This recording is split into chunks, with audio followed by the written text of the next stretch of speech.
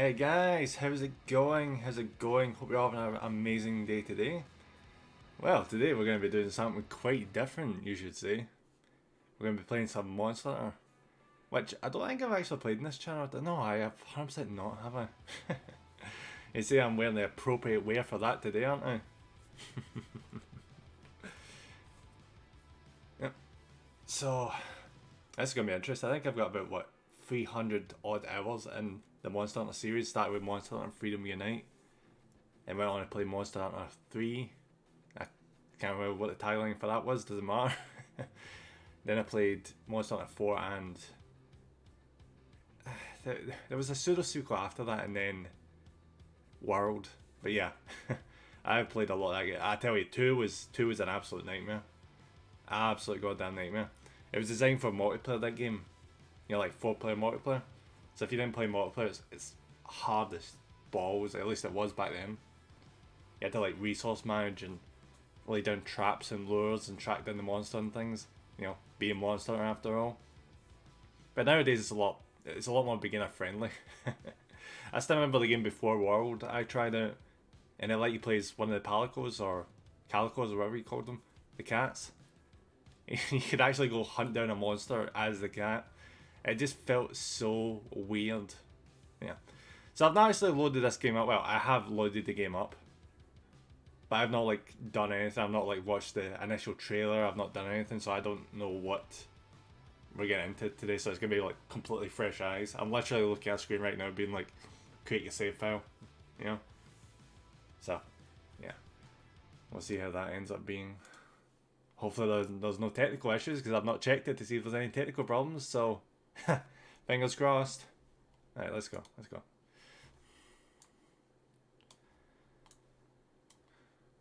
Alright, reposition, there we go. Alright, let's get into this, shall we? Oh. I'm getting the hang of it. I don't even need to tell it to do a capture anymore, it just does it for me. That's kind of nice. Ah, that's why. Fucking idiot. I'm an absolute fucking idiot. It's a display capture. Fucking hell. I need to watch what I'm doing. Fucking using display capture instead of game capture. Oof. Whatever. We'll just run with it and I'll fix it after the stream. Yeah, whatever. Right. Try and hopefully make it recognize a controller. Oh, there we go. No, wait, maybe not. Wait, two seconds. 2 seconds, guys. Just gonna try and fix this in my end. Cause see, it's a bit wonky in PC in a way.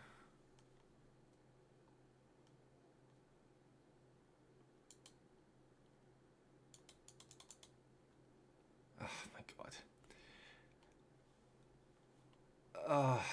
It's doing this really annoying thing where I'm telling it to exit the game and it's like, oh, do you know you have not saved? Yes, game, I know I haven't. Thank you. And it's having an absolute freak out right now. What the hell's happening? Alt F4. Yep, there we go. You ever need a solution to anything? Freaking Alt F4 it. Now let's try that again. See, this is what you usually don't see on the stream because well, who am I kidding? But yeah, you need to watch it for the technical shit. Because I'd rather not play it with PC controls, you know, if I can help it.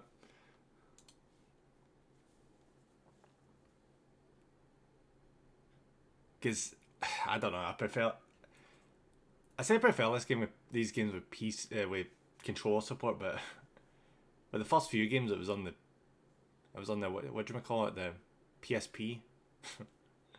Controlling cameras with the camera with that game was a nightmare. Alright, fingers crossed the controller works. Maybe I can turn on controller support when we're actually in the game. I don't know. And maybe it's just a bad PC support of God. Yeah, should I research before starting the game? I really, really should have. Ugh. See, it's fucking fun and shit. That's what I don't like to see. Oh, no, here we go. Select the button icons that would display when using a controller. Can we change it to PC? Not PC. Can we change it to... Oh, we can change it to PlayStation. Nice. That's handy. Right, so now that I've done that, does it change it to PC? No, it doesn't. Fuck.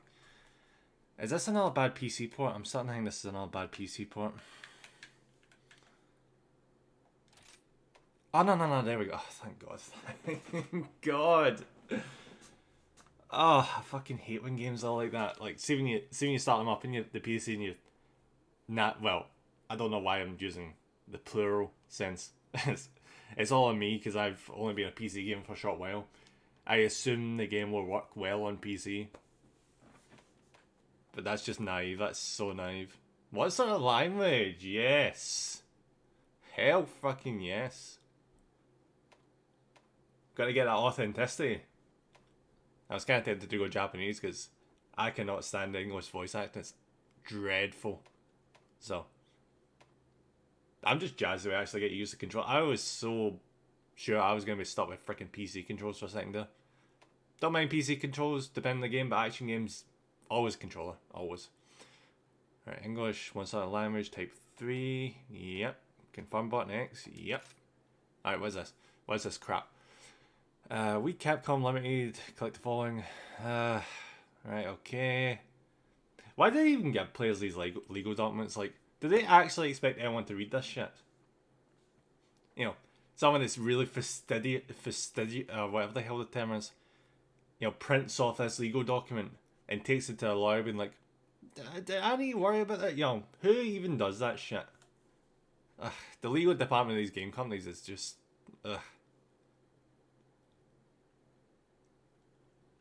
No, I suppose that is just to cover their ass. It's literally just to cover their ass in case someone, like, says, oh, you didn't say I couldn't copy this game, and then they, like, point to this legal document right in your face. Yeah, so it's basically just that. Yeah. So I'm 100% sure they never used to do this in, like, N64 and PS1 and all that shit.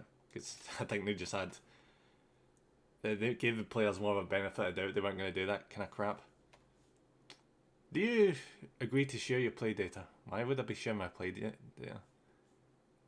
Can be adjusted at any time by selecting the privacy options. Privacy policy completely hidden. Not that I'm complaining. Do you know what? Why not? I don't care. Oh, I don't want to share my play data. It's personal to it. Fuck off. And you agree to share your play data. Stop sharing. I don't care. I'll save settings. Fine. Why not? I love the sound effects. This is so OG Monster Hunter. Love it.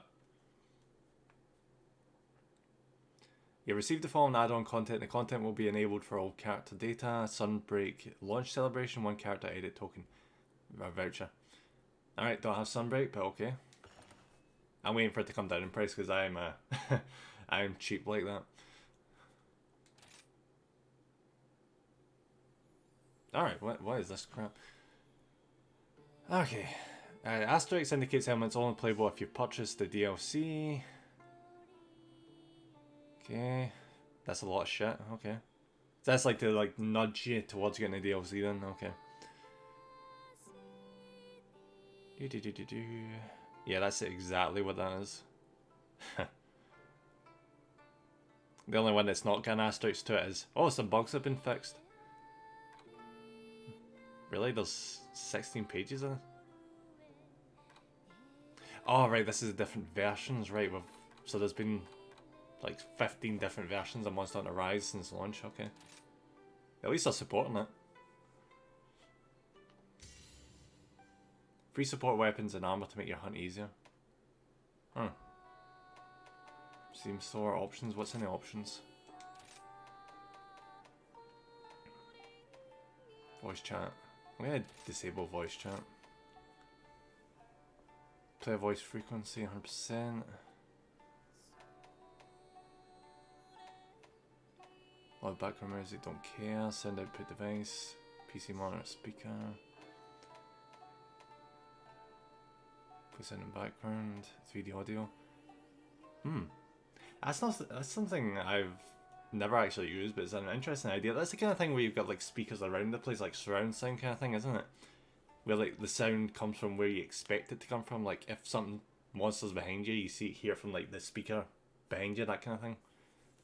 Interesting idea, but I don't think I could be bored with that kind of immersion. It's cool, but I couldn't be bored. And 3D audio in your system if you wish to use it. I don't think I have the setup for it, so I'm just gonna leave it off. I'm curious about this game because of, you know, the Japanese themage. Because every other one has been... I don't think they even went like culture in a way, did they? Maybe two. It was kind of like Tibetan in a way. The second game. Third one was like Islander kind of thing. You know, and what do you call that region? Like, I wouldn't quite call it Filipino, but Maori. No, I'm just grabbing cultures at my head. Alright, what is this? Backgrounds? Okay. Enjoy this. I'm going to be sitting here for the next 20 hours. You know, it's kind of cool. You know, it's like he would swindle you out your money. Okay.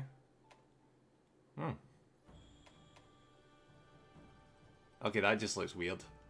It looks like a young guy who's had like prosthetics and he's been in the makeup chair for a movie for 3 hours, getting like artificial wrinkles and things put on him. And that's just a regular old Bishi boy right there. That's straight up just Cloud. That is Cloud from Final Fantasy VII. You cannot tell me otherwise. That's Mr. Generic, so... You know what? I think we'll go with this guy. And just mess about with his settings.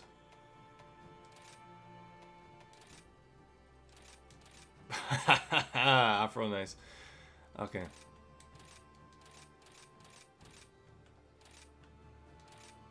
No. What am I gonna go with here? What am I gonna go with? I want something that makes sense for the setting, but it's not too ridiculous.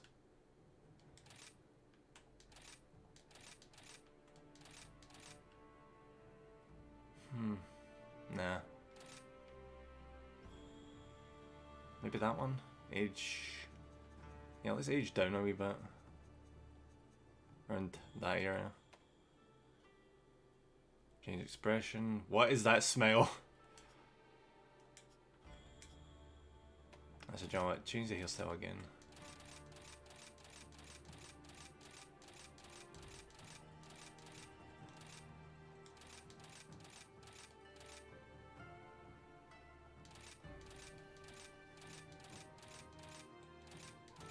Where's that top bun thing? What the fuck is that? Okay. Like, why is it randomized? Why can't I, like, choose for a list of shit? You know?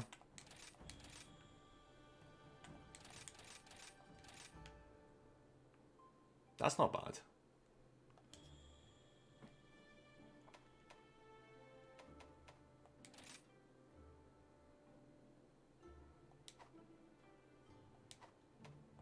Fan settings. Oh, this shit. Okay. See, this is the bit where you just spend 9 years working on this kind of stuff. Chin length. All right, I think you. What's the best thing to do here? Like, yeah, side on perspective. Okay, I would not call that a long chin. All right, chin position. Bring it up a wee bit. Thereabouts. Cheek size. What is that? It's going to be like plumpy cheeks versus like sunken cheeks. Is that? These changes are so minor that I barely notice them. Sometimes I think character customization's gotten a bit too far. Oh, this will help a wee bit. Yeah, that's a bit better. Can we, like, bring his chin... Oh, we can bring in. Alright, cool. So we don't want it to be too fat. That nose needs to be fixed immediately.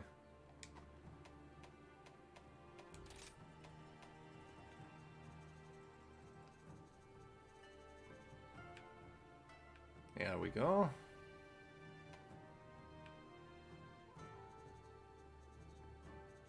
it down a little bit. Get rid of that bulbous looking thing on the end of it. Don't have it be droopy either.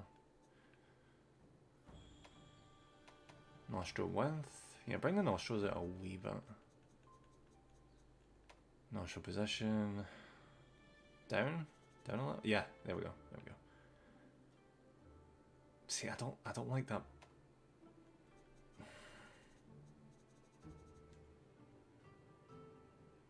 I don't like how rounded that is. Is there not an option to fix that? I can change the positioning, I just can't change the puffy bit at the end of it. I mean, I know noses have that, but I mean, like, that's excessive.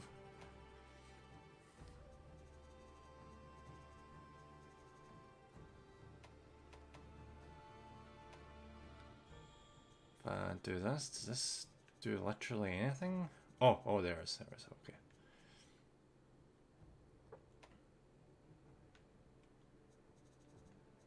So when you do these character customization things enough times, you just become way too like fixated on the tiniest wee details. Because I could end up making the perfect nose, but I'd still be looking at it and be like, that does not belong in that face.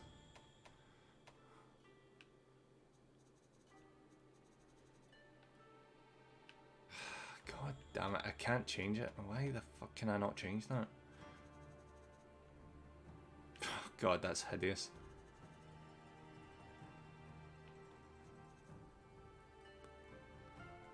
Let's zoom out. How does that look? See, I still don't like that. What the fuck is that? What is that nose? That is... I'm gonna have to settle on it. I'm gonna fucking hate settling.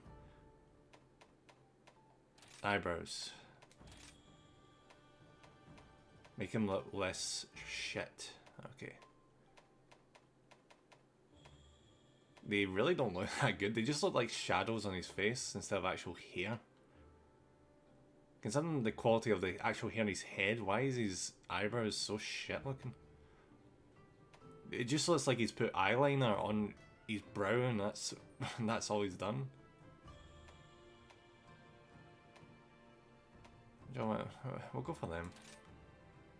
Can I like adjust them at all? Like make them black? Like proper black? I mean, I guess that's a bit better.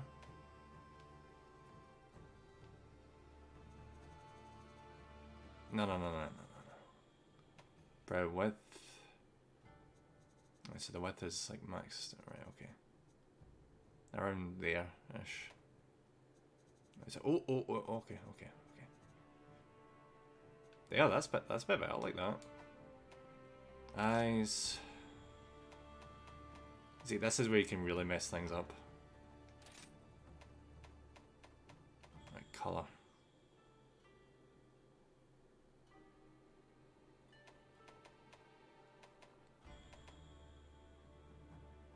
Yeah, let's go with that. But can we make it like a less green-ish colour? Because it's saying it's yellow, but I'm not seeing yellow. I'm seeing yellow, green with a hint of yellow in it. It's a bit...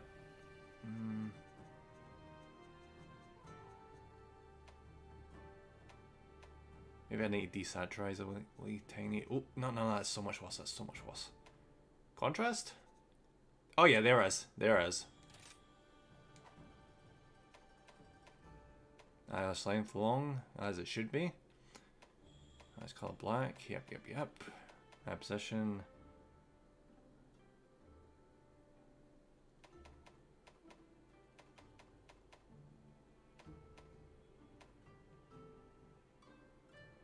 I'm kind of tempted to just keep the eyes as they are.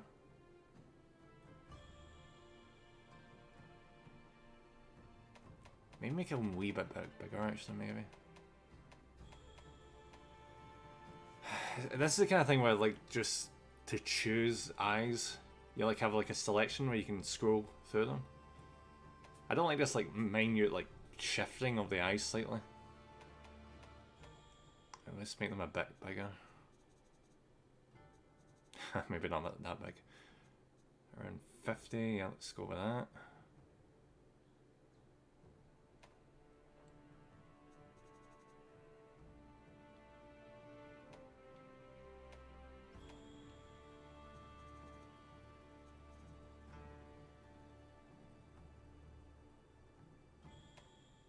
depth.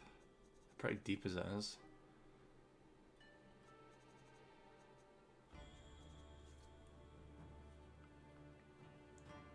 So that's the kind of time I take like a picture of myself as a reference and kind of like work off of that so I can get like something that looks vaguely human.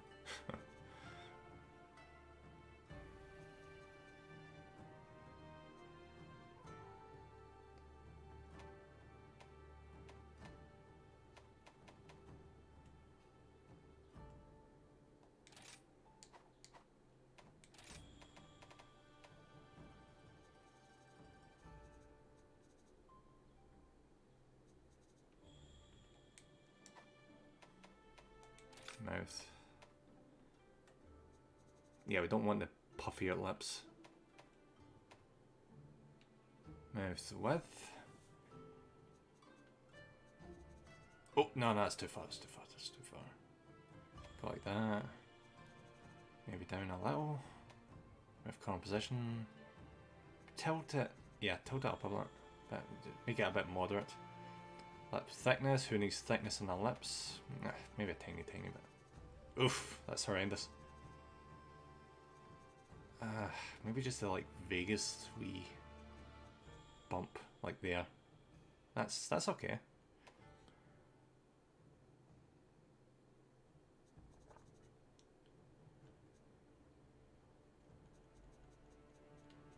Bit middle of the road, maybe a bit more-ish. Yep.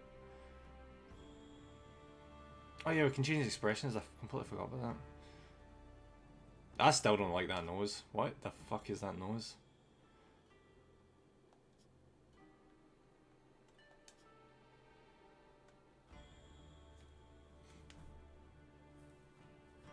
I just can't. I hate character customization sometimes.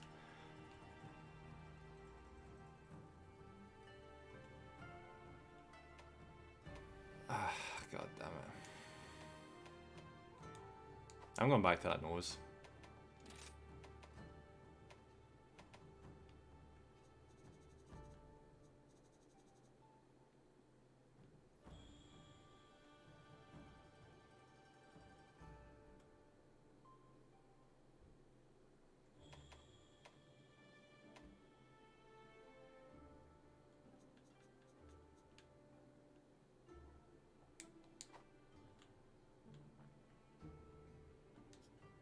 Oh, that just looks so demented. That's awful. We're pushing eyebrows up again.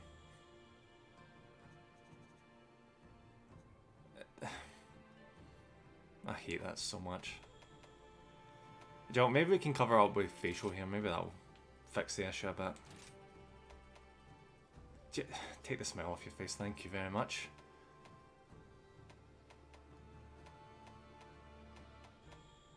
Why does that facial hair look so bad?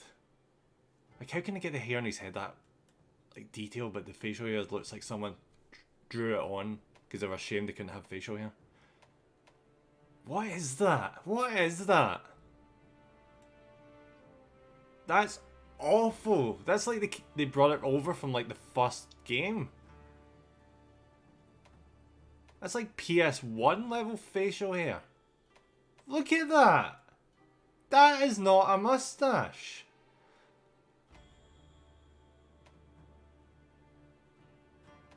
Oh, God. I could swear Monster Hunter World was better than this.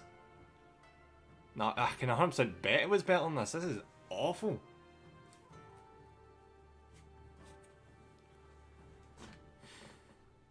And is that literally no beards?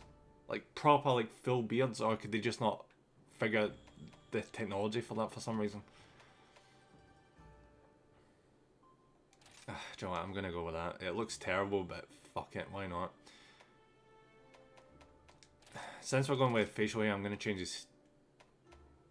Oh, can I actually like properly choose it? I thought we were forced to do random.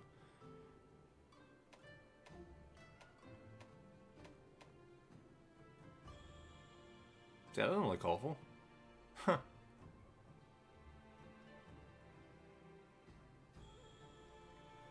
See, I'm kind of swirling between that one or Like that one. I actually think that kind of works. But since it's like samurai, like aesthetic wise, part of me is kind of drawn to this.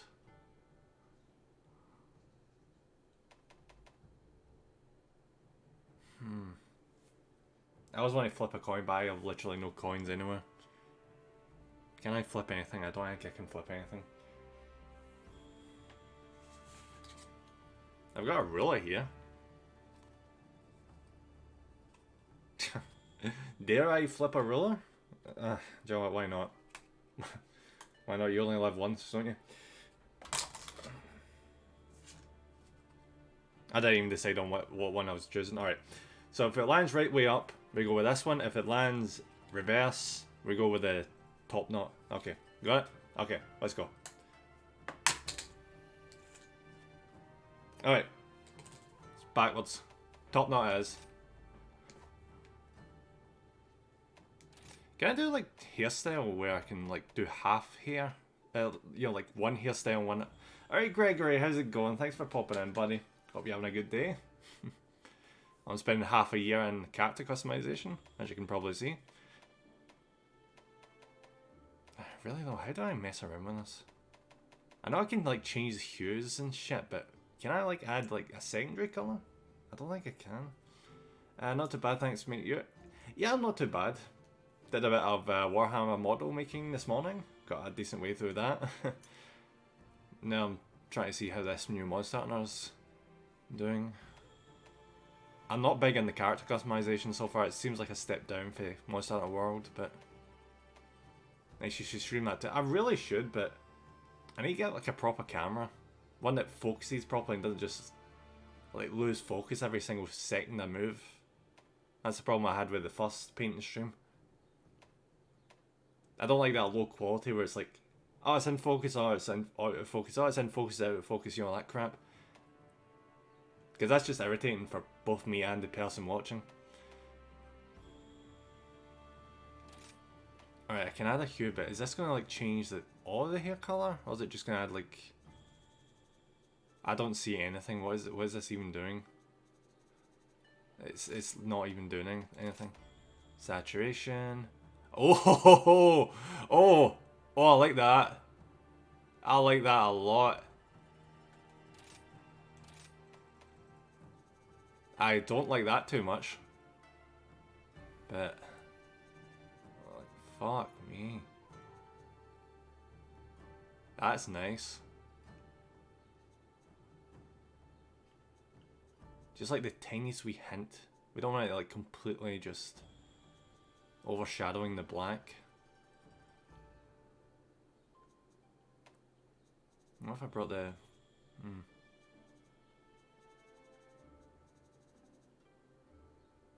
Yeah, we'll go with that. Makeup, what makeup is there? Anything to make him look a bit less... It's literally just the same tattoos as the previous games, okay.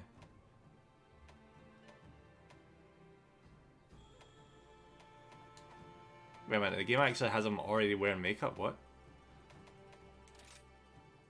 Oh, we're getting rid of that then.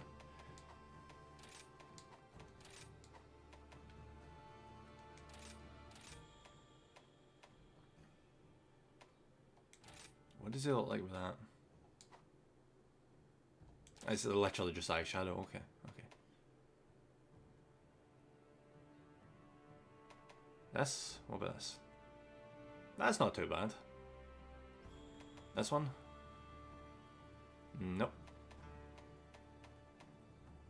Honestly, what would even be the literal point of this? It's just covering up everything you've done with a full face tattoo.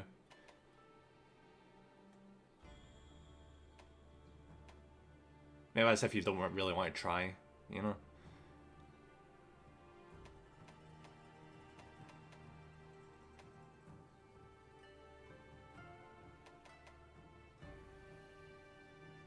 Yeah, I like that. It's subtle. It's very subtle.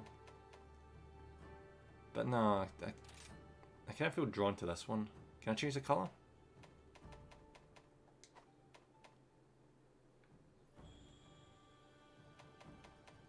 Oh yeah, I can. There we go. Yeah, that changed to like really dark red.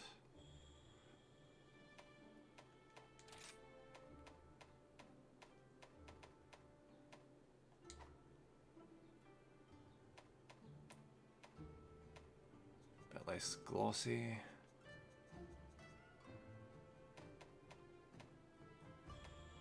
Luminous. What's holy shit? Okay.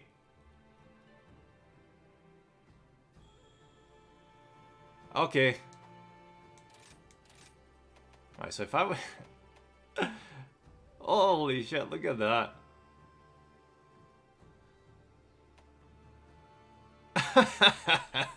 Just straight up the entire face is just glowing now.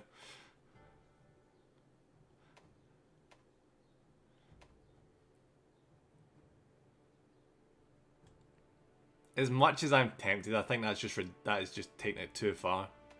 It's just taking it far too far. That's hilarious though.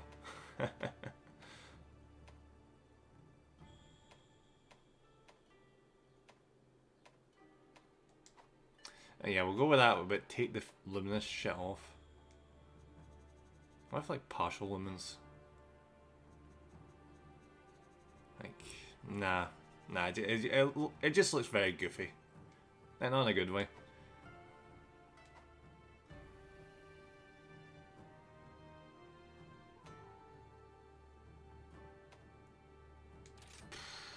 Do you know what? Nah. I'm gonna be a basic bitch and I'm just gonna...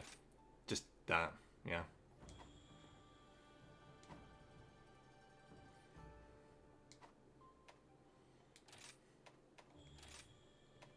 Clothing...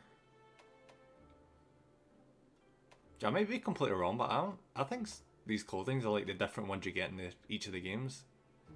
Because I swear... This is basically the same as you get in one of the first games. I don't know.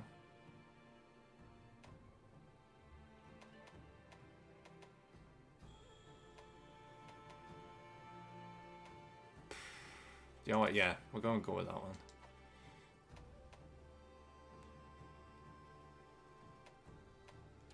I know why I'm changing the colour of this. The whole deal with the clothing is it's basically just underwear. You're almost never going to see this again once you start the game.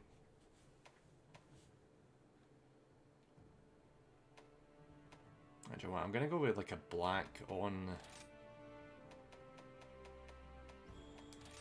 a black on gold kind of theme or something.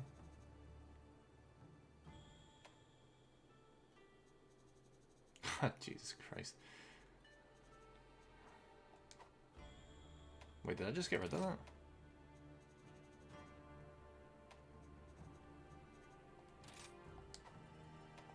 We'll do that, and then for this pigment... Oh, it's the earth. I thought it was going to be a different bit.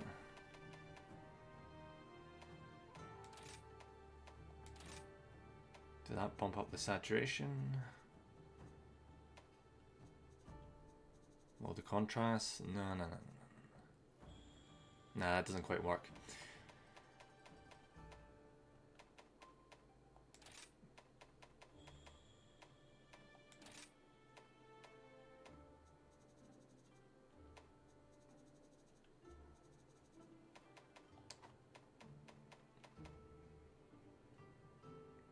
See, game, you can see that's black all you want, but that ain't black.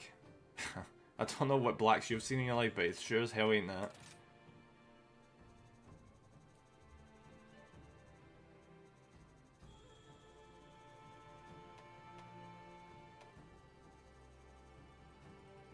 See, because it's on a colour, because it has to be in a colour, it always brings up to like a semi-red tone.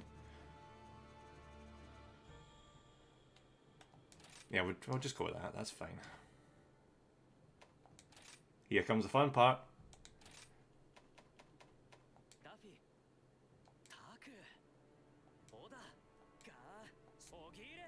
No. No.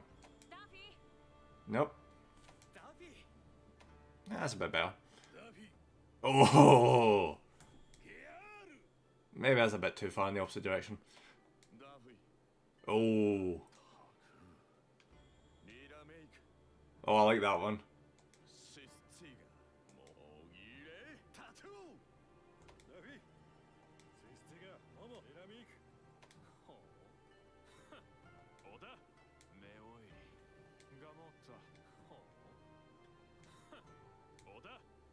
Nah, I'm going with that one. Alright, what is this?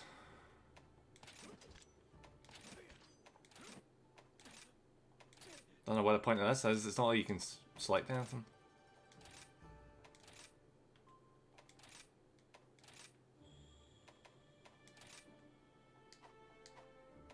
Okay. Jeez, that is a lot of selections. Fuck. And let's double check the voice again.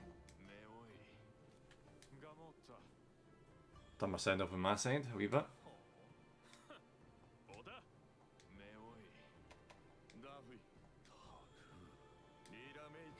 They're really similar.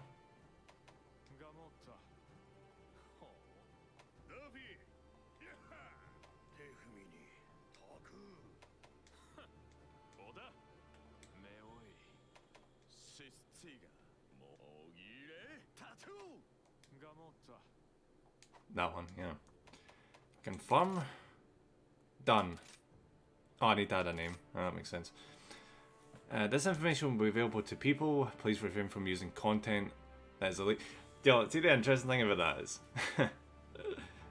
I've seen this a few times on like Reddit where people have posted that they've put their name onto these games, but unfortunately their name adds like like what is seen as like an offensive word in English, but it doesn't mean the offensive word in their language.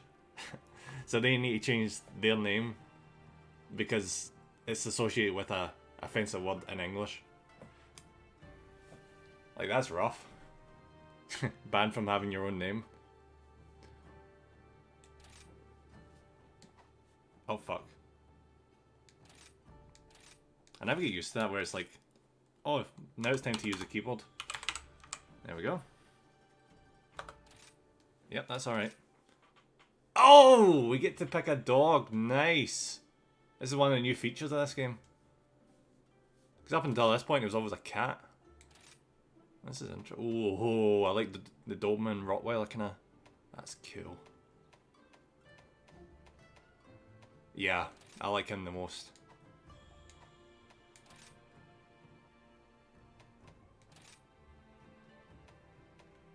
He just look epic.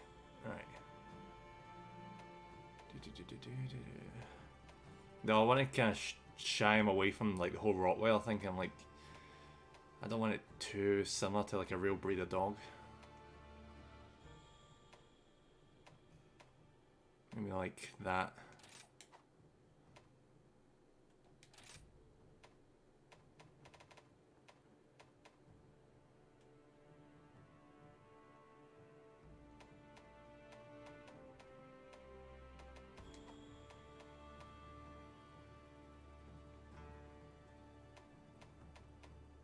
Alright, so we're doing... Oh, so it actually indicates what parts are changing. Okay, okay. Alright, what colour scheme should I go for here?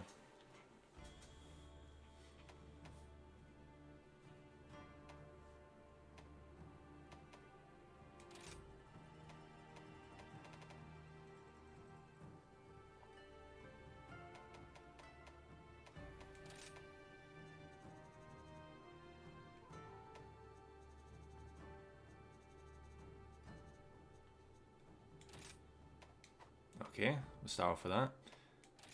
Part B.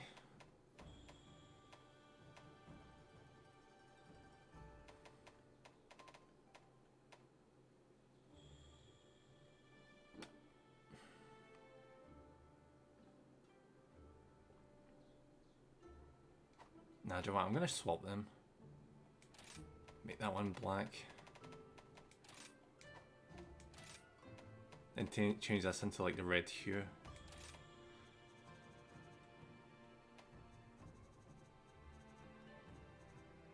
It just looks like he's been spray painted.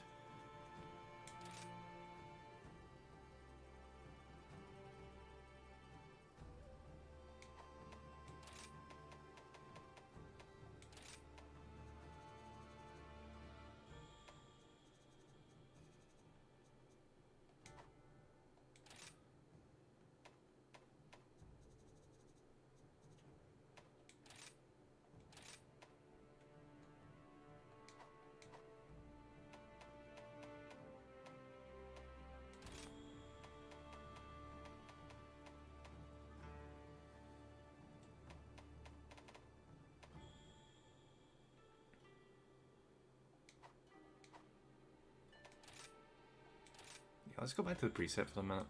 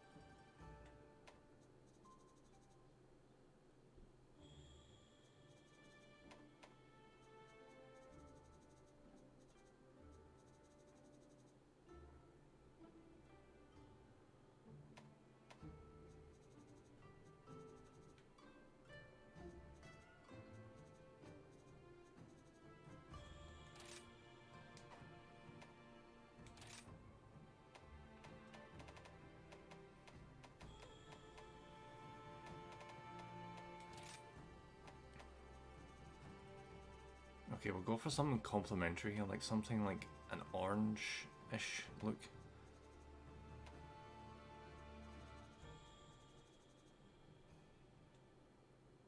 It just doesn't look right, does it?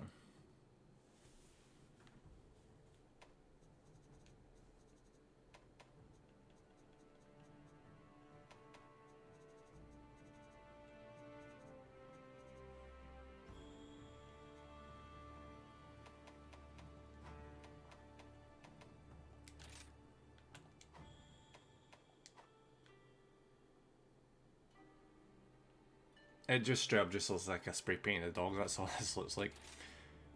No, we're keeping the eyes as is. Oh no, we're changing them to yellow. Yeah, change them to yellow.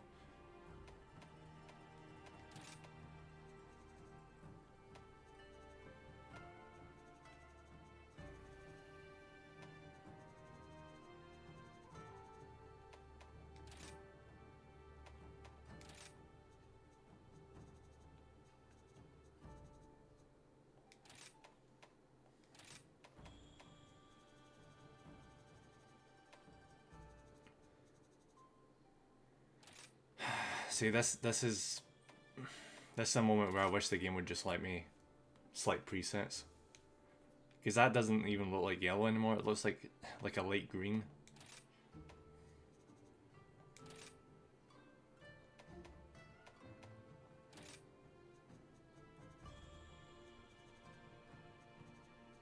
Oh, there it is. There it is. Perfect.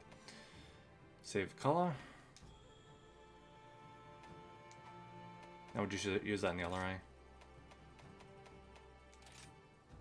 Yeah, that's a lot better.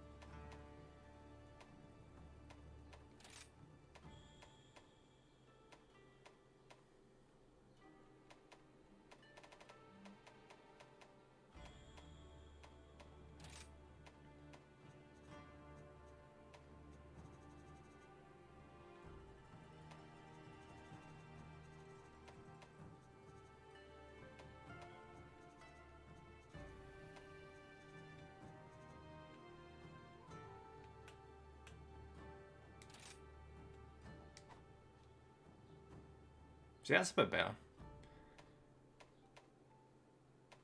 Maybe turn that one into like a yellow to suit the fur underneath.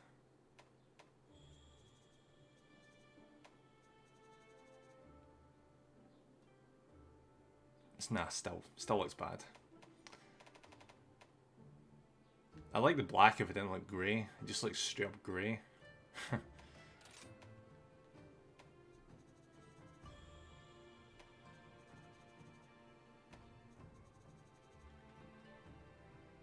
Oh, there we are.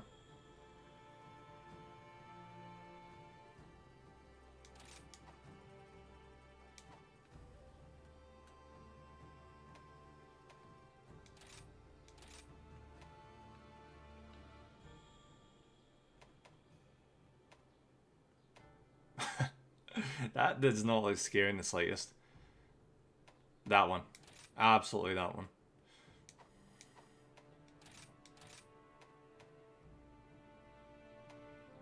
Nope.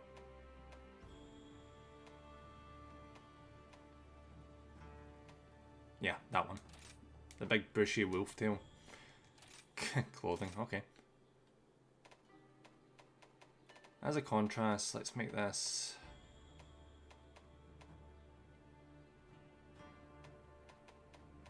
Yeah.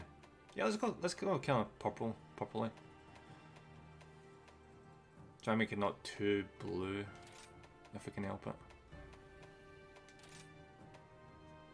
Just increase saturation, reduce contrast. Oh, no, don't reduce contrast that much. But there we go, that's perfect. Ah, voice, okay.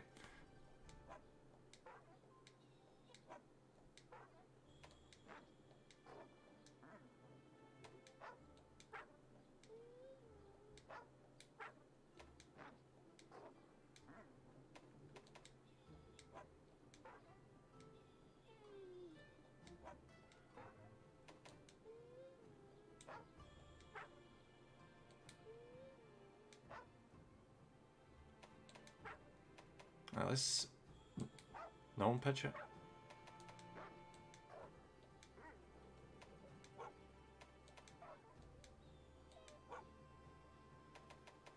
High pitch.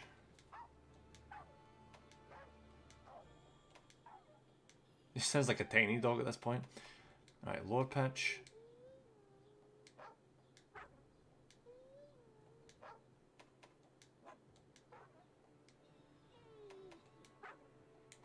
We'll go with that. Okay, I think that's all the settings.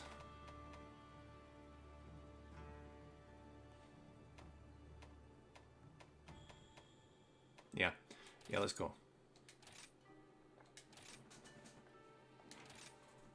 Alright, what are you guys thinking? For name wise.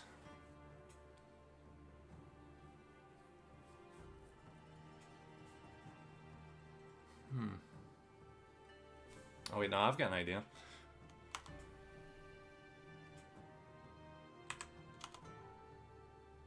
Nah.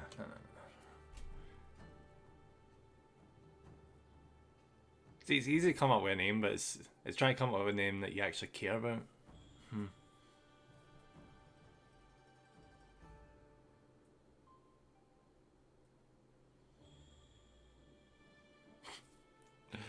I'm just about to come up with something completely immature there. Just call him Rocket. You know, because he's red. No, it's not happening.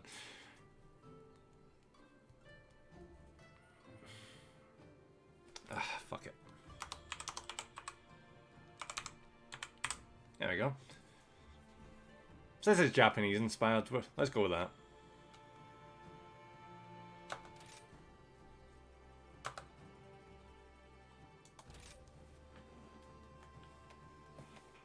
Jesus.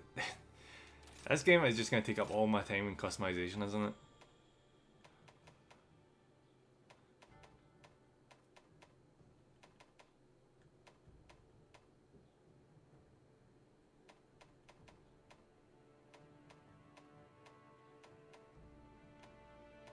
Start with this little guy. Right, fur pattern.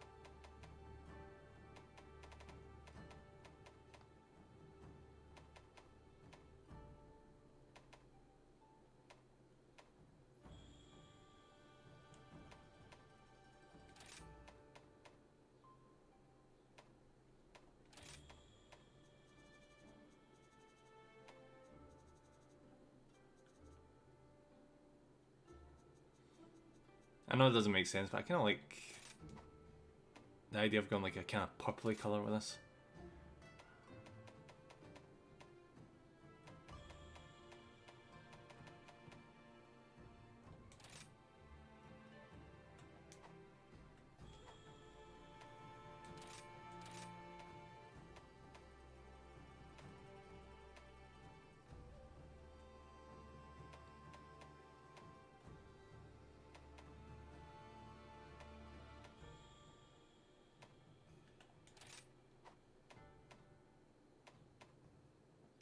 Right, make his eyes a kind of...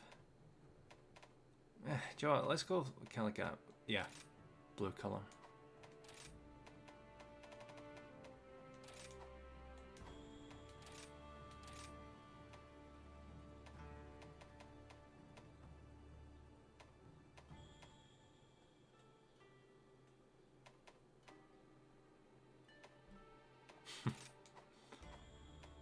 Just make him look absolutely adorable.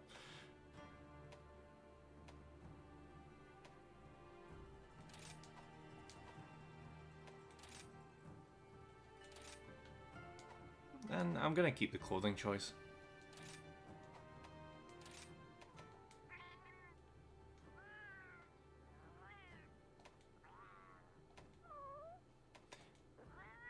We're going with Type 1 because I think that's more or less the original voice lines for the Palicos in these games. Alright, so what's this? Yeah, let's stick him on Healadry. Did I actually have to do that with it, Malar? I don't think I did.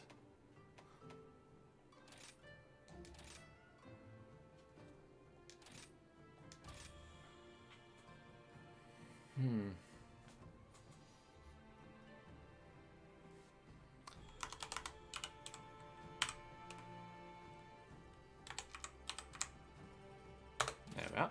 Sticking with the theme.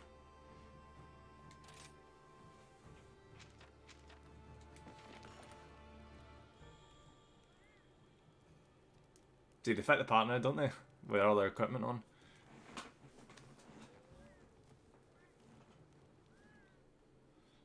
And now we finally begin an hour into the stream almost.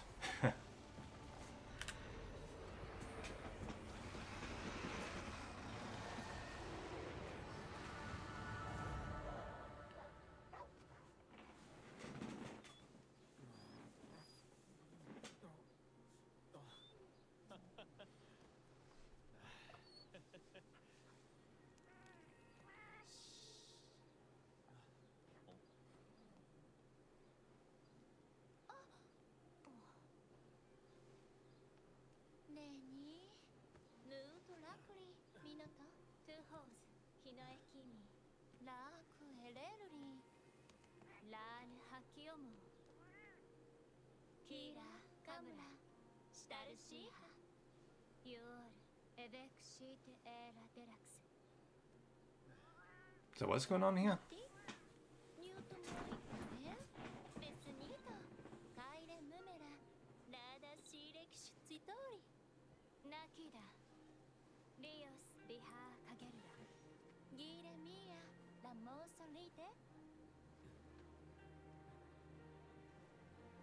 Oh, so we actually start off as like a resident in this village?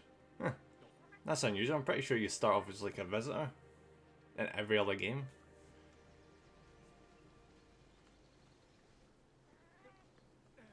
Oh yeah, we've already got our equipment and everything.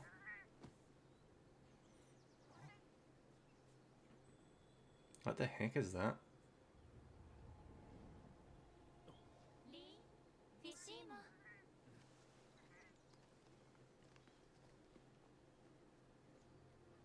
It's going to be a Pokemon situation where we see this game's version of Ho-Oh in the distance before starting the adventure.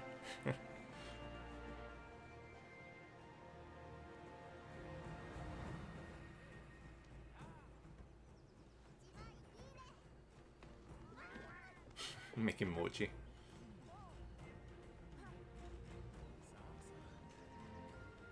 I guess there's going to be all the vendors we're going to encounter as the game goes on.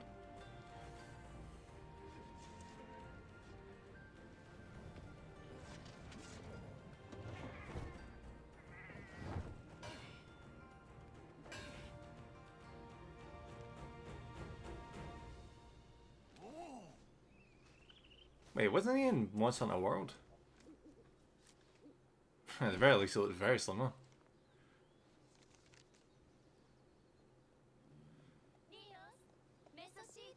I know, he just looks similar. Okay.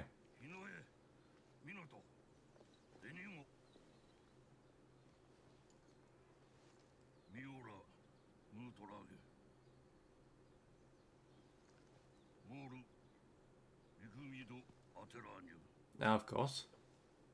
It's always a natural disaster.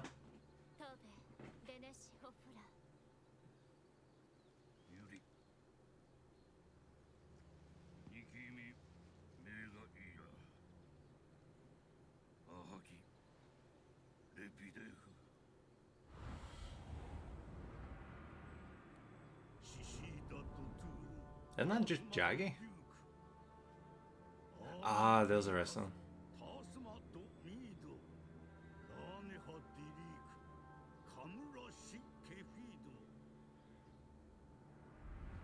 Oh, I seen the Rathalos in the background there.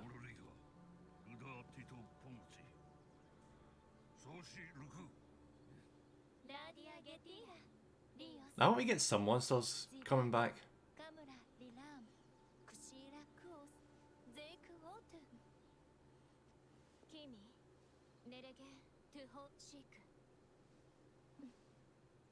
I still don't get what the importance of them is.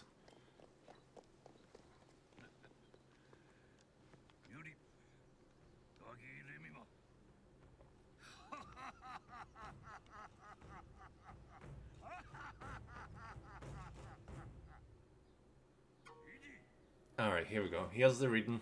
Knew it was coming. Now and then, Rampage and all aside, I've got news for you. Got a message from the guild this morning that says that you are now a certified hunter. You're really living now, Squat. Well, I guess I shouldn't call you that now you're certified, but don't think it will stop me. Sorry to interrupt, Elder Fugan.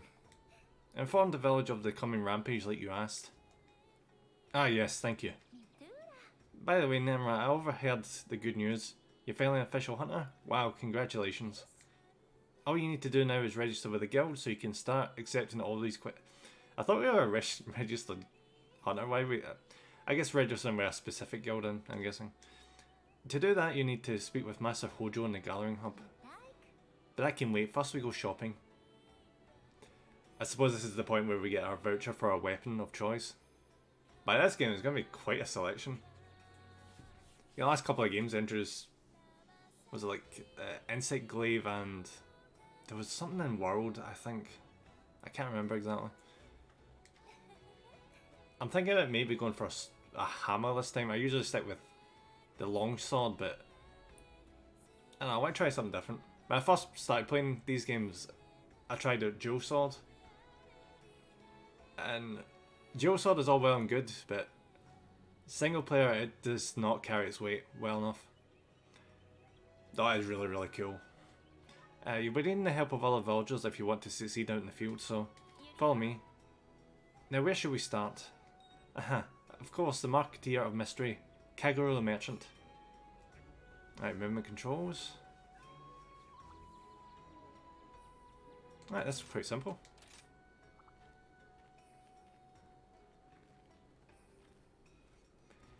See, I'm wondering about this game. Is this supposed to be like a continuation of like Monster Hunter 3? No, 4. Because it doesn't make me think of Monster Hunter World. Monster Hunter World seemed like its own like self-contained thing. Like the graphics even look completely different. This is more like a return to form to the OG games. Which I'm kind of glad about. I like Monster Hunter World, but there's something missing from it. It's been a long time since we went shopping together. Yeah, okay, so what's this guy want to give me? Greetings, Master Nemra. I was just informed that you have been accepted into the guild. Felicitations. Here you will find restorative cures and other such items to aid you on your hunt. See, since this might be closer to the older games, I wonder if we need to mix things to make potions and the like. Because I don't think you had to do that in Monster Hunter World. Because in the old games you had to like find herbs and blue mushrooms and mix them together to get potions. Or else you were just like stuck with herbs where you had to buy potions, I think. I'm not even sure if you could buy potions now that I think. It was more of a gathering aspect to that game. You had to go out and hunt for resources to get stuff prepared for a follow-up hunt. So there's a lot of planning involved. I often diversify my stock and provide special items or special offers for hunters too. I think you'll find them more agreeable. Kagero sometimes offers items at half price, and that's when you can pick up some real bargains. I always hold off on buying what I want until the sale, and when it's on, I swoop in like a Rathian on the trail. I've often sensed Lady Hinoa's sharp gaze upon my back, now I know why. Anyway, Kagero, about those items I asked you to set aside for me. Of course. I'll have them packaged and sent to you at your convenience. Then that's a wrap. Let's see, where should we go next? See, this is way more convenient. Because in the old games you had like all your resources and your merchants like really nearby in a small area. So you never ever get lost or struggle to know where things were.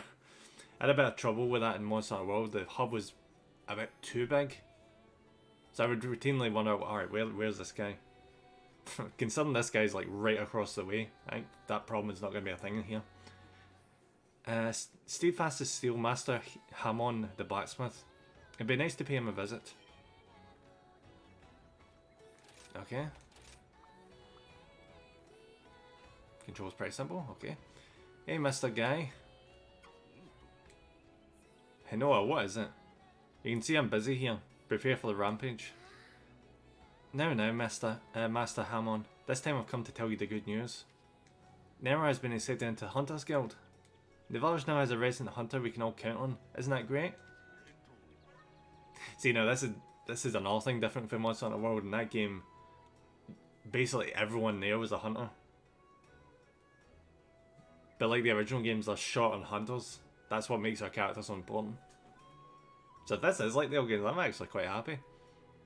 But then again, it means it's going to be hard. Because those original games, fuck. Just saying that, they did get easier. So I guess we'll find out in the... Well, actually no, that's a lie. If it follows the formula of the original games, we'll be going out to fight Jaggies and like Raptors, which are the typical tutorial enemies you fight at the start of the game.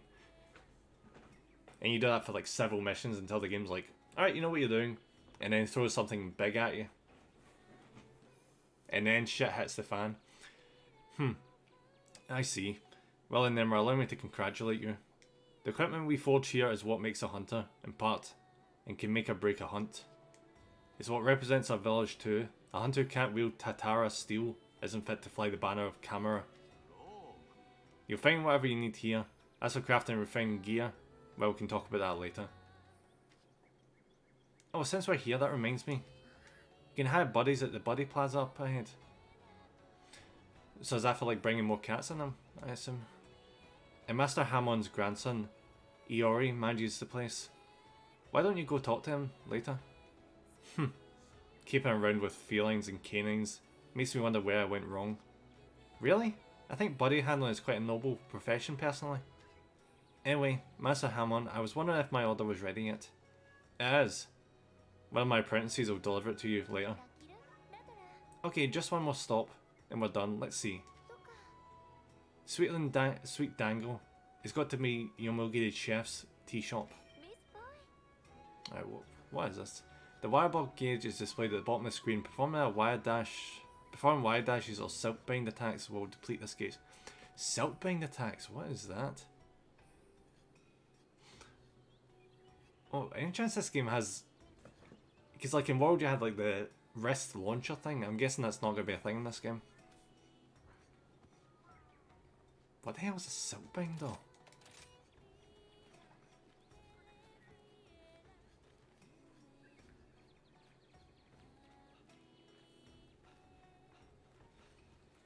Before we go over there, I'm going to have a quick wee tertiary look around the village. To see what's available. Is that it? Ha! If that's everything, that is very OG. This is the size of village you would expect in the original games. I'm actually quite glad about that. Oh wait, I guess a wee bit bigger going further down. This game is going to be a massive nostalgia trip for me, I can already tell. Except it won't be in the PSP, so my hand won't cramp out. That's right, God. See, playing those original games, you try rotate the camera. Oof. You had like your thumb and like the directional buttons. I'm making a hand gesture right now, you can't see, but you put your like thumb on the D-pad, which was up the top left, but you also had to put your index finger on the left trigger, which was just above that in the back. So basically you just had to keep your hand, your fingers in like a C shape constantly, just using your thumb to like move your character around, and pressing the left trigger to, I think it was to reorientate the camera around. It has been so long. Oh, Nemra. He had the good news. You're a certified hunter now, recognised by the guild and everything. Congrats. Before you head out on a hunt, make sure you stop by and eat some bunny dangle. You'll never taste anything yummier in your life, and they'll get your juices flowing for a hunt. Dangle, I think they're like the little mochi balls with like different types of like red bean paste in them. I've had some of them before. It was some shops like import some Japanese goods. I don't think they were that great, but I guess that's because they were like not fresh. They were like preserved because they had to like travel long distances and be served in. You're sold in packages in the shop, so I need to try some fresh dango at some point. If I ever get the opportunity. I hear mochi can be really dangerous. It's usually eaten around New Year's. If you eat too much at once and you don't chew, it can get stuck in your throat. Apparently a lot of old people die from that. Yomogi's bunny dango really are yummy. So yummy in fact I can't stop eating them on the job. Oh, just thinking about them gets me all excited. And Yomogi, usual, please and thank you. Of course, Hinoa. One super duper mega dango order coming right up. Nemra, I had a great time on our shopping trip. Thanks for accompanying me. It was literally just outside the front door. I had the things I ordered from Master Hamon and Kagero delivered to your item box. Surprise, it's just a little something from me to celebrate you becoming a hunter. Come back when you're done with your registration thingy, okay? Huh? What about the bunny dango? Sorry, those are all mine. A cheer, but a girl's got to eat. Hey, you should equip a weapon already. I want to see what you look like in your full hunter get up. By the way, just wait until you see the size of the weapons in these games. They're just ridiculous. Great idea. How about you try on that long sword I just got? I just said at the start of this I wasn't going to be using that long sword. So cool, that gear really suits you, Nemra. Well, no what, I've been using this type of weapon for the longest time in this series, so... Nah, I want to try the hammer. You must feel a ton braver now, right? Ride it high over to the Gathering Hub and get yourself registered as a hunter. Once you talk to Master Hojo and get registered, you can start going out in real life hunts as a real live hunter of camera. Exciting. I have to wait here for my order, so off you go. I'll be in my usual spot. Come see me when you're done. Can I change my weapon? I cannot change my weapon. Ah, okay. I mean, to be fair, it does mean I'll be pretty familiar with what I'm doing at the start, so... Guess it kinda makes sense for a tutorial. Wait, is he riding on top of what I think he's riding on? Huh.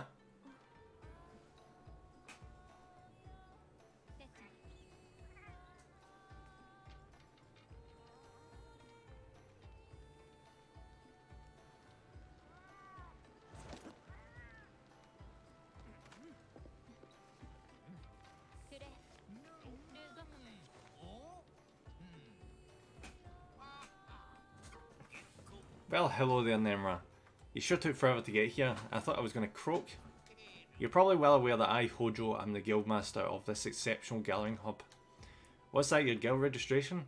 Oh yes. Well, I was getting to it before you interrupted me. Had you let me finish, I would have told you that we no longer do things that way. Get with it, young hunter. Yo-ho-ho.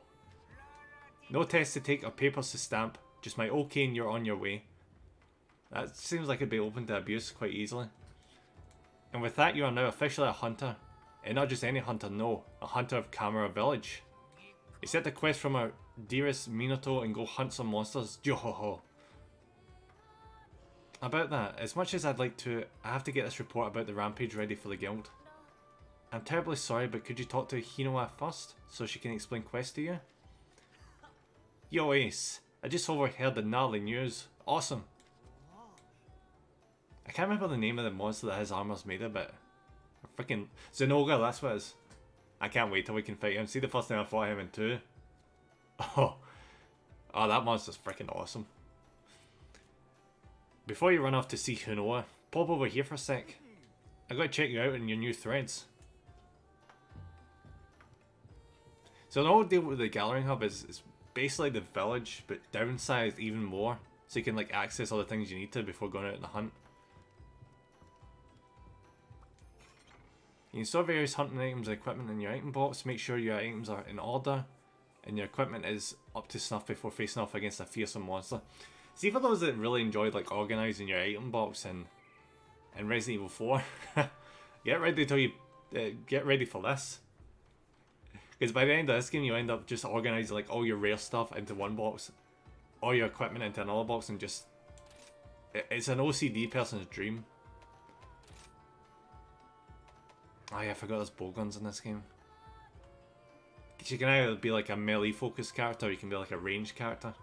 But I knew barely anyone that went for the ranged weaponry because it's not as fun.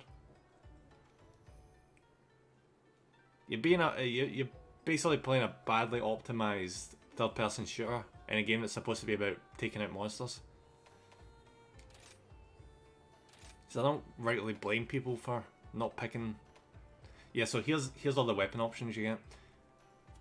As soon as I first started playing these games, I seen the greatsword. I'm like, yeah, I want to freaking do that. That's freaking awesome. Downside is, they're really big. So the moment you draw that, you can barely move. So it never suited me.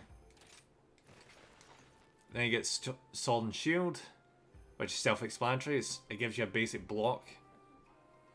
I think you can parry and things as well.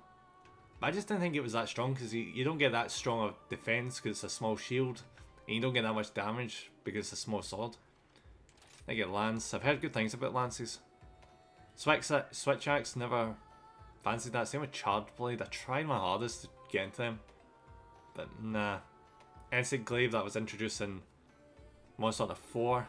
And you could tell it was introduced in Monster Hunter 4 because all the newbies flocked to that. Because they've seen, oh, it's a new weapon. And none of them knew how to use it. None of them. So you just had a bunch of incompetent people flying through the air getting hit by monster attacks. It was sad. It really was. Then get the ranged weapons. Which are really handy. Like the ranged weapons are like really good. Especially like the heavy bow gun where you can do like massive damage for a range. Which is probably better nowadays because like on the Vita and the PSP, trying to do that kind of shit, like aim with these guns was impossible. I actually took down one of the monsters in the game with, I'm not sure if it was a light bow gun or a heavy bow gun, but I was that desperate to find a weapon that I could take down this. It was a kazoo, for people that know what it is. It's kind of like a flying worm thing that emits electricity. So if you're nearby it, even a fraction, you get electrocuted and knocked back. It's a terrible thing to fight. It did so much damage. So I thought to myself, yeah, give me that ranged weapon. And somehow I eventually took it down. I was like so close to running out of time. But after that I completely switched away from that because it was not enjoyable. I hated that. There was this whole sharpness thing in the game as well. Where if your weapon wasn't good enough, it wasn't at like a certain sharpness level. So every time you hit a monster, had like a certain thickness of hide, your weapon just bounced right off it. Ugh, those games are so hard back then, like, fuck me. I remember I used to go into college and it was one of the guys I knew in college that recommended the game to me. So I actually bought a PSP just to play Monster Hunter. So whenever I got like really stuck, I used to take it into college with me and it used to help me out with some of the bosses. That was rare. Because coincidentally, the time I actually got into the game, he started to not play the game as much, which is just typical, isn't it? Yeah, we're gonna go with the hammer. Yeah, you see, physically pointing again, apologies. If you see to the right hand side, sharpness there. So, for the red and orange, you probably won't penetrate any enemy at all.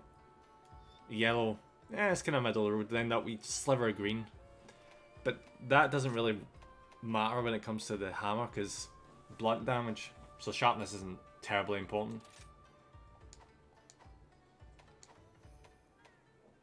Don't know why they customizing a bowgun is a thing, is it? There's no way it allows you to both be a ranged character and a close range, isn't it? No, there's not a chance. Magic items.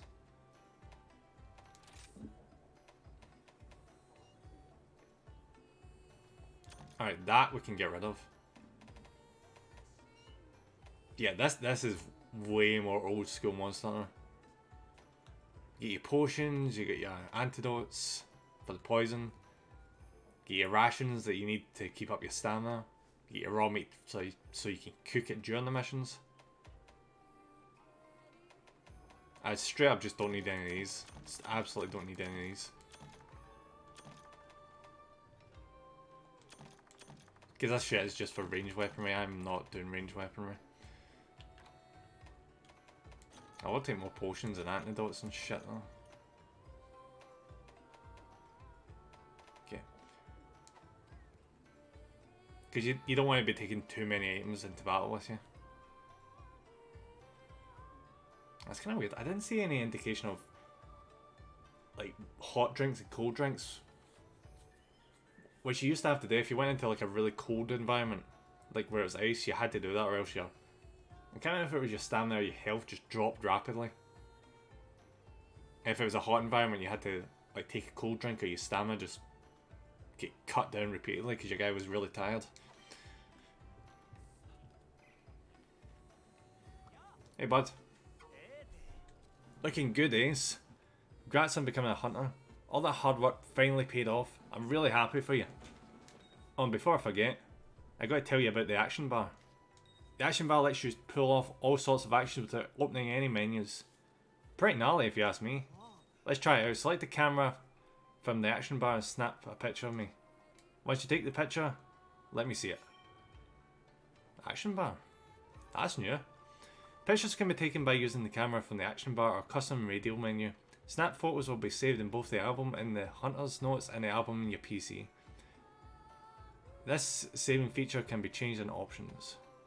Pictures focused on a monster or endemic life are automatically classified in the album located in the Hunter's Notes. Oh, so is that a new feature they've added? Basically, it's like a research method in the game? Or is this just like fluff? The fact it's saying it's located in Hunter's Notes makes me think it might be something important. Pressing L3 while aiming with the camera lets you switch between two perspectives, character view and Kahoot view.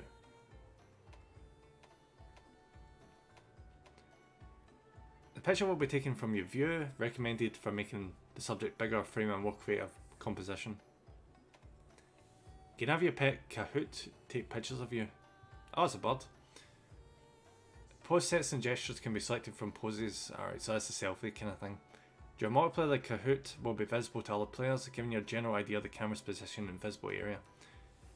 Press the touchpad and certain characters will face the camera. No, not available during quests. You can select poses and gestures from the pose and gesture. Yeah. Make your buddies face the camera by selecting. Yep. Press start to change detailed camera mode. Okay. Yeah. Thank you very much.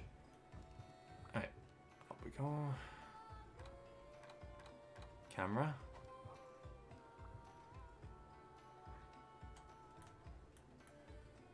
How did I take this? Ah, there it is, there it is. Get out of the way, dog.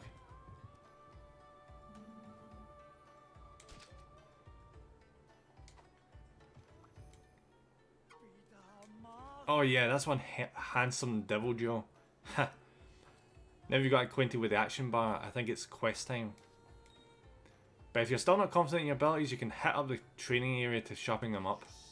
It's just a short boat ride from the Buddy Plaza where Iori and all his furry friends hang out. You can try your hand at all sorts of weapons and skills there. It's a great place to walk before a big hunt.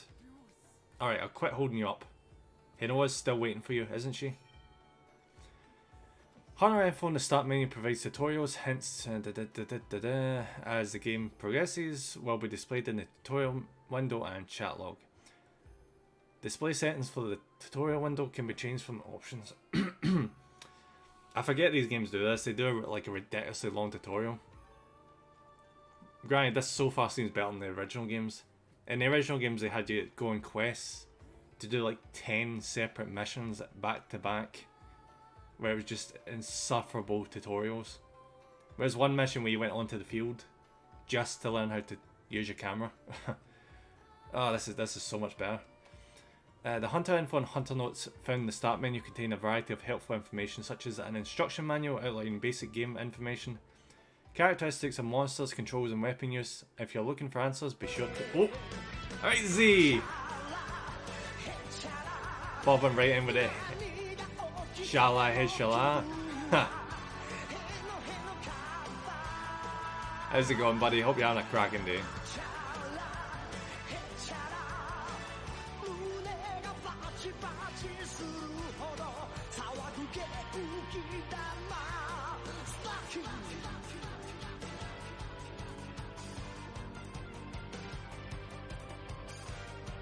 Jeez, I forgot how long this was. Almost like the full song was on there. Alright, we've put the rampage to the guild, sought hunter application requirements, update quest log. Nemra, it wouldn't be very exciting for you to watch me. This goes here, work. I'm not as good at my job as Hinoa is, so I'll need a little more time.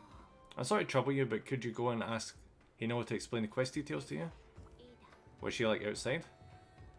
How you doing, bro? I'm not doing too bad. I'm reacquainting myself with a classic game series I've not played in a while.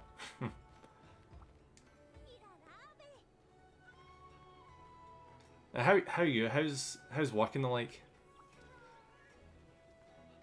Alright, where is she? She over here? Ah, there she is. Oh, so she's the person we go to for missions now. Okay. There's always one in every game. Oh, Nemra, already completed your hunter registration. Great. I retrieved your Kahoot or Kahoot from Elder Fugen earlier. It's so cute. You're gonna love it. I can't wait till we actually get into the gameplay because there's so much reading. You'd think I'd be used to reading at this point, but nope.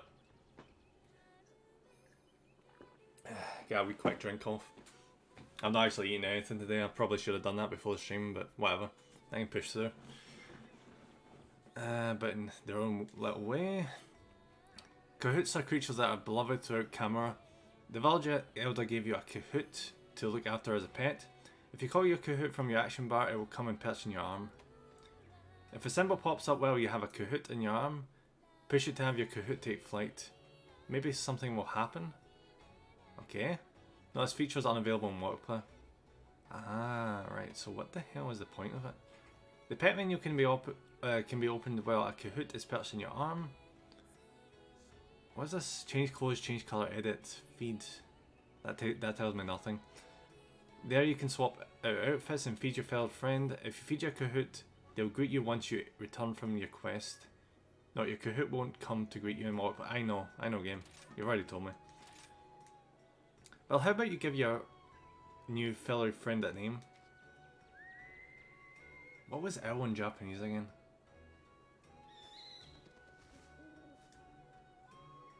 Yeah, we're not naming him that. Fuck that. you know what, since he flies through the air, it's a bit basic, but I like it. Anyway, since my sister's swamped at the moment, I'll go ahead and give you the quest rundown instead. Now that you're a hunter, I'll be in charge of completing the quests that me and Minato have in our quest logs. Some of these quests, called key quests, have been specially posted by the Hunters Guild. So if you make a point of completing key quests, the Hunters Guild will take note. So basically it's story progression. Oh, and one last thing here. Take this Petalus Minato and I made. What is that? If you may be aware, Petaluses are protection charms woven from a local plant called Ascending Sprig. Pollen carried by spirit birds will enhance your Petalus, strengthen your abilities, treat it with care. Oh, we got another bird companion. A Petalus is a type of charm bracelet made of woven sending sprigs. In Camera Village, they are typically worn by hunters. Like any other piece of gear, you can only equip one at a time. Also, it's like a buff thing. Kind of like the cloaks that they give you in Monster Hunter World, I'm guessing. Petaluses absorb the fragrant pollen from any spirit birds you encounter during a quest, grant you special status boosts. You can switch out your petals from the item box's manage equipment option. Try out different types to see which one best suits your style. Seek out spirit birds to maximise their effects. Note, Petaluses can also be switched out from Tent's item box. Go. We done tutorialising now? Oh, I think Minato should be wrapping up her report right about now. I need to get back to work myself. Once you're ready, you can start taking quests from either of us. Hold on, you can't go prancing off before my introduction. Oh, what's he up to? Nema Miaulo, and congrats on becoming a hunter. If you ever find yourself taking a hub quest, then I, Senri the Mailman, have quite the impertinent info for you. You need to go through me to meet up with fellow hunters. Make sure to stop by, so that's basically multiplayer mode. Well, I think that's about wraps everything up. Time to start monster hunting. About time. Alright, what is this? New downloadable content has been added, including the Wild Series layered armor. And layered armor that will make you look like Rondine. Okay. Okay, what the hell? That's a lot of it. By the way, good tip. If you're playing this, never ever do a event quest until you're very high up in level. They're typically like geared towards end game characters. At least they used to be. I made that mistake before.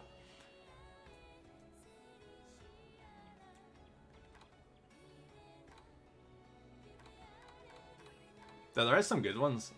In Monster Hunter World, you got some quests to get like Mega Man equipment or Devil May Cry equipment. So they're really fun. They can be really hard, but they're really fun.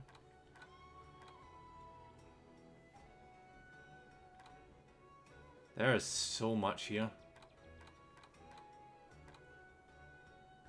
Yo, speaking of Monster Hunter, well, considering we've not stopped talking about Monster Hunter, I hear they're just about to announce the follow-up game after this. Which is a weird time to be playing this, considering it's like I completely skipped this for an entire generation. They're just now introducing a new one. Yeah, game, I know about the expansion, thank you very much. Adds new Master Rank quests. Master Rank being like the end game of the game. Right, okay, and that finally. Okay, so if we talk to anyone, we can continue on. Okay. What's the options here? Master Utsushi has called for you. It looks like it's time for some basic training. He was so pumped up about being a real instructor, he kept going on and on about being ready to thrash. It seems Elder Fugin may have a hand in it as well, although I was told to keep that part of a secret. I suspect they've been racking their brains to think of a way to help your hunting career. How sweet. I've added Utsushi's request to the quest log list. Accept it whenever you're ready, but make sure you are ready first, okay? When you are, just head through the quest gate to begin. Now let's dive into the quest list. Talk to one of the twins in either the village or Galing Hub to accept a quest. To join hub quests posted by other hunters, use quest board. Once you've accepted a quest, you can either press R3 to or accept another quest to cancel your current one. When accepting a hub quest, select yes. Send join request to allow hunters in other lobbies to join your quest while in progress. Press R2 after accepting the quest, or X at the quest gate to depart. If you're hunting a party with others, make sure everyone is prepped for the hunt before setting off. I've made that mistake before. If everyone isn't ready, you get into the mission and someone leaves because they've not picked up all the stuff they need. Impatience does not serve you well in this game.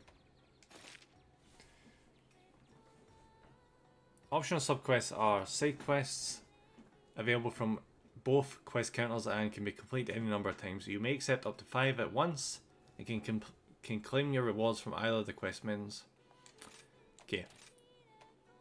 Here we go, here's the basics.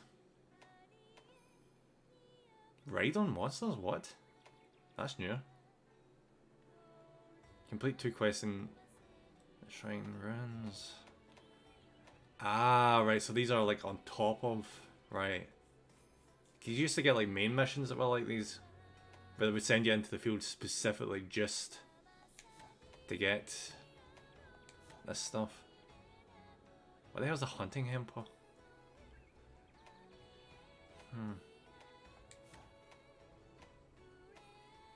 I'll take these 5. These 5 make the most sense.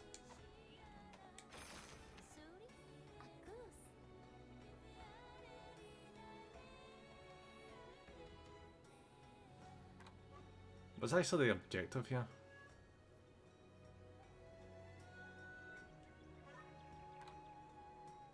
There's literally no objective. Ah, complete each Master Utsushi's tasks. Okay, okay.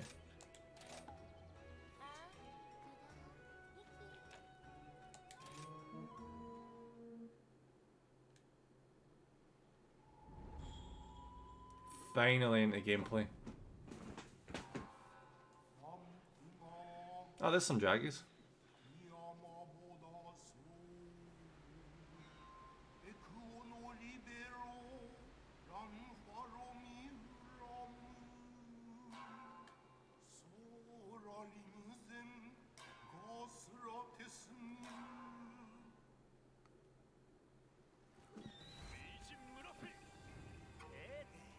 EOS, what's up? Accepting my quest, huh? Nice.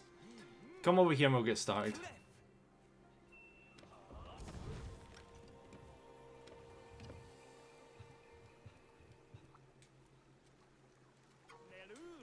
Congrats again on making Hunter. A whole new life awaits. Huh. And see it in your eyes that you're ready to thrash. But let's do a little quest refresher first, cool? Let's start with your camp here. This is your tent. Here you can change your equipment and weapons or organise your items. If you want to bail on your current loadout, you're free to switch out your gear inside. That over there is a supply box. It's full of useful items that will aid you during a quest. Everything in there is provided by the guild, so feel free to take and use whatever you want. Yeah, usually when you go for a quest, it's like for something specific you need to do. You find all the stuff you need in that box. Like traps and the like.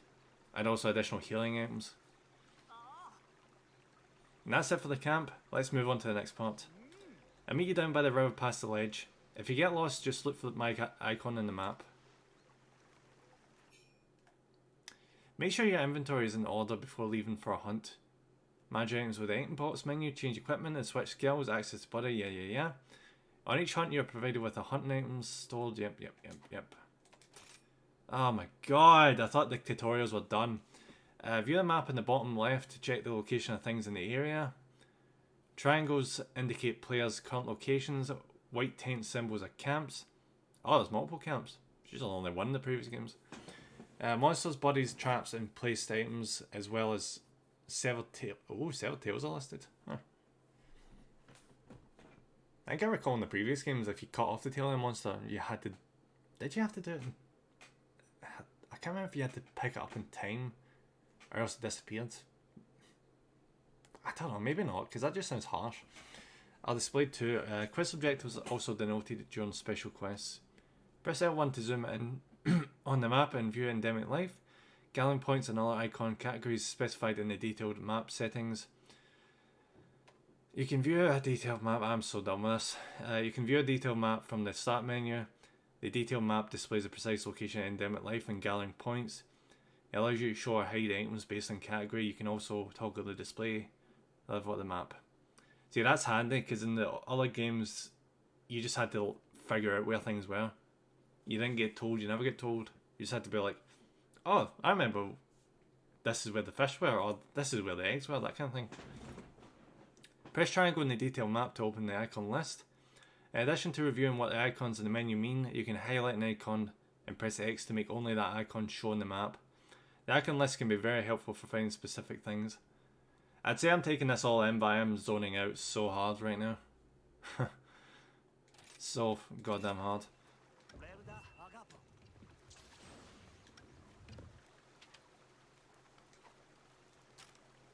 What even was the button to get to the map? Oh, there it is.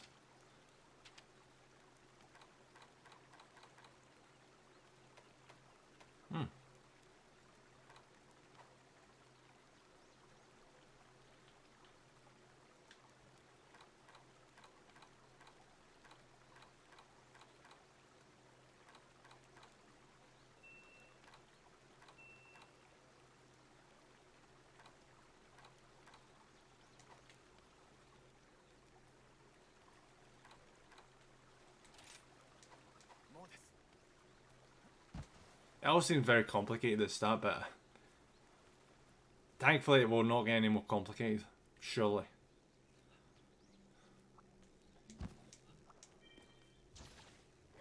What?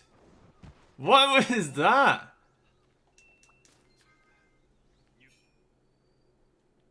The well-travelled hunter's technique. Perform a wild dash while facing the wall or dash towards the wall to initiate a run. Use the left trigger to maneuver. During a wall run, hold down R1 to continue running. You can also wall run while climbing ivy. Hold R1 to move. Yeah, okay. Interesting, so we can freaking wall run. Fuck. This is different. But how do I actually get up the goddamn thing? There we are. This is very new. I've never seen verticality implemented like this before.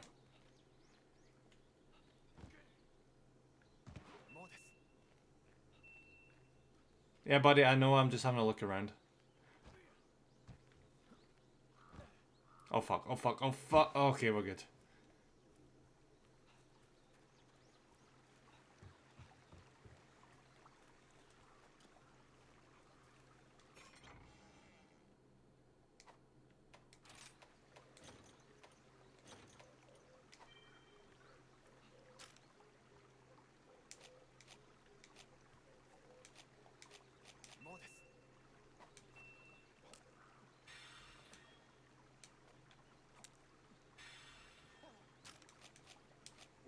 Ah, so that's what the quick menu's for. It's basically what they used to use for like quickly accessing items. So this is how they do it in this game.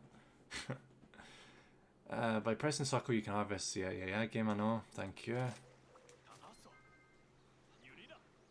It's not a good sign when you start to zone out when you're playing a game. It's because of all these goddamn tutorials. And probably because I need something to eat, but you know, whatever. I'll probably get a McDonald's or something later. I remember the nullberry's been really useful for something, but I can't remember what it was.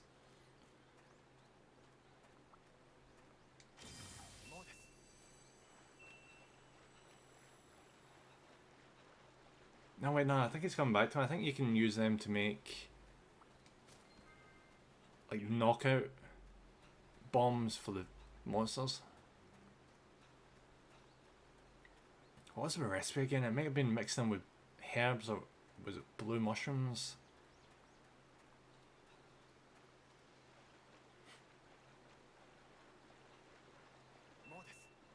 So I'm kind of thankful for the tutorial because I need the refresher course. But I don't need it to this degree. This is just ridiculous. Alright, let's talk wire bugs. These bodacious bugs are a must in any hunt. Use them right and you'll be able to zip around to pretty much anywhere you want to go, even on top of this boulder. We noticed earlier. I was not expecting that. Give it a shot. Alright. A variety of actions can be performed using the extraordinary creature that is the Wire Bug. Perform rapid aerial maneuvers with Wire Dash, zip out weapon-specific gambits with Silk Bind, or regain composure with Wire Fall. An exhausted Wire Bug gauge will recover over time and can be used again. The degree of consumption and time needed to recover vary for every action. Capture a wild Wire Bug will temporarily increase the gauge by 1. A technique commonly used by the camera hunters that use Wire Bugs to zip through the air and quickly reach your target. Holding L2 plus triangle to move vertically, circle to move forward, and R2 to move where you are aiming. Wire dashes can be sequenced or can initiate wall running if facing a wall. Okay. Right, so triangle up, circle forward, R2. Right. I'm so gonna forget that. Each weapon has its own unique Silk Bind action using a Wire Bug. These cannot be used with your weapon sheathed. To use it, draw your weapon, hold L2, Blade Master, which is the close range ones, or Gunner, which is obviously long range, then press triangle or circle. Each weapon type has its own skill, so experimentation is recommended. I wonder what it is for the hammer. Okay. And circle is forward. Yep. And R2 is where I'm aiming.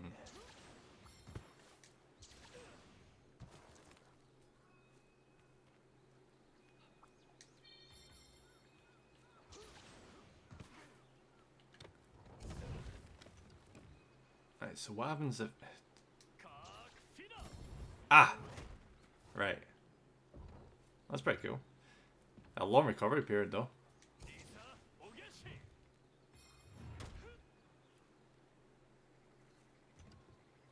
And then... That's pretty simple. Alright.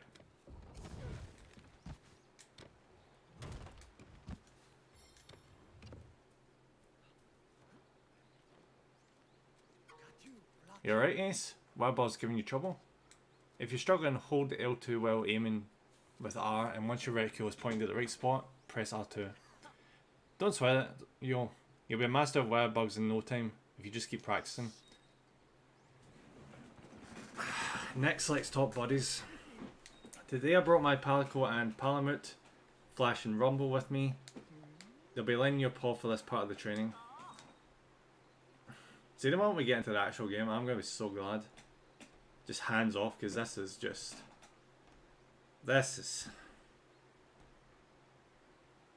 First try Mountain Rumble at my Palamute.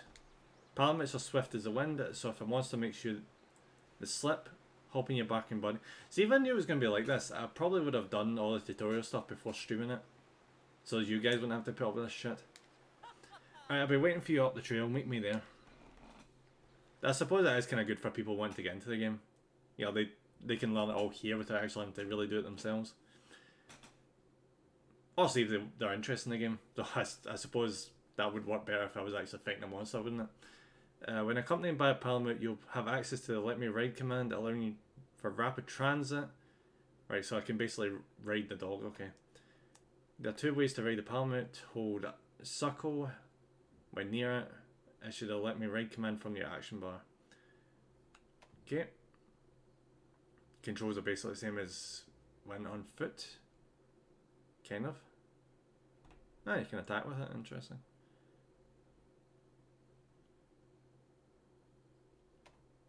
Cover items, whetstones and some other items can be used while riding. Right. See, the fact I've included this in this game, it's making me think that we're going to be fighting something that's really, really fast. That we're going to have to, like, fight it while, like, running away from it. Or, like, circling around it or something. When riding, select the usable item from the item bar and press square to use it. Try it out, it can be pretty handy. I imagine it will. Okay.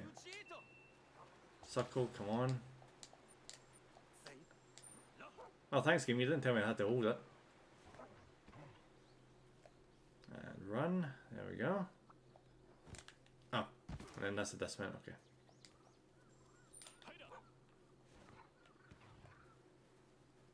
can get used to that. I feel kind of bad for the dog though.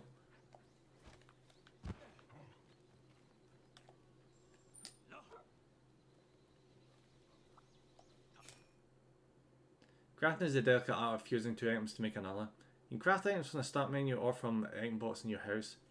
You can also use the auto craft function to automatically combine materials when you pick up the required item. The crafting list command lets you choose a recipe from your crafting list and then create the item. You can also configure the auto craft setting from the crafting menu. See, that could come in handy. Did that just automatically make ammo? Really?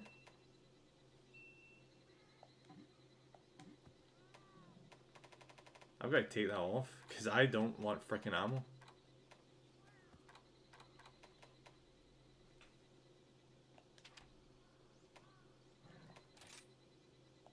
Yeah, there we go.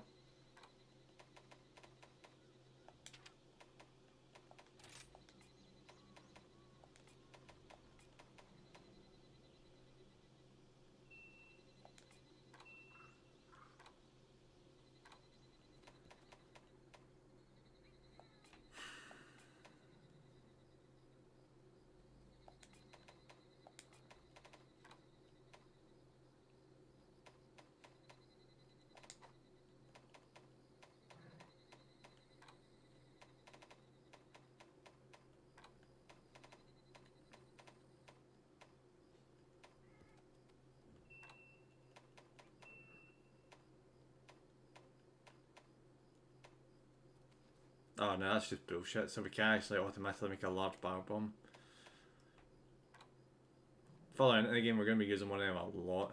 Like a lot.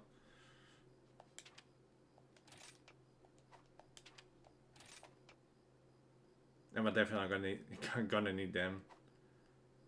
Because if you want to be capturing monsters, you need your shock trap and your trank bombs.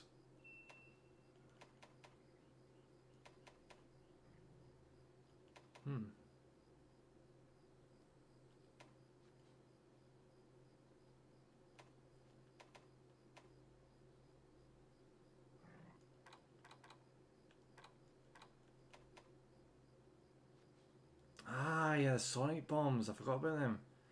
They can be quite handy. You get some enemies in the game that have like very acute hearing or something like that. And if you use something, use one of the sonic bombs, it does a crap ton of damage to them. Oh shit, we're on a timer, aren't we? Fuck. Hey, check out this yellow spirit bird. If you touch one, its palm will enhance that good luck charm you're wearing, your petulance. When that happens, the centre of the pollen surrounds your petulance and boosts your stats. Since this little guy is yellow, it'll increase your stamina. Similarly, spirit bugs of other colours will boost other stats. Pretty gnarly if you ask me. The effect is only active during the current quest, but you can be sure as shurikens that they are worth using. Oh, and that's a clothfly over there. Clothflies are one of many creatures you'll come across in the field. We call these little guys endemic life. The powder these floaty friends spread can boost your defense. There's lots of other endemic life other than out there that can boost your hunts in different ways. Have a look around for other endemic life and then play around with them to see what kinds of effects they have. Okay, just a little bit more. Follow me. Alright, so basically just wildlife, yeah. Some endemic life can be used like items to provide lasting buffs to you during a quest. Come in handy when used effectively, as some of these life forms are rather rare and potent, they are worth seeking out. And if you know the map, you'll know immediately where they're located. What is this? Ah! Oh, does that mean that if you're on a proximity of one of them, you use that, and the monster happens to be nearby, you can just flash it? Oof. That's handy.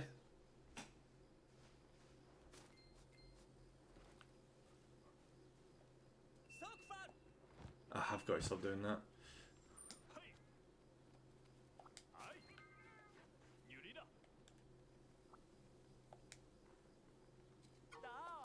Very honest, got the hang of raiding parliaments already. I'm getting there. They're super helpful buddies, especially when you need to cover a lot of ground. And you can even tell them to attack while you're raiding them. but the attacks won't be as strong as yours. So when you're ready to get down to business, it is best to dismount. It looks like we've got ourselves some monsters nearby. How are your health and stamina looking? Be sure to keep tabs on your status while we're out in the field. When you're ready, let's head up this way. It's time to really get this show on the road. About frickin' time. Green bars your health gauge. Run out of health and you'll faint. When you faint, you'll be taken back to the main camp. Yellow bar, and you get like 3 lives or something when that happens. Yellow bar is your stamina gauge, which drains when you perform various actions. Stamina refills naturally, but the length of your stamina bar may shrink over time. And then you need to like cook food and have rations to keep it up at maximum. Coming in contact with a spirit bird during a quest will increase your maximum health and stamina. The amount by which they increase will vary based on the petalons you have equipped.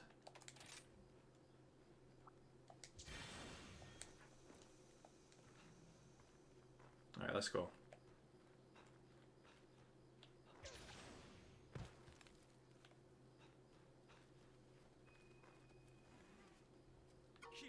Now only a pack of Izuchi. Oh, so that's what they're called in this game. Alright, there's 3 of them. Go take them out for me. Don't hold back just because they're small now. They can be skillful and ruthless. Just remember your training, you'll be golden. Now ready your weapon nice and steady and take them down one attack at a time. Now let's go.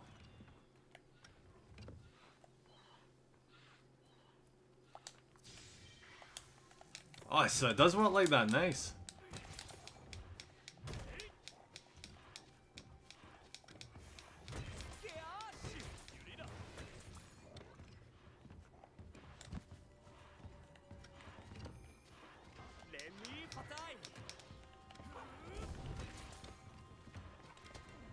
I need to get used to these controls again. Sweet, awesome job out there, Ace. I barely did anything. Oh, and don't forget to carve to harvest materials from monsters. It can be used for upgrades at the smithy. If you're done carving, come see me. And that's another thing you can be careful of. See when you beat like the main monster at the end of a mission, if you're not quick enough in carving it, the timer will run out and they'll just send you back to the hub. But a few times I've forgotten to carve, like, you get like 3 carves in the main monsters. And if you forget one of them, the game doesn't care. It sends you back whether or not you got them on. Or did, you know?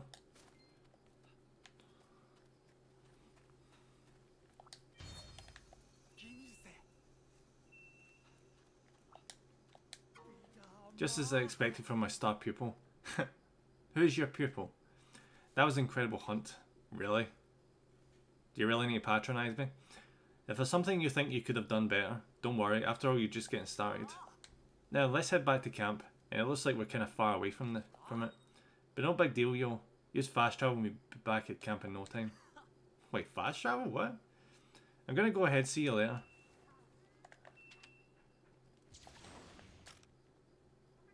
Alright, what did I do here?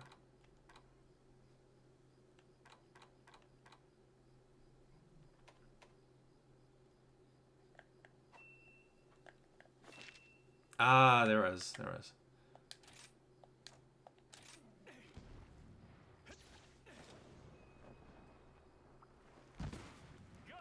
See, that's going to save time.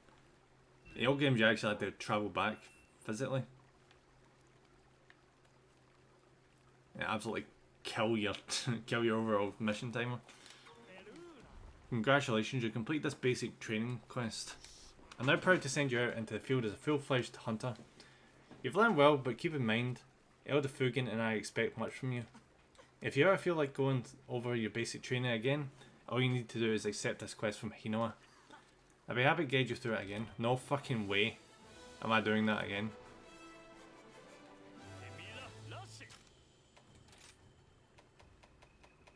Now, there's a few things I need to get the hang of.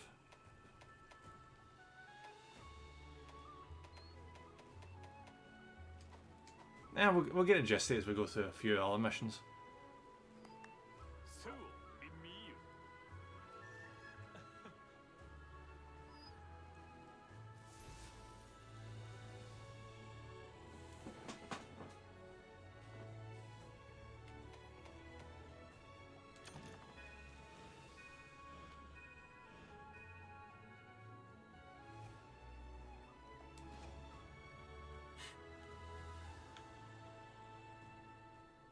I'm quite happy. This is so much like the old games.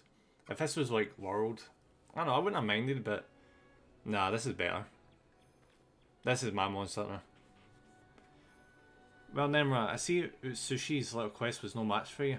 Ha, I expect nothing less. What you learned today is the very essence of hunting. Wherever the hunt takes you, those lessons will always hold true. Now Haona should have some 1-star quests ready for you. Some low grade quests. Because how it works in these games is you go for like 1 to 6 or something, 1 to 6 star I think it is low grade, and then from there onwards you go up to high grade. And I can't remember what they call the one after that. There's a step up from that. But I think you need to do them in multiplayer, or at least it's recommended to do them in multiplayer.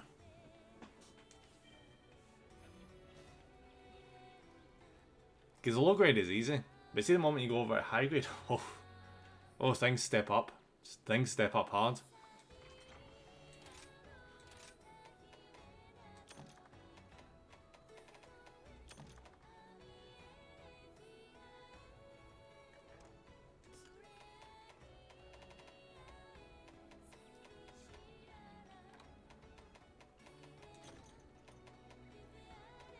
And here's another thing, that items don't refresh when you leave missions. Any item you use in a mission doesn't get replenished when you come back to camp. You need to go and get the resources to make it, or buy it.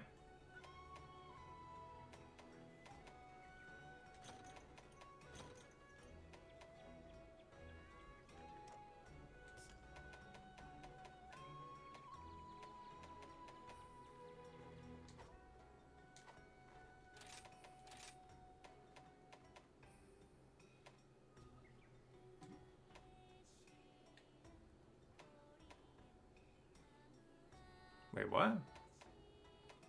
Did they get rid of the requirement of blue mushrooms to make a potion? Oh, that's quite fair of them.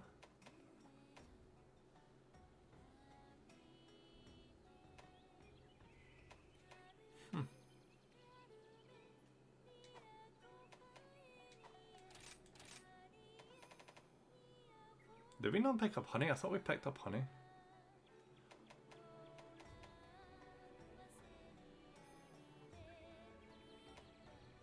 That's so strange though.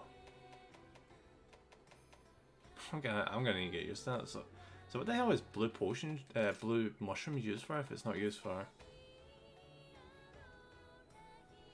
Ah, right. That was a strange option to change that. Maybe they just wanted to make it really simple to get potions as quickly as possible. Because herb just immediately turned into potion, okay.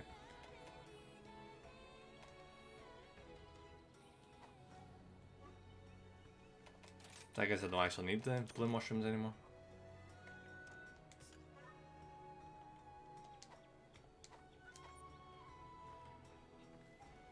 Alright, hello there.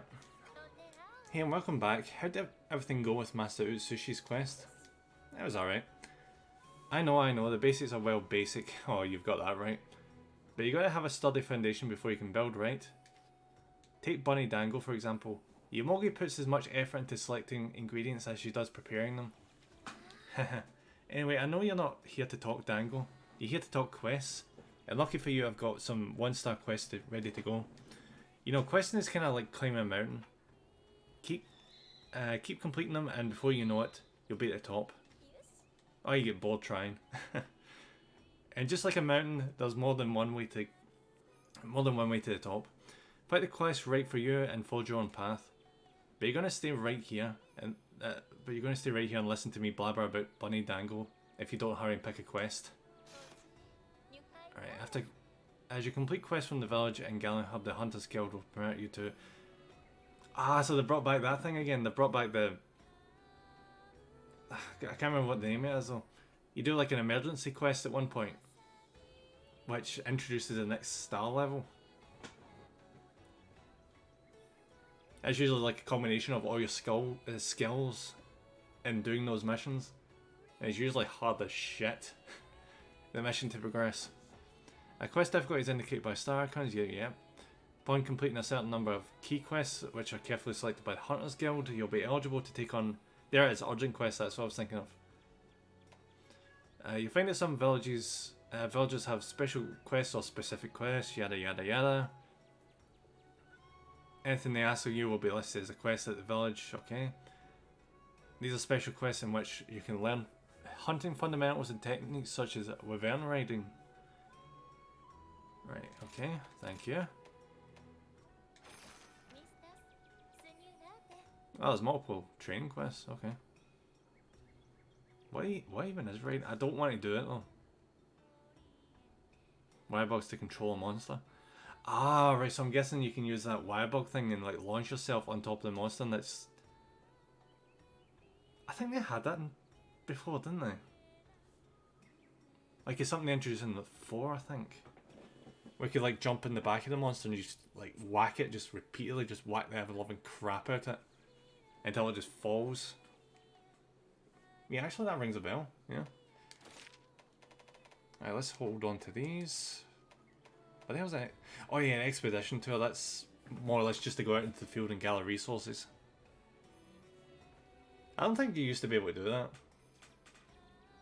I think they introduced that around 3 or something. Because in 2 you absolutely could not do that. I don't remember being able to do that. You had to select like a lower leveled quest and use that time frame to go out and gather the resources you needed. Thank God they sorted that out. Alright, options. Yep, here we go. They brought in the Jaggy quest again. Yep, give me that. I just seen Bullfango on that list as well. Fuck me. They have got to be some of the most annoying non-boss enemies in a game. Because they're basically just bulls. They come and dashing at you off screen and knock you down. So for example, if you're trying to like capture a monster, they'll like ram into either you or the monster and potentially wake up or stop you from knocking it out. They suck. They suck so bad. Upon initially visiting a new location, your map for that area will be obscured by fog. This fog will be dispelled as you explore the locale. Unknown monsters or monsters that you've never hunted before are indicated with a generic icon on your map. However, once you come in contact with a monster, the generic icon is replaced by a monster's unique icon. Your Kahoot will mark it for you on the map. From that point on, the unique icon will be displayed on your map from the start of the quest. Cool.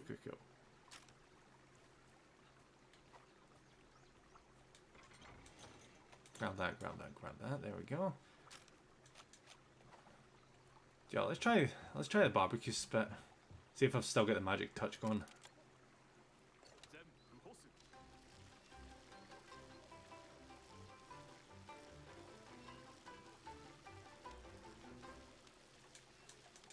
Ah, fuck.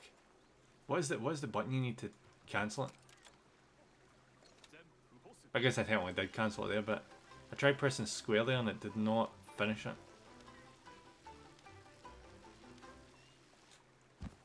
What's the button? Come on! I'm getting the timing right, but it's just been like, nah.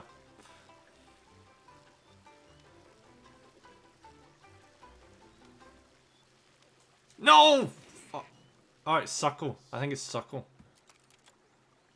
Thanks for telling me, game. Thank you.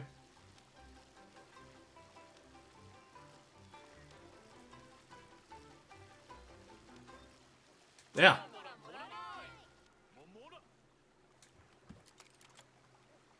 The trick is to just do it a slight bit after the music.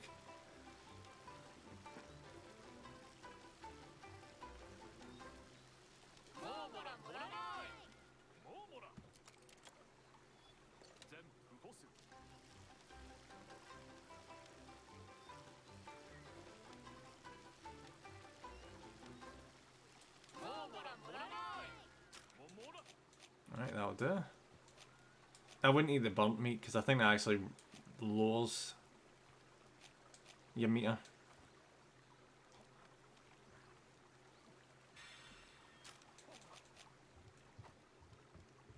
Alright, let's go hunting. Actually, go hunting this time. Pick up as many resources as we can in the way. There they are. Oh wait, no, they're from Monster Hunter World, these guys. I recognize them.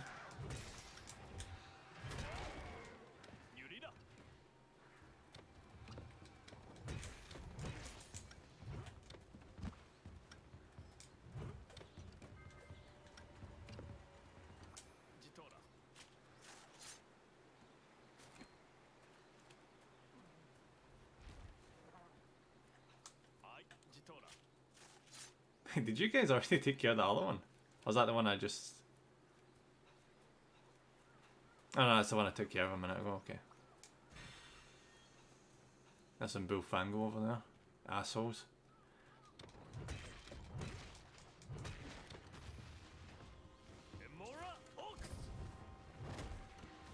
I'm gonna have to get used to using them.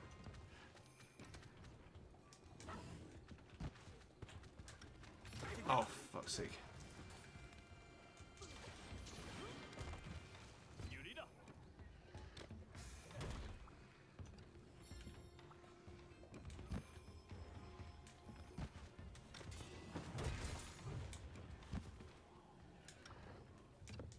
Yep, slowly but surely getting the hang of it.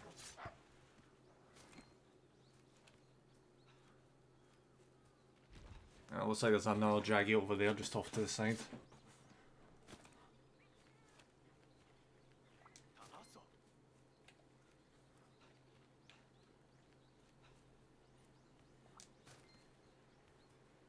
At least I thought there was. Guess when the map said there was. Alright. Guess there isn't then. Oh, is that honey? Nice, let's get some honey.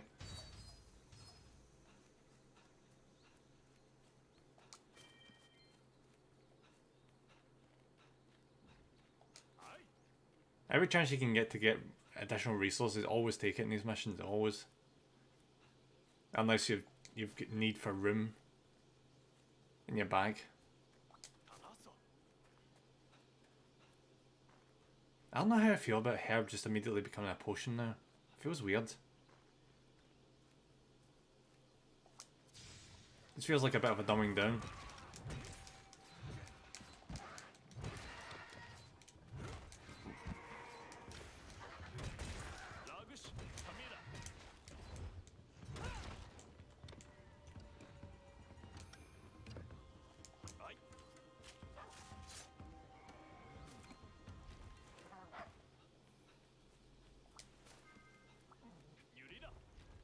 Where did that Jaggy run off to?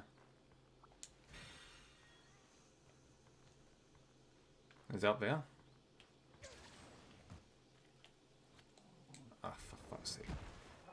Yeah, this is 100% going to take some getting used to this.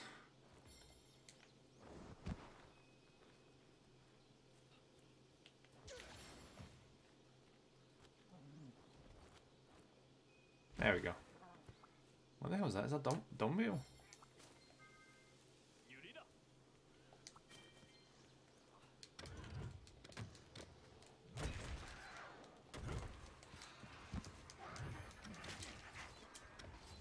See, the hammer seems really cumbersome, but the bonus of it is, see if you can get like a headshot on the monster.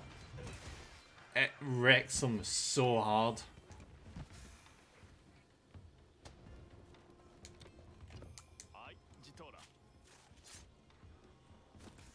It's not so much about getting a lot of hits in, it's about getting the right crits in. If you get a solid headshot, you can sometimes take a monster out in just like a few hits.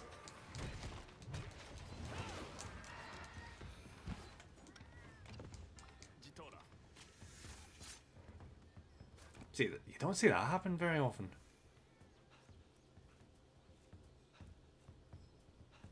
You don't see the wee monsters usually run away. You see the big ones do that, but not so much the wee ones.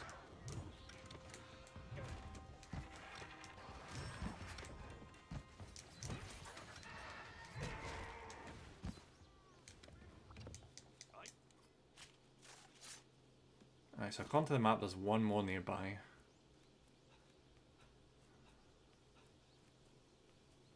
Unless it means the ones that are already dead. Which, yeah, I think it might mean them. What is this?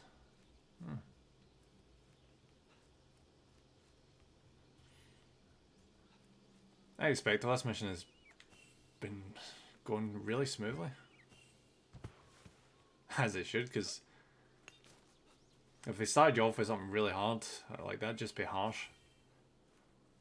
Oh, interesting. So that's just straight up giving like defense and damage boosts, those things. Nice.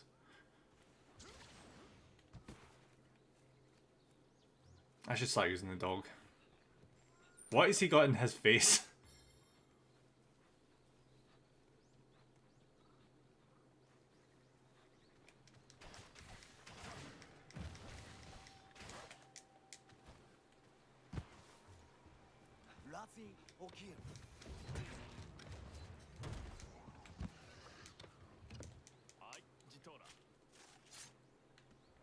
Again, and I know the stamina went down. You don't have to tell me.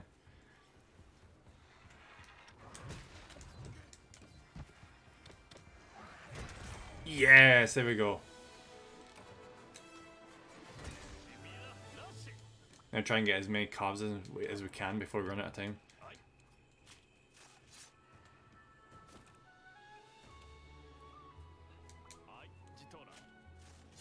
Probably too early, but we'll see if we can make any new equipment out of these guys.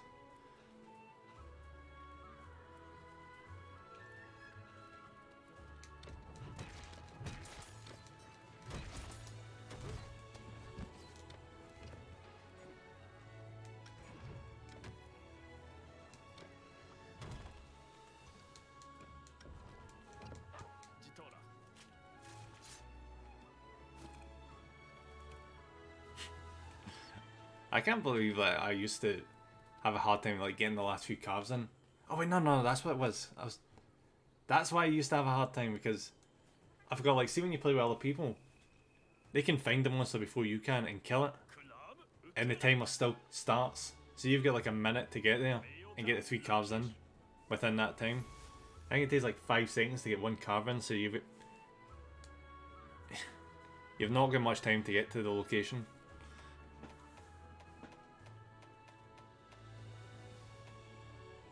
Oh, the cat even got those things. Freaking hell, yes.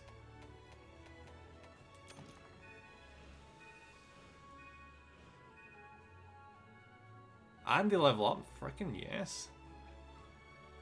I've seen some people complain and say that this was a step down from Monster Hunter World, but if anything, I'd say it was a step back to what these games should be.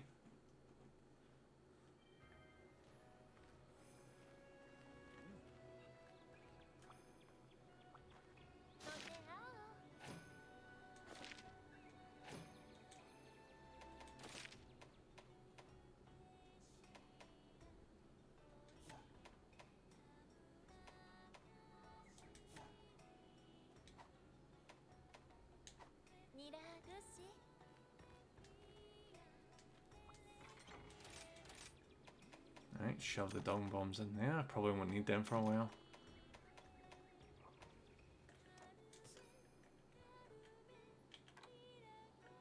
And the assault. There we go. Judging by the fact that you auto-craft items now, I don't think we'll need to worry about getting more items from the item box anymore. And also the fact that all we need to do is find herbs and it just immediately gets turned into a potion. Saves you a mountain of time. Alright, what is she wanting? I've been waiting for you. As you have guessed, all gathering hub quests go through me.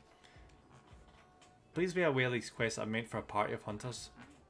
Quests will be rated at 1, 2 and so on. Think a number of stars as the level of difficulty.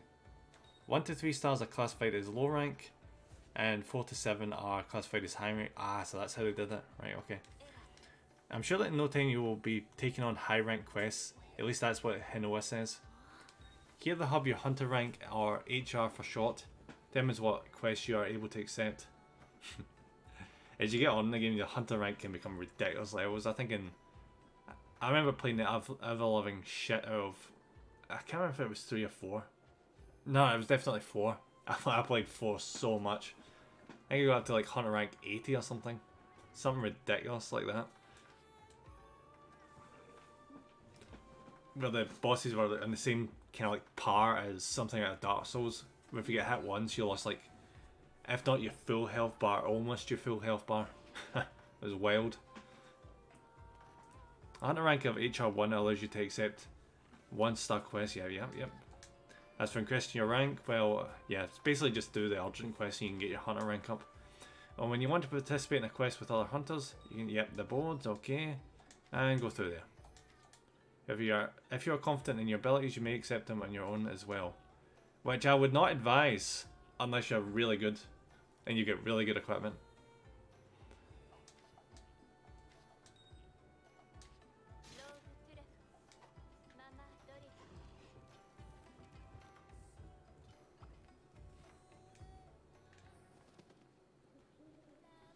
Why would they hub quests?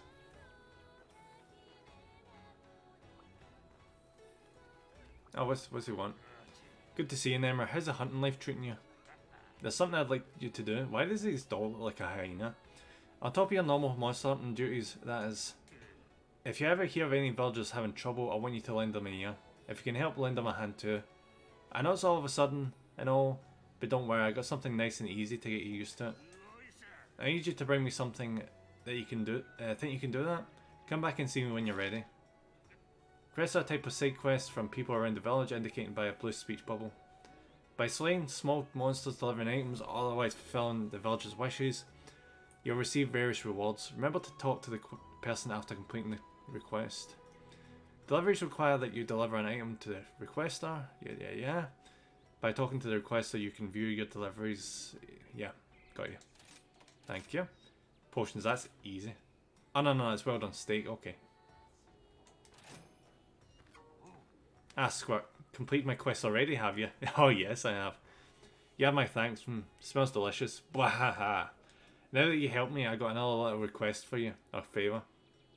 I know everyone is doing their own little thing to help Camera out, but sometimes they need a helping hand. A well-armed one, if you know what I mean. How about lending one to your fellow citizens if you haven't on the chance? After all, strengthening relationships strengthens Camera. There we go, 10 potions, thank you very much. I just look straight up like a forge in there, is that not a forge?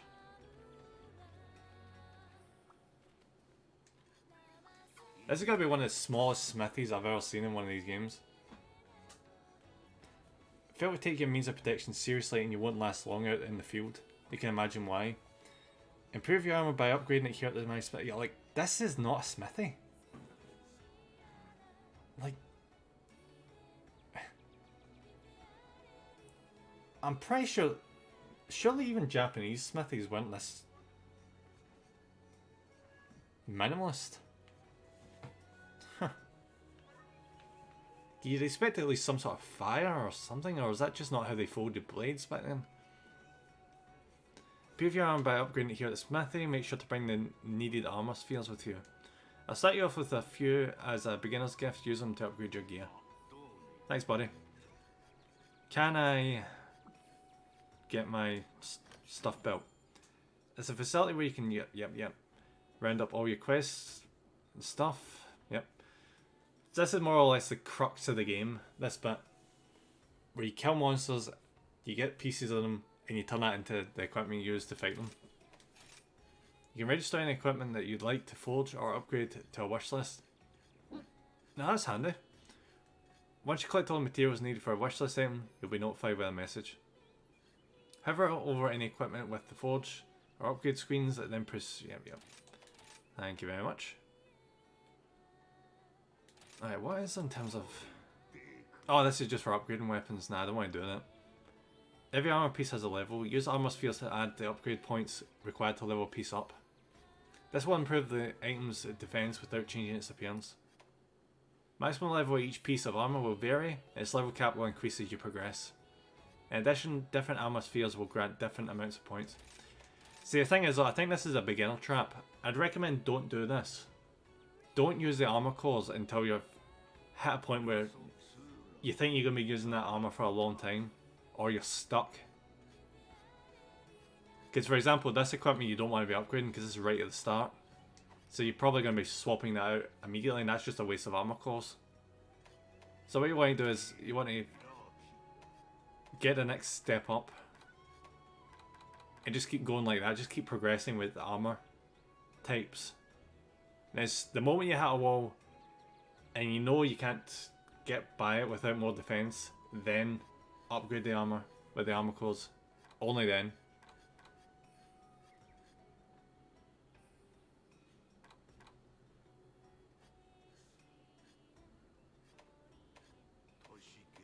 This is not even better, what the fuck?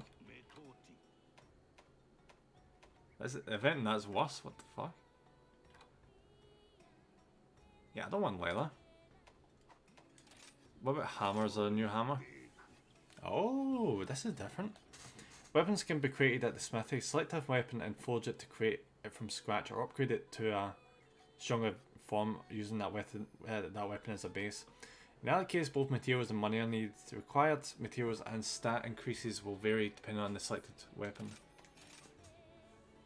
Upgraded weapons can be rolled back to the original state. Choose a weapon with a yellow arrow icon next to it from the smithy's weapon tree, and select roll back to return the weapon to the way it was prior to upgrading. See, the thing I hated about weapons in Monster Hunter World was they all looked the exact freaking same. It took away half the fun of crafting. Because shit just did not look interesting.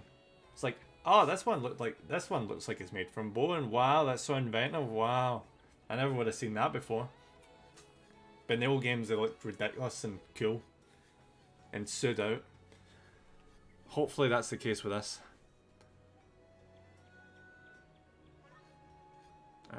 Materials spent for the upgrade will be recouped, such as scraps. Right, okay. Right. So that's cool. So you'd expect to like lose resources by rolling back, but no, it actually gives you them back. Alright, so that's way better. Why is that so much better? Like, it's double as strong.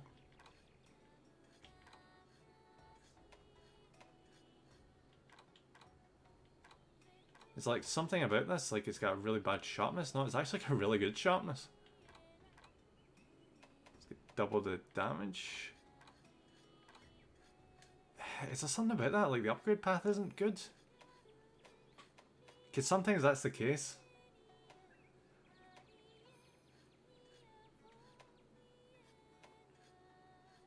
To be fair, it's not actually asking for much. Though the price is a bit high.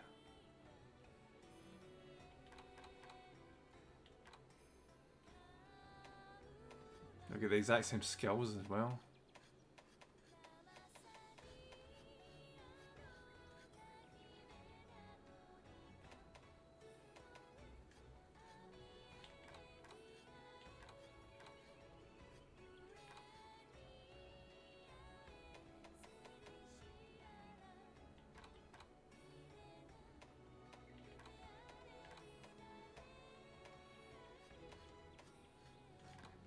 You know, see, just for starters, I think I'll...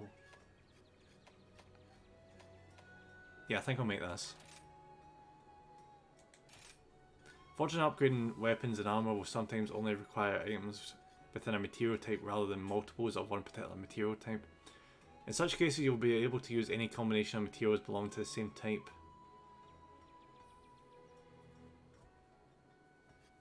Okay. Each material has a different value assigned to it in order to craft or upgrade weapons and armor. The sum of your materials must exceed the stats requirements on your screen. Okay.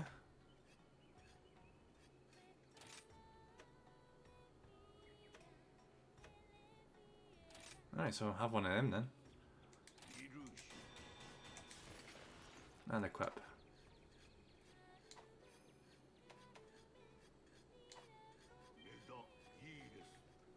We should make solid progress with that now. That's freaking twice as strong as the previous one.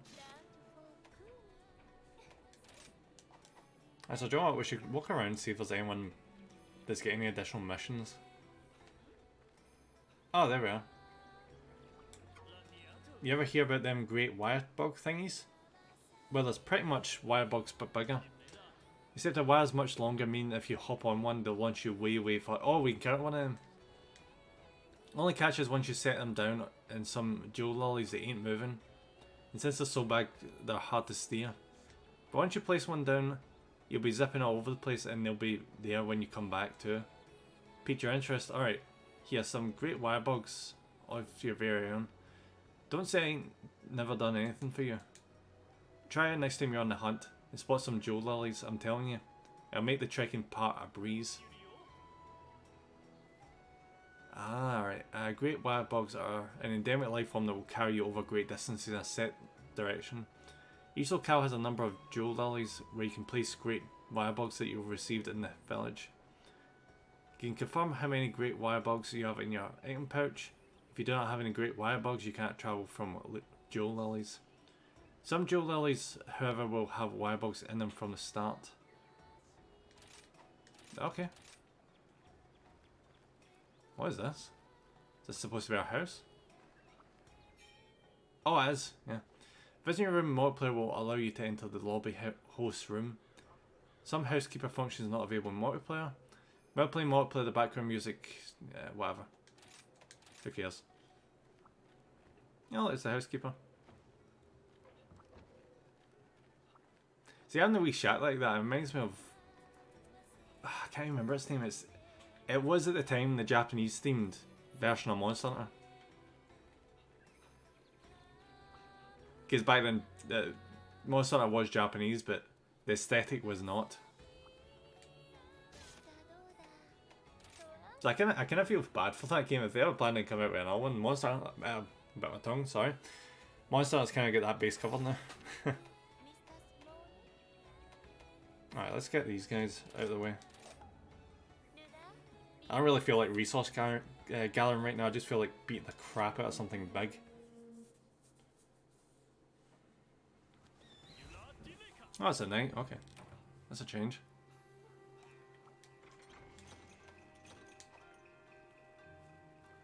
Before we set off.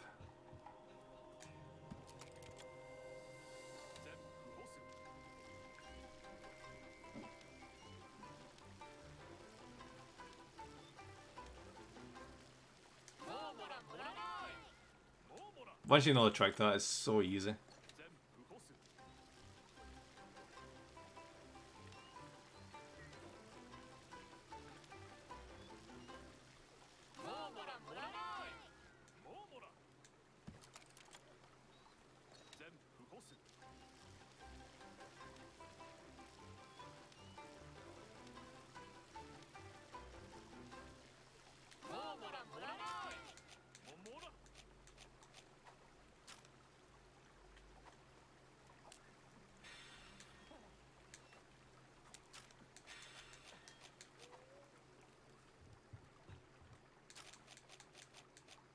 On another tip, see if you're going to use like recovery items, try and use the ones that are given to you first. You don't want to be eating into your own resources unless you have to. That'll save you time gathering as you go forward.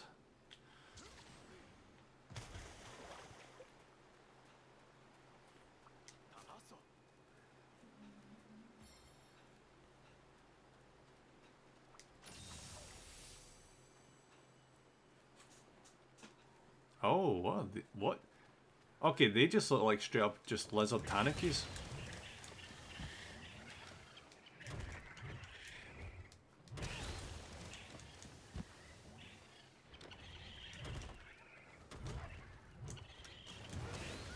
Oh, ho, ho, nice. I need to start picking up the combos again. I know there's a combo where you can like spin the hammer around a circle, but I just cannot remember it for the life of me.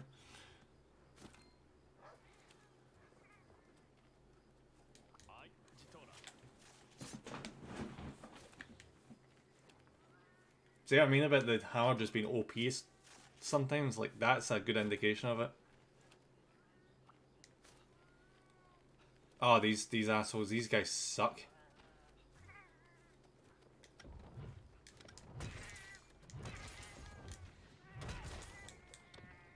These are the wild versions of the cats.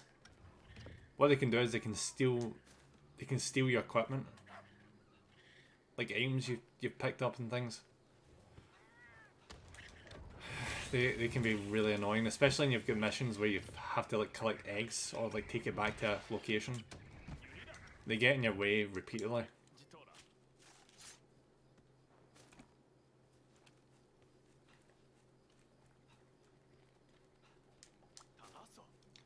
I know it seems unlikely, always pick up dung when you find it. Because see if you're in a situation where you're struggling to fight a monster, you need a break, you need to heal. You can always just chuck a dung bomb at the monster and it'll run away.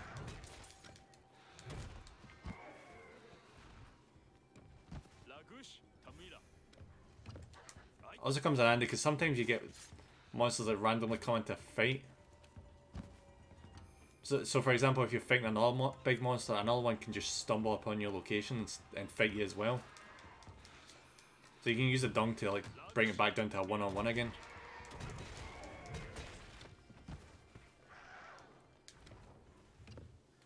I hope they fixed that for this game. Because in World they made it that the monsters could fight each other and cause damage. But in the previous games the AI was a bit simpler. So they used to, whenever they used to encounter you, they completely ignored each other. Nonsensically. It just went right for you. So immediately you would have two big monsters up your ass. Which was honestly infuriating as all hell. You're trying to focus on the one monster and the game's like, nope, now you need to deal with two. Suck it. I don't miss that element, I really don't. I hope they fix that for this game or I'm gonna get annoyed.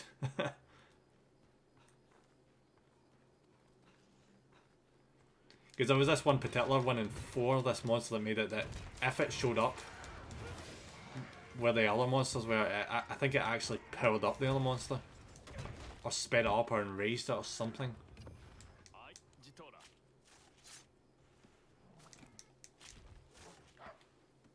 Was it that? I can't remember exactly. There's one where it would like swoop in and like dive bomb you with its talons, causing like a bleed effect. And the bleed effect sucked so bad because it meant that if you moved, you would take ridiculous amounts of damage to your health bar. So what you had to do was you had to crouch down for a period of time to make the bleed effect go away. Which is a bit hard when you're getting attacked by a giant goddamn monster, you know? So yeah, that was one of the worst things to encounter. Honest to God, that was awful. There's some monsters I generally hope never ever come back to the series. That's one of them. That was such an ass of a animal.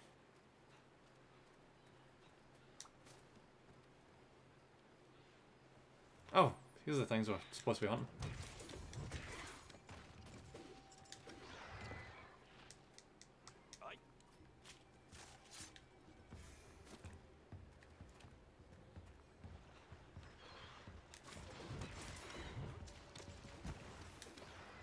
Thankfully this game is following the same pattern as the old ones.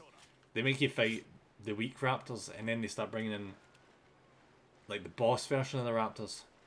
Which are still not that bad, but a bit tougher. And then after you've done like... I can't remember if you don't do like a mission for each of the upgraded versions. There's like Thingy Drome version. So like Jaggy Drome, that kind of thing. Bull Drome, that kind of stuff. Once you're done dealing with them, then they're bringing like the first proper monster. Which I can't remember what it was for 2. Oh yeah, it was a Coot for 2. This thing that would launch fireballs at you and fly away. And in 3, I think it was this big monkey thing. His name I can't remember. He used to fart on you and throw shit at you. He was freaking annoying. He was ridiculously annoying for no good reason.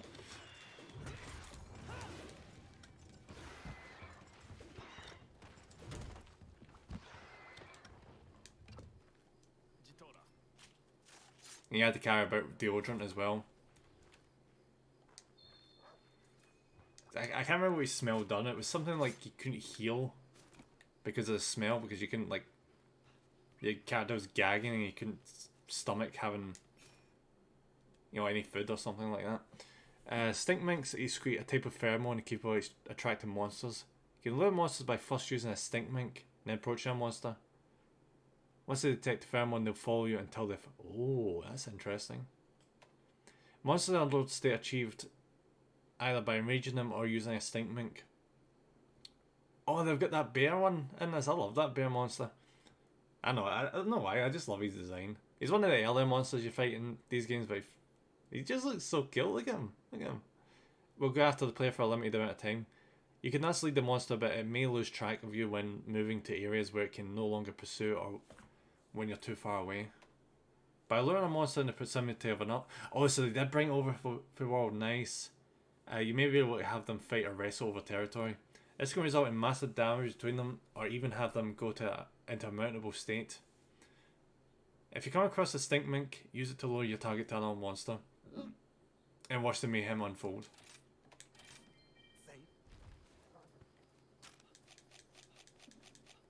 Also, he's an item. I assumed he was like something, like you got the smell on him, then you located the monster and you just went from there.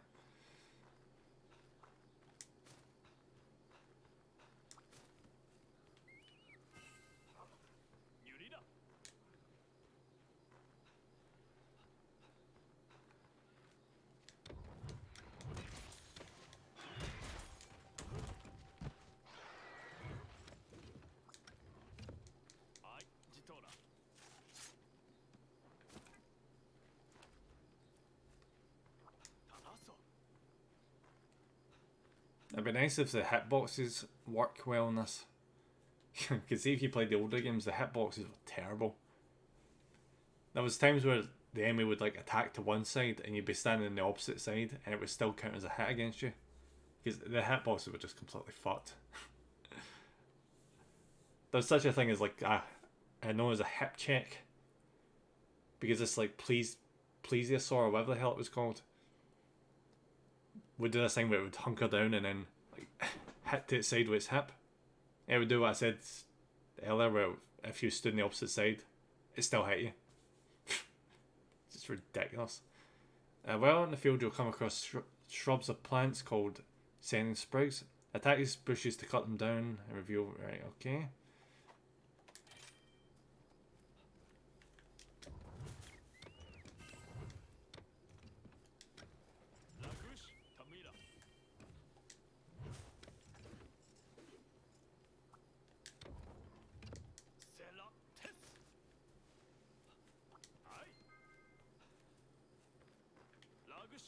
Right, so apparently there's a thing up here. Jesus, our guy is too good at climbing.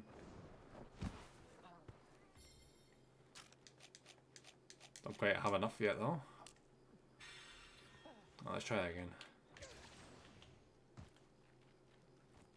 I don't think we're gonna make this. Oh, nope, nope.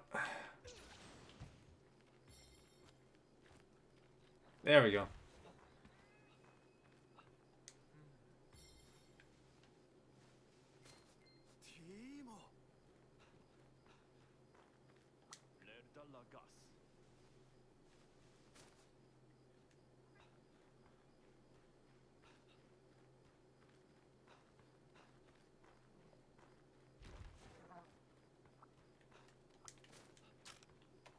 Name, check our inventory.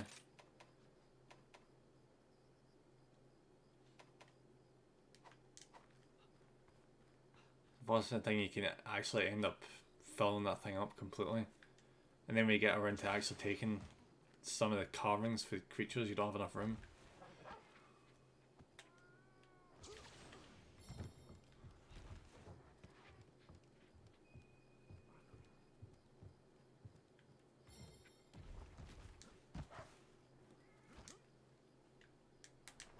Oh god, good thing our guys has dynamite legs. Or else he would have super just straight up died there, would have whacked his face off the ground and just died instantly. Is our dog like swapping weapons as we go between missions? Because he had like something he wore in his... Oh wait, no, that was a tutorial, wasn't it? Yeah. I guess this is like his default thing.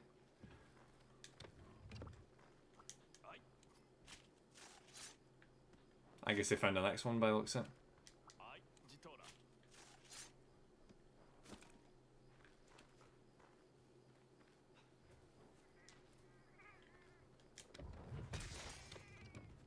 Oh, they found some cats.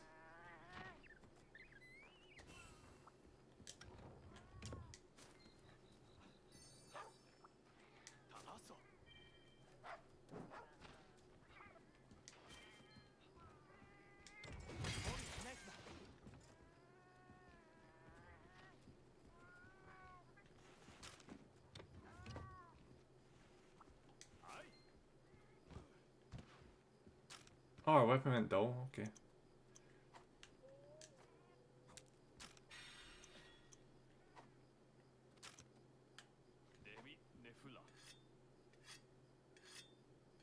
See, they made that a bit easier in this game as well. The whetstone used to be something you had a limited amount of as well.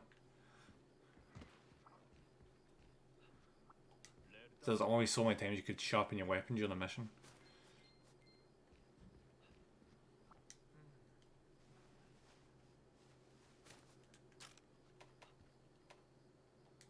Okay, I'm getting so many items now.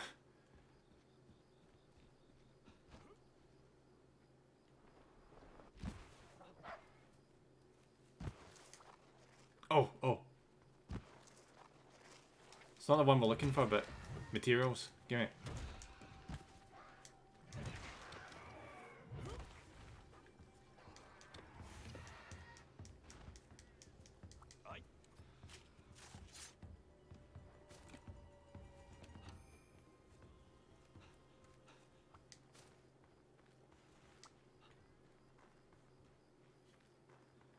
What am I doing?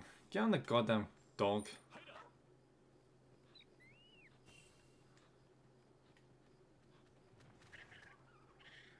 Oh, kill him.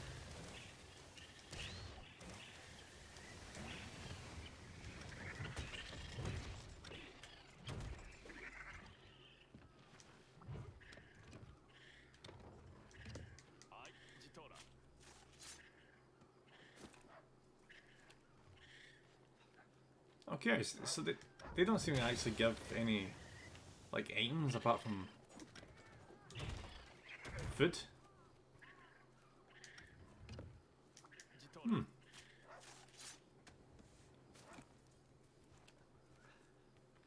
So the previous games they had something similar. They had like cow things you killed and you would get meat off of them.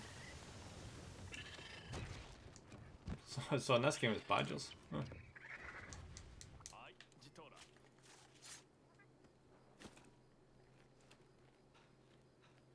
Oh, that's what I think it was pokies or something. The cow things are called. I always felt bad for them when I first started doing them because they're just standing there in the herds, just minding their own business. So I'd just run up and bash them over the head with a hammer or a sword. There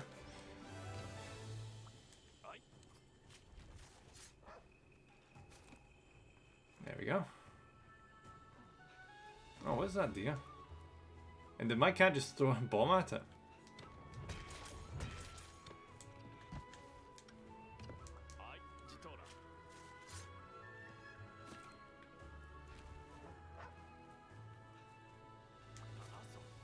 What the fuck is that?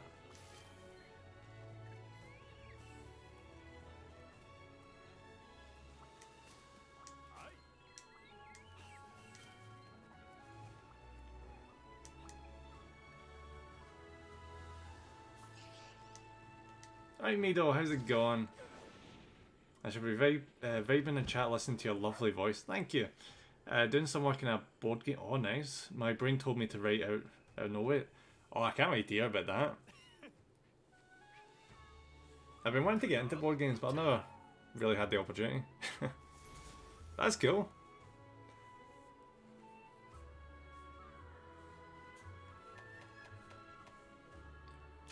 Right, take all of them.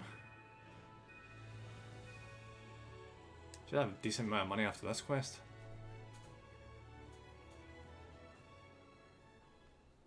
Alright, come on, give us a big monster next, come on.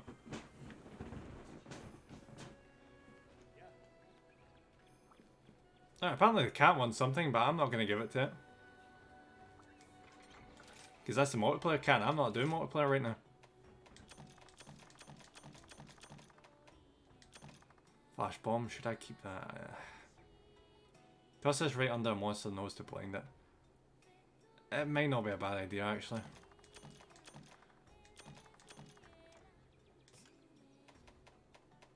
Though frankly, I probably won't need that for a long time. Every monster we fight for the next wee while is just going to be... Oh! All I need to do is hit it in the head and we win. Yes. It's going to be a wee while before we have to do something else. Yeah, I don't generally like board games because I hate the fact that it's nearly you versus your friends, but mine will be co-op. Ah. Oh, have you heard of the Dark Souls board game? That's a co-op one. Where you pick your class at the start and you go through like different rooms. I think like the GM or something needs to roll to determine what the monster is or something. And you do like a few rooms where it's like regular enemies, and then you do like a boss one shown by an actual miniature of the boss from Dark Souls. I seen a playthrough of that at one point, and holy shit, they did not get far. They did not get far at all. Oof.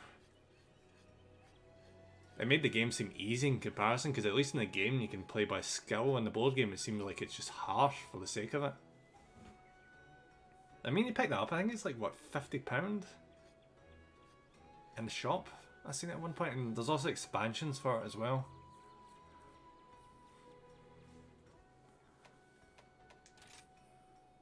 I mean, it's a Souls game after all, so yeah. And it also has a game over feature, I think. Where, because in the actual game you can like revive at the what do you call it, the bonfire as many times as you want. I recall in the board game you can only do it like a few times, and then once every player in the game revives enough time, that's game over. It's a bit of a bummer, but I guess you could like throw in some custom rules where that doesn't take place. That's great. I think about board games you can add or take away rules whenever you feel like it. I don't think I've ever played Monopoly the way you're supposed to.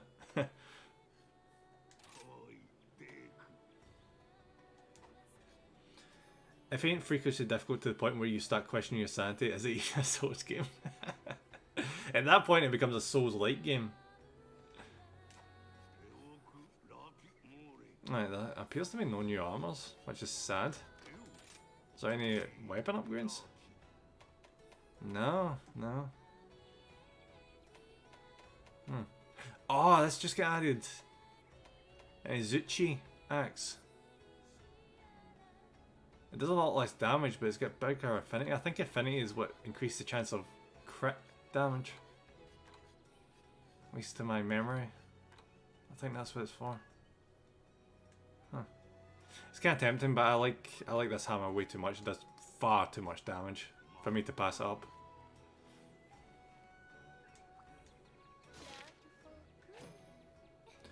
Like, I literally have like two-handed in Sekiro until I was like, nope.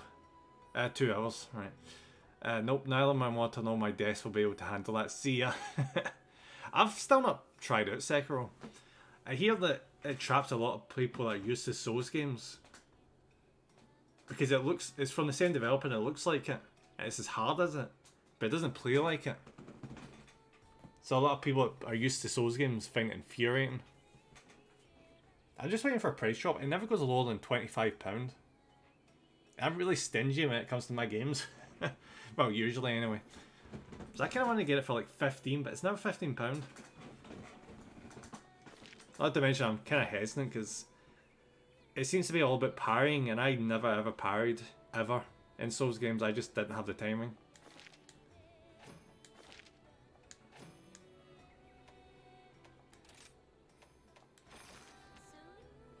The premise is pretty cool, and the revive mechanic makes it a lot easier to play, I suspect. But really, I'm not a friend of the genre, or rather it's the wrong genre for me. Yeah, a lot of people seem to bounce off the genre. Like, I've heard a lot of people that tried to get into Elden Ring, but they figured it was going to be like a regular kind of action game, like action RPG game. But they found it too hard because, you know, Souls-like, or I guess you could call it a Souls game. It's the kind of game where you need to like condition yourself in a way. Because when I first picked up Dark Souls, I hated it. I'm not gonna lie, I freaking hated it because I didn't get why it was as hard as it was. It just did not feel fair. So I put it down and didn't touch it for like a month. And then I got like the special edition of it because for some reason like, this shop I bought it from only had special edition. You couldn't get standard edition. So I left it sitting there for a month. Looked at the box. It came in the special edition box. I'm like, I am not letting this game beat me. I am not letting this beat me. I can't even talk. I paid money for this game. I'm not gonna give up here. So I basically just tanked it and just eventually just get used to the mechanics. I shall not accept defeat. Yeah, defeat is infuriating. I hate that. Especially when you pay for something. Like there's something unique about like you've invested your time and money into something. The idea of just throwing it away is just nah. It's just not acceptable. Alright, what should I do here? Fire Lantern or Unique Mushroom? I think I'll go Fire Lantern because I don't know what the hell that is. That's what also made the earlier games of this hard as shit. Because they would send you out to go find something and you would have no idea what it was. So you had to go through every single collection point in a level and hope that the thing you found was what you're looking for. Oh, that brings back memories. That brings back memories of pain. Where I would go into a level and you would realise, oh, I need to use a specific pick. Or it's not going to give me that item. Thanks for telling me, game. Thank you. Oh my god, like that was bad back then. That was the only way you would be able to mine in the previous games. You had to like get like picks and different types of picks, and it would break after like 3 hits on the mine. And then to collect the insects, you need like insect nets. Oh, this game is so much simpler. And I thank it for it, honestly. Like, this isn't one of these instances where I'm like elitist. This is the kind of instance where I'm like, I'm thankful that they made this easier. Because having to go back to base and carry about pickaxes and shit was really annoying.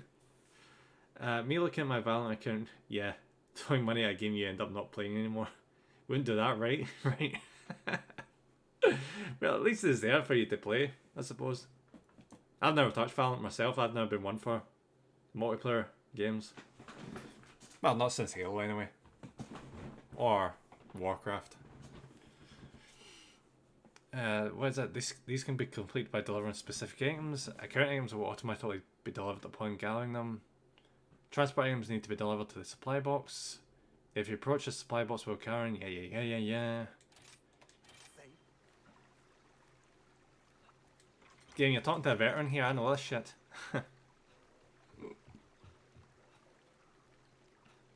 Alright, so apparently something is up here. And run. You gotta wonder if that's like something you could do in real life. You see like some like films and things about ninjas running up vertical walls. I wonder if you had like a really good run at it and you had good footmanship, you could do something like that. You know, because goats can manage that shit, why can't we? Well, no, I'm throwing money at League of Legends. Riot Games has me in their grip, man. I tried League of Legends, I really tried. But I went into the tutorial where it's not even competitive, it's not even rank based. And I was getting bitched out by this guy. And it was just practice. That's all it was just practice before you got into the game. I didn't know what the hell I was doing. I was just like running down the middle lane. I didn't know how you got stronger or anything. And I was getting shouted at in chat. So I was, well, I think I was about an hour into the game. And I was like, yep, enough of that. This is what it's like in practice mode. I'm not going through the rest of this. I'm playing games to relax, god damn it.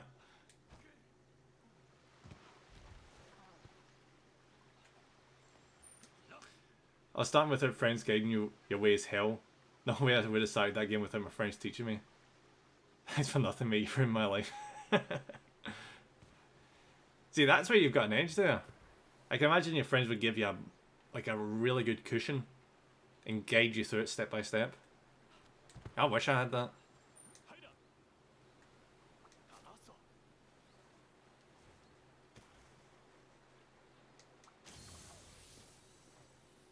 Alright, there we go. There's the next one. Well, considering how much I've heard how toxic League of Legends can be even when your team's doing well. Yeah, I'm kind of glad I skipped that one.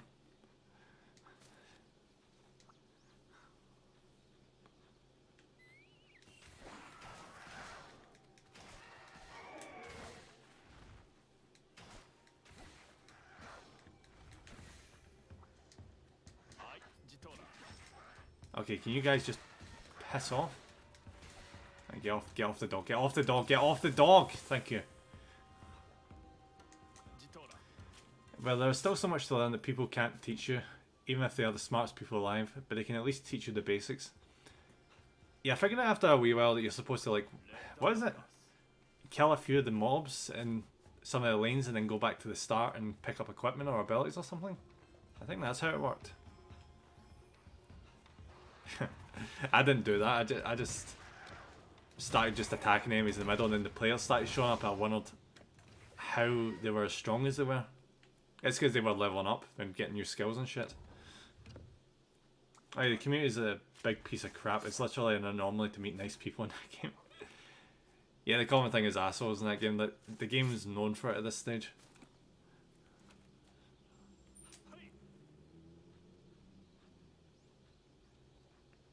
You think when your game becomes known for being full of a bunch of assholes, the community, I can't even say the word, the community would try and be better to like attract new players, but nope, they're not like that in the slightest. Nope.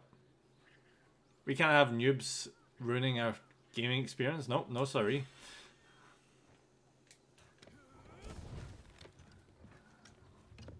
Now, what the hell is this? Why is there like 3 of these things? The fuck it. Okay. Okay. This is new.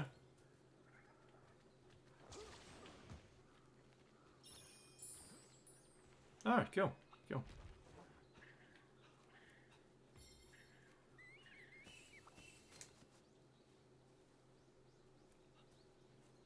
So how many of these do we... Alright, so we just need 2 more of these. And that's enough.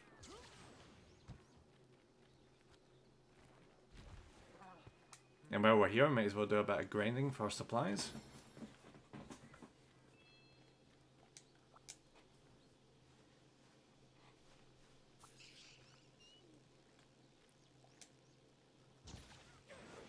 Oh! Alright, where's this taking us?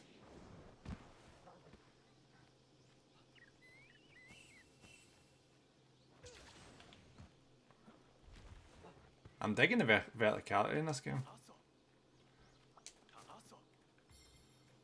Now, the community hates new players even if the older players are literally abysmal at the game. They will trash you with everything their whole dictionary of slurs has in store. I also hear they like dox you and shit as well. Like that rabid, they're like, oh, I hate this person to the core of my being. How dare they ruin this experience for me? And they'll like DDoS attack them and shit. I don't know if that's just like just hearsay. I don't think it is.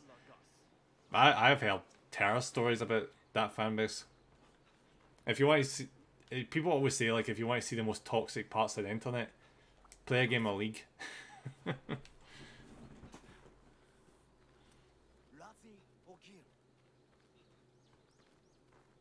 Oh, my stamina is getting absolutely wrecked right now.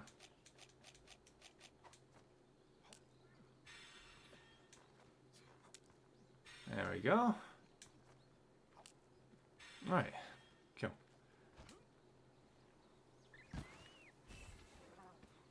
Oh, nice. There's some mining. Thank you very much. Let's head over there, see what we get. There we go.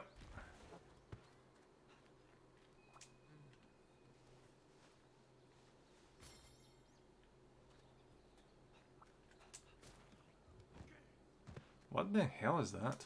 Fire beetle? Hmm.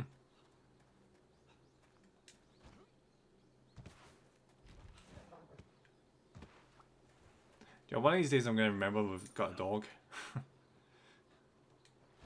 And one of these days I'm going to remember how to freaking jump with it as well. Problem is I want to go to Korea for my semester studying abroad. I hear Korea is really, really great to go to. And almost everyone in Korea apparently speaks perfect English as well. So there's no language problems. And they're also really nice. I was watching a YouTuber recently who said that they went on holiday to Korea. And they were filming a vlog video at a market. And all the people at the market, you know, older people, were telling them how to get the best angles and things and showing off the food.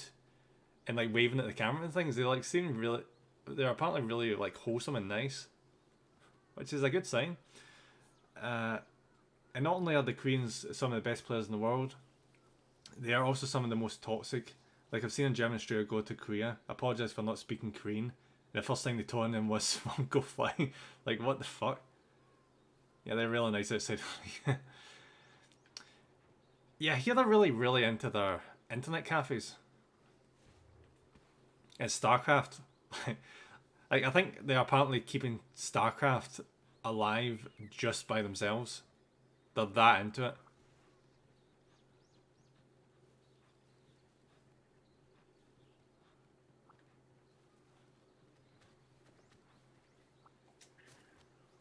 Alright, the last one shoot there it is. Done.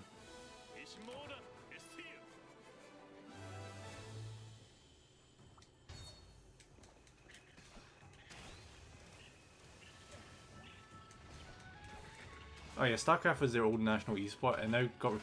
Oh, did it? But it's still pretty popular as far as I know.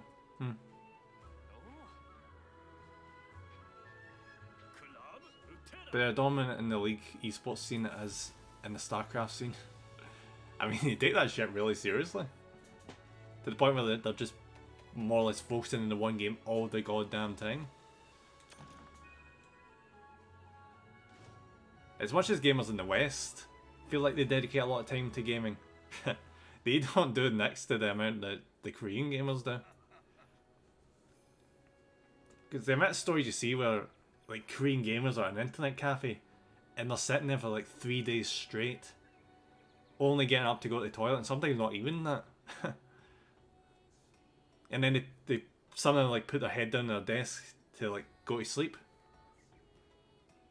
And some of them don't get back up again.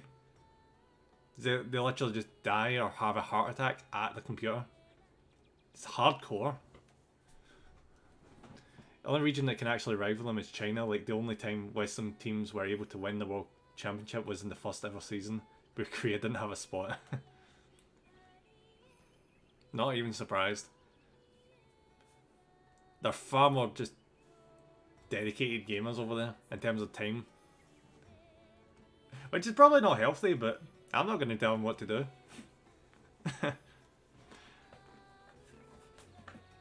skill gap is actually insane. I remember when I played Splatoon ages ago, you always used to be really happy when you got a Japanese player in your team. Because you knew they would be really, really good. It got to the point where I think I was one of the only English players in a match because everyone in the opposing team and my team was Japanese. They really should have sorted that. They should have like region locked like the matches or something like that, because the Japanese players were just far too good. Yes, we got the Smurf, not them. Exactly. And Emma, Yomogi over in the tea shop has been looking for you. She seemed upset over something. Go and check on her. Alright, let's go see what this is. Oh, there's a map. Yomogi. Where is Yomogi? I don't even remember tea shop. Was that a tea shop? This? No. Where's this goddamn tea shop?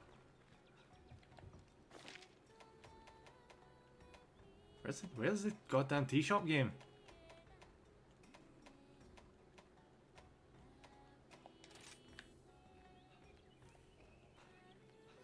Ah, there it is. There it is. Hi, Yomogi. Nemra, have you heard? Have you heard the terrible news? It's a real emergency. Oh, Ori, I think we got our first urgent quest. I bit my tongue. Ow. Alright, the news. A great Izuchi. Here we go, here we go. It's tearing up the shrine ruins. It's absolute carnage. Oh, slight exaggeration, but there really is a great Izuchi. It's part of this stupid monster butt right in our main trade route. Please, you gotta get rid of it. If you don't, my supply of dango ingredients won't get delivered. Alright, so here's our first real test, guys. And by test, I mean it's a pseudo big monster.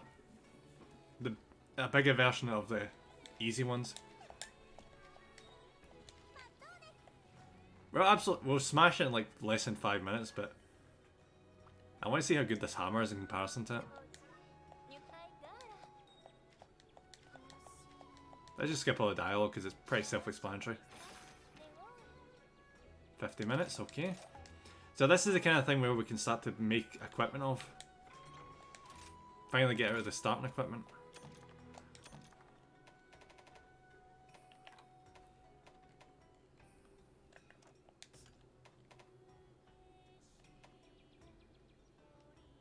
Actually, speaking of which,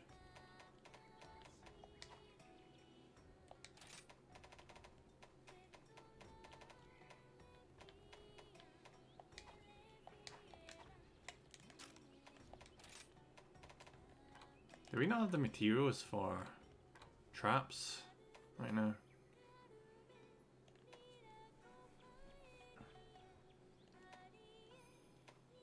I feel like we've came across Thunderbugs.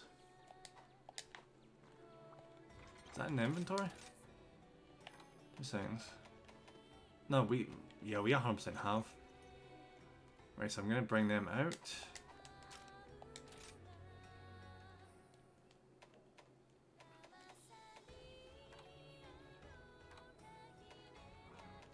Okay. Alright, so we can make a shock trap. I want to make some trank bombs, so sleep herbs and parashrooms. Did we get any sleep herbs and parashrooms?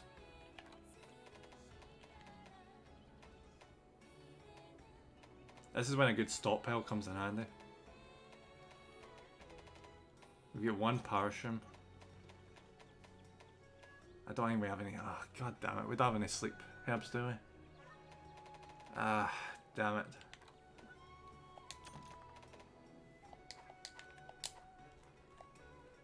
No matter, we'll just know what to look out for in the future. Where's the shop around here? Is it this? There's usually one shop you can go to and buy like random supplies.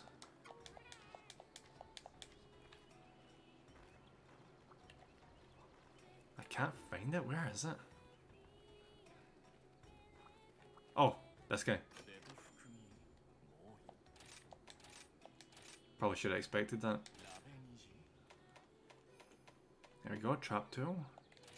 3 of these. No, we can only get 2, okay. By the end of the game, you'll become well acquainted with this guy, because this is the kind of guy you go to for like barrels and things you need to make, explosive barrel bombs and shit. And you'll be using them a lot further in the game. Because the trick is like to try and put the monster to sleep or sneak up in it when it's asleep.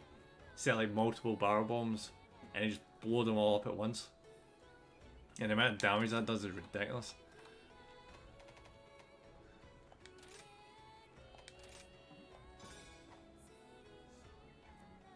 Oh, it's only gonna let me have... Okay.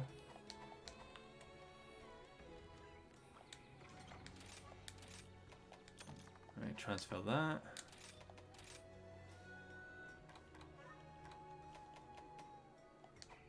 Son of a...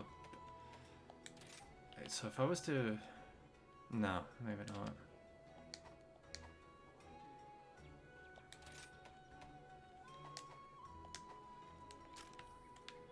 So wait, can I not like have multiple of them sitting there? Oh wait, no, there we go, there we go.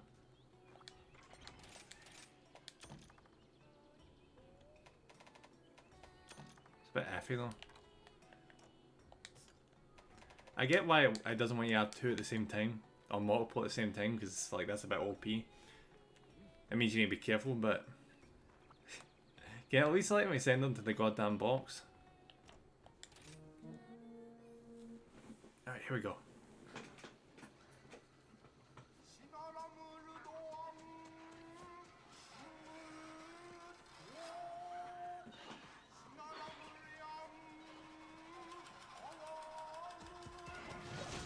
There it is.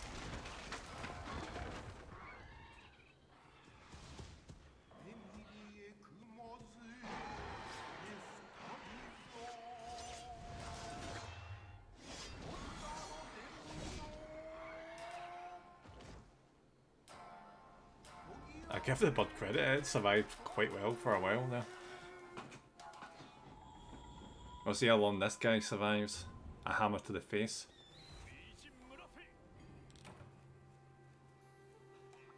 $50 is more than enough for this.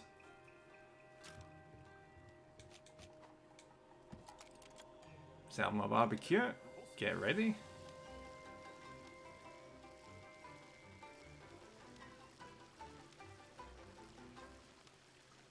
Ah, shit, I was not paying attention there.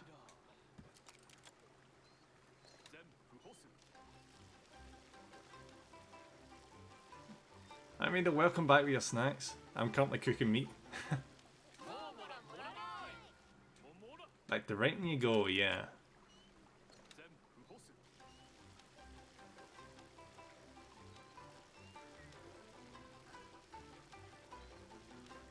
There it is.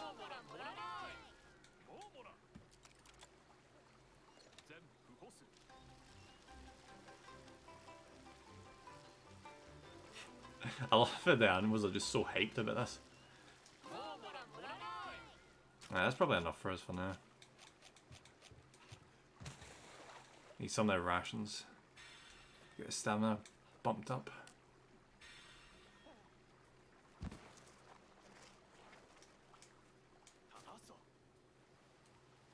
I'm starting to get used to this, like, zipline thing.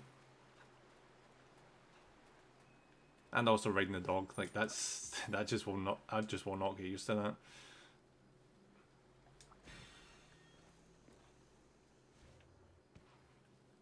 I think they kind of messed up with that because they changed the jump button between our character and the dog. So whenever I go to jump, I press the regular jump button.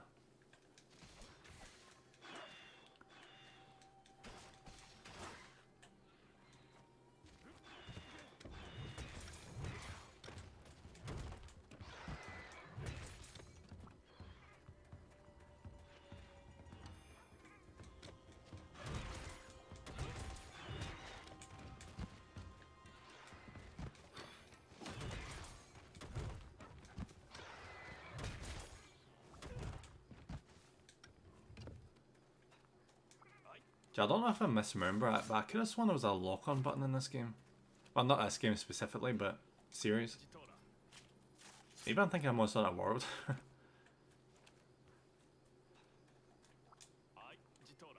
I really must thank the developers for letting you know the approximate location of where the monster is. Because it used to be you would have to go through every area of the map basically to try and hunt it down, and then mark it with a paintball. Then only then could you track it. So this knowing where it is immediately is very helpful. It kind of detracts for the whole hunting aspect of it, but sometimes that could be really frustrating. Before, oh, you can log on. You can lock on now.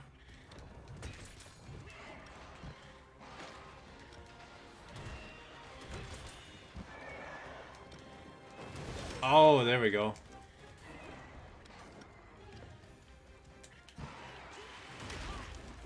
Alright, this is going to take some getting used to.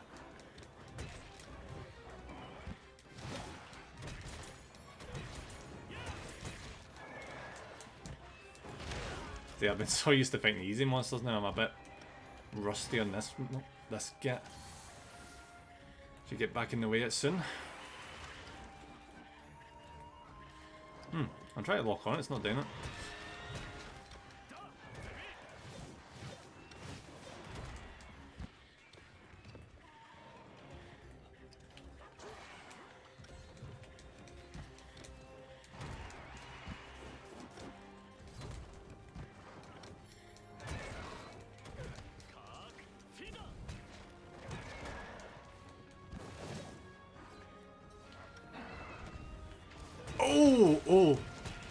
Oh, that's a handy one.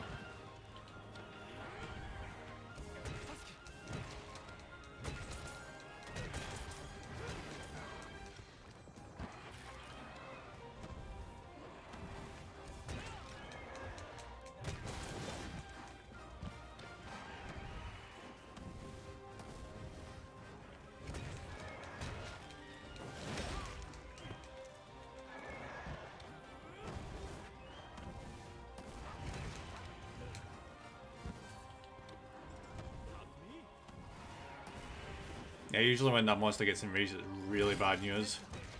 Because their attack power increases so much, same with the attack speed.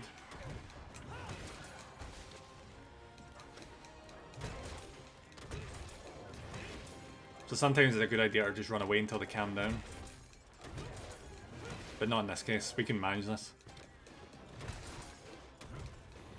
There'll 100% be monsters later on we'll be doing that with, because like freaking Devil Joe in the old games, he was just ridiculous.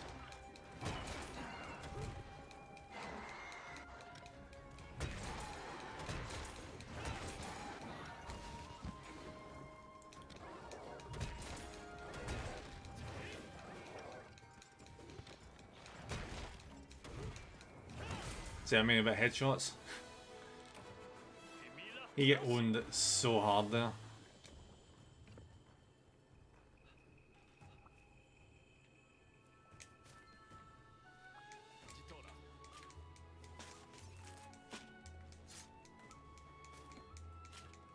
Another thing also to consider.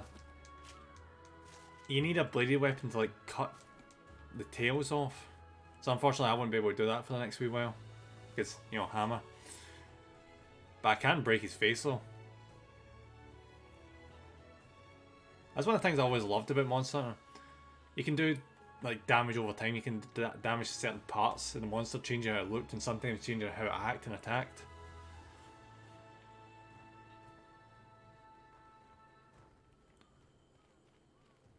Any of the dead Jaggies around here, have they disappeared? Yeah, I think they might have disappeared.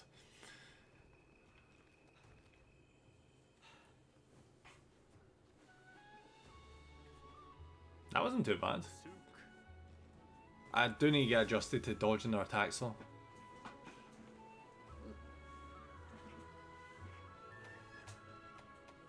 Yeah, I even get additional parts because... yeah, I broke parts. So I actually managed to get his tail, even though I didn't break its tail.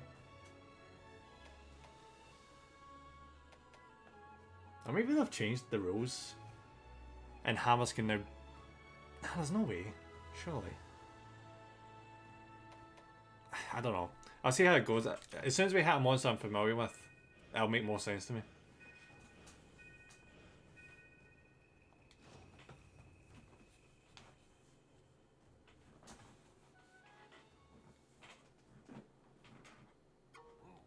Can't say I've seen anyone put more enthusiasm into hunting a great Uzuchi.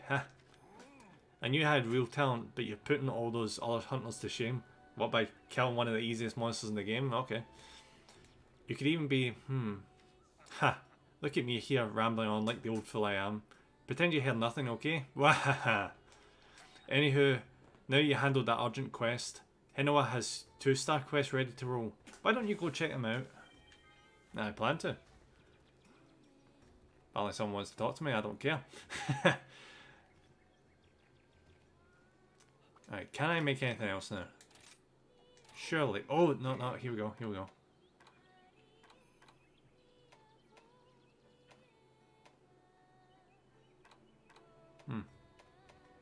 Oh, there we go.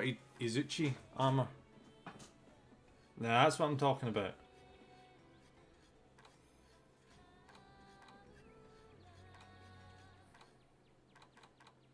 John, just for a change of pace, let's actually use this.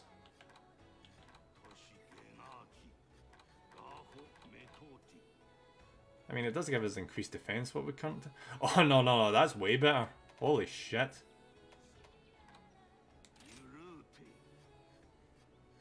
You receive the fallen scraps. Okay.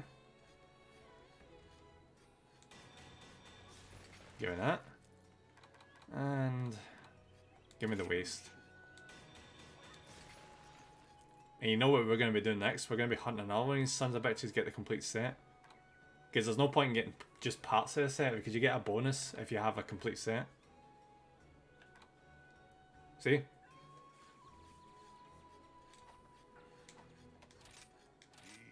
Speaking of upgrades as well, is there any like new ones for it? Ah, right, okay.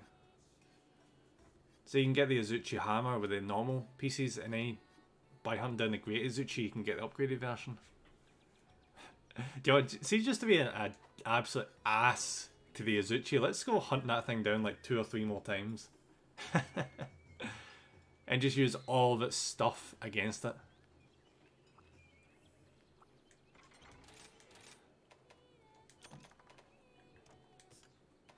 I need to go out there and get some more meat again, don't I? Yeah.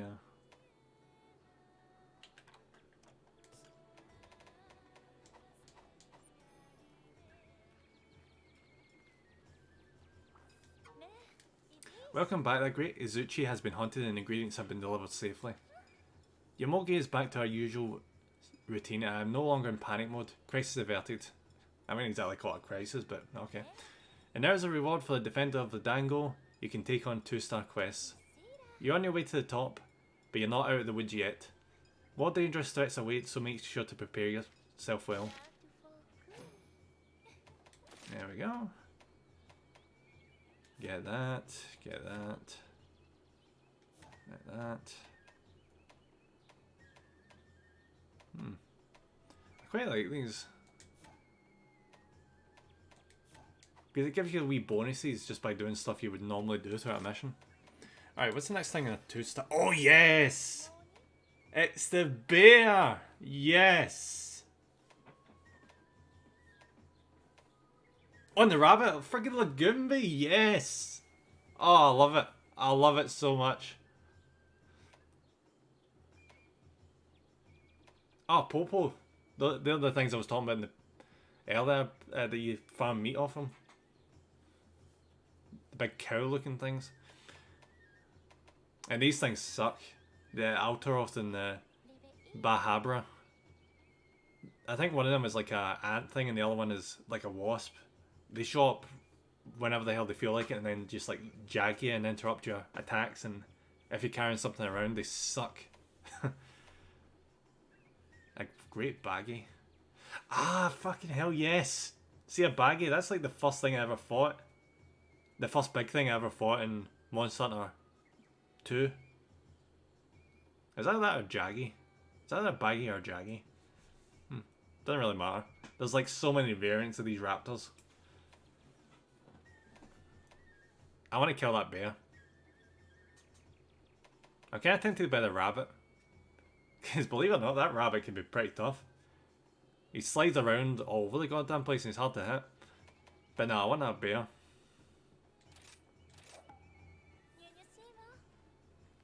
As you'd probably expect. the bear does this thing where it tracks down honey to eat. And if you find it eating honey, it's distracted.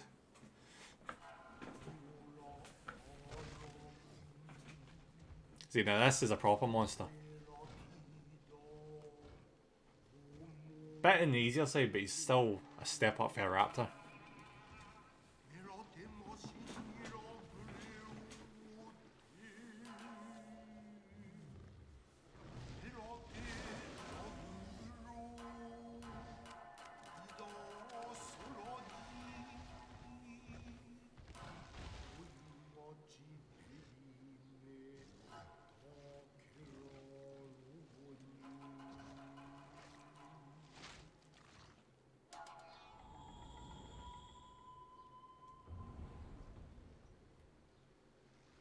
I wonder how you lock on again. Because I tried locking on Ella and it just wouldn't work. I feel that might end up being a problem.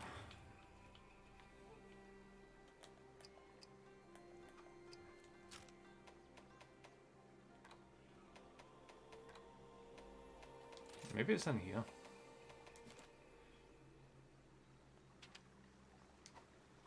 Oh, should I be taking pictures of these things?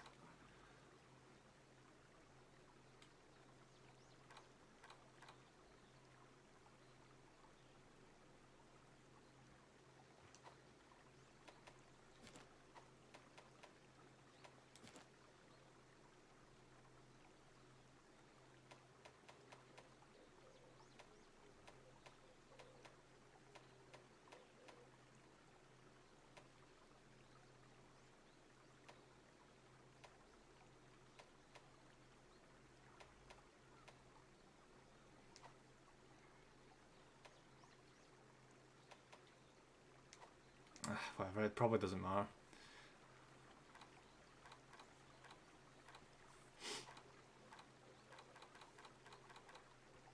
Alright, yeah, let's break out the camera. Gotta make sure I use it this time.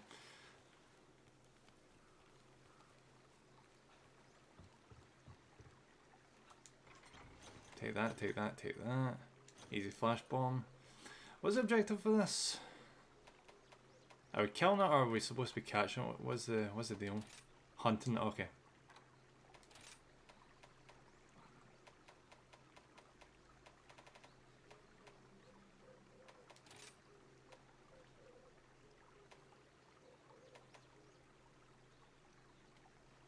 Inside the camera type that suits your hunting style in the options menu.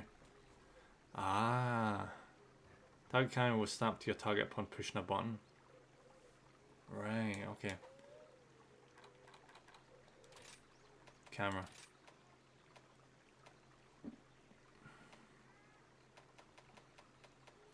See, the old one used to do the target snap thing. You never used to get an option. As soon as the enemy monster showed up in the arena, you couldn't move the camera. It always kept it locked onto the boss monster.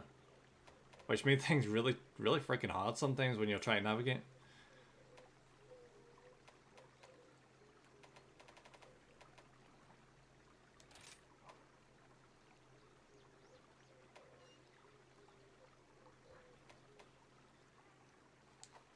Yeah, Joe, I'll just stick with the focus camera. Oh, the Great Draggy's here as well. So if we've got time, I might go and hunt that son of a bitch as well.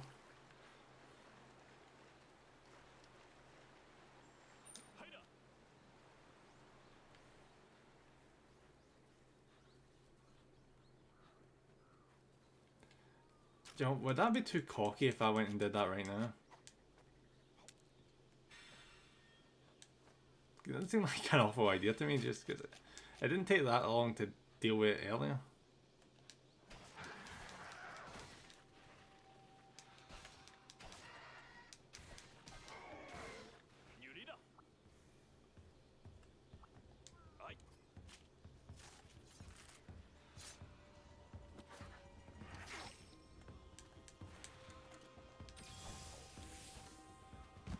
Ah, god damn you running away.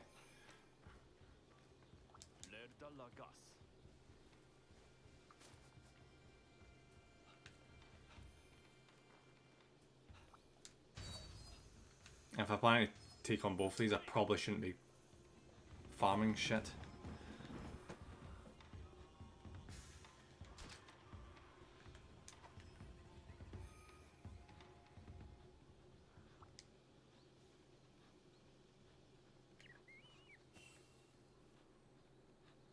Alright, there we go, there's some food. I need food.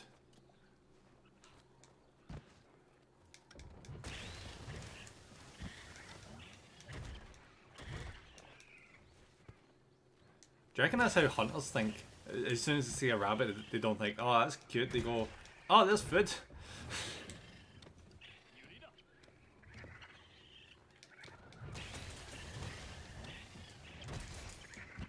So it's kind of messed up. See, when you find out how the most efficient way is to skin a rabbit, it's really fucked.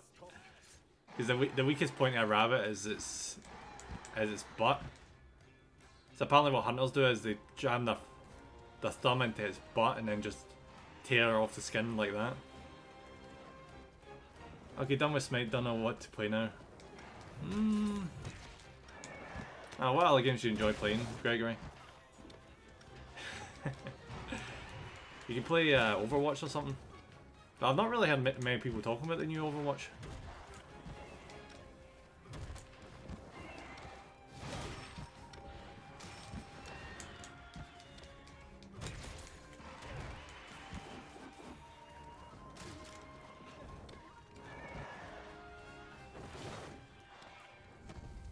I could bother Overwatch after a couple of games. You and me too.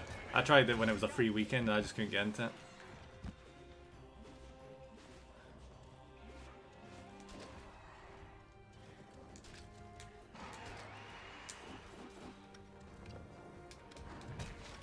Might play Blood Hunt. I have never heard of Blood Hunt.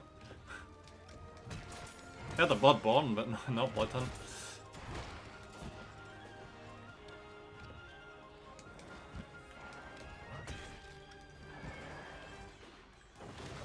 Let's go.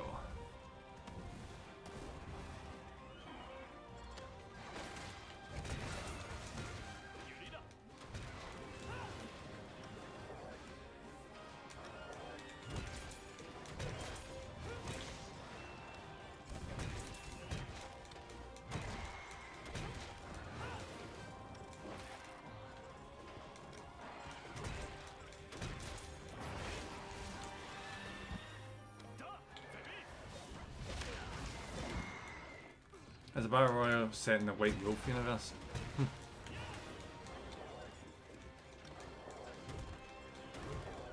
Okay, I just completely missed all the hits, son of a bitch.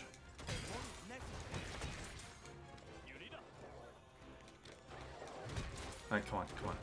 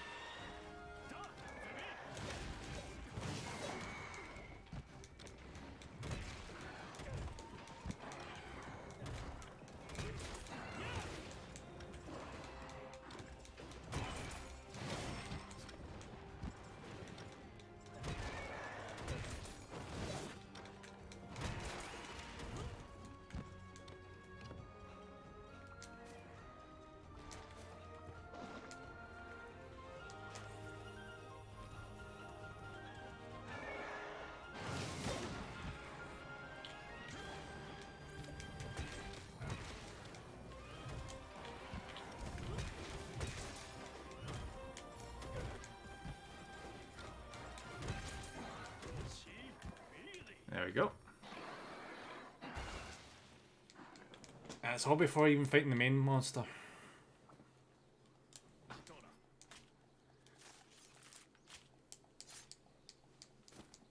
Yeah, I've never heard of the White Wolf universe.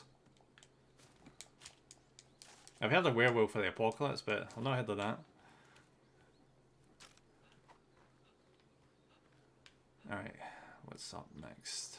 Probably better sharpening the weapon.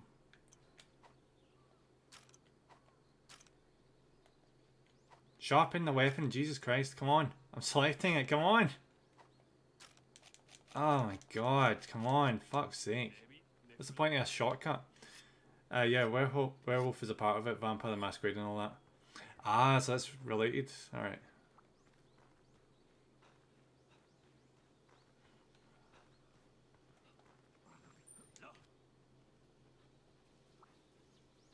I keep meaning to play through Vampire the Masquerade. I've gotten sitting there with the unofficial patch installed and everything, but I've just not touched it yet. And I've heard horrible things about the Werewolf of the Apocalypse game. Like, it's just incredibly generic and just not worth it.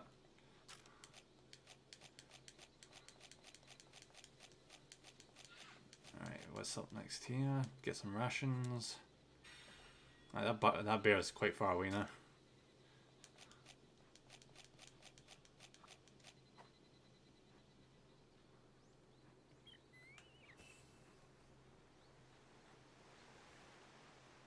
Bloodlines is great. Yeah, that's what I've heard. Even though it's kind of like incomplete in a way. I've heard nothing but good things about Vampire the Masquerade.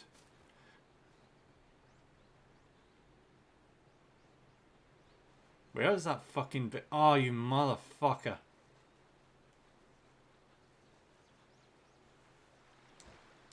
Can I get up here? Oh, it seems I can.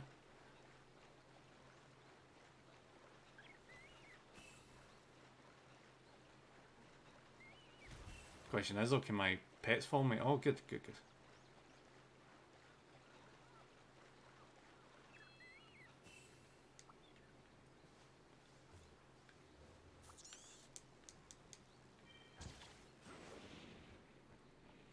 Okay, that was a mistake.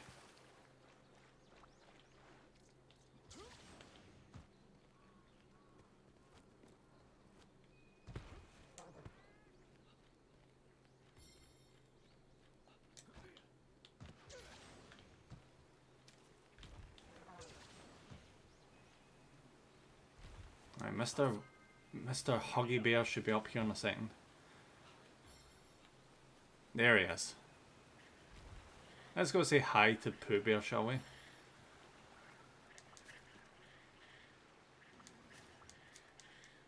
Oh, he dropped off a part himself. Hello, Mr. Bear.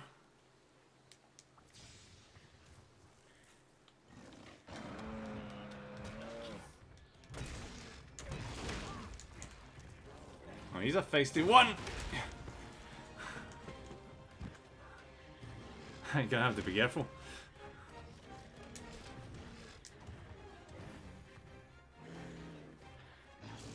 Right, just learn his attack pattern.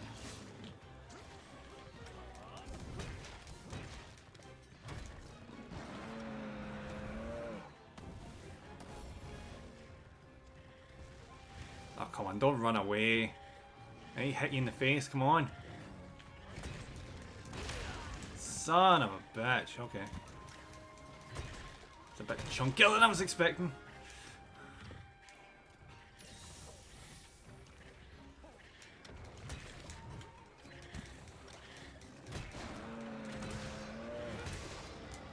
Oh, he staggered. I think I broke part of his back.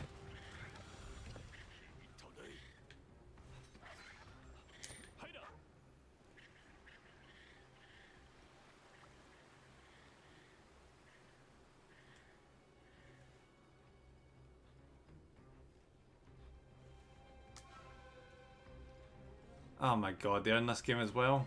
Fuck me, okay.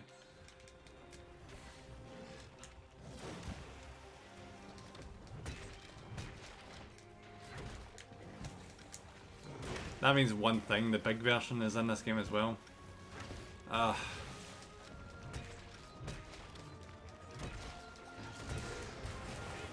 Jesus. This hammer is wrecking his shit.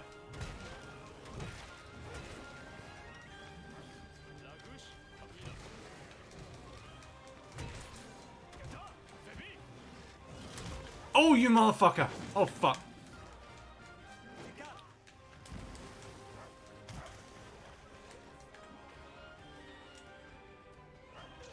He stole my honey!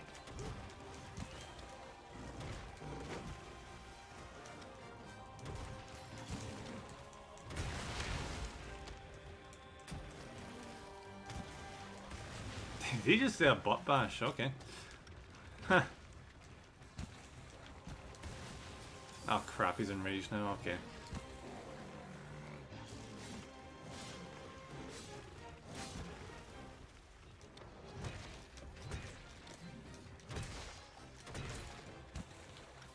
Just need to hope I can break the rest of these body parts. So we can get a high bonus in the parts we get at the end of this. Come on, break his back. Yes!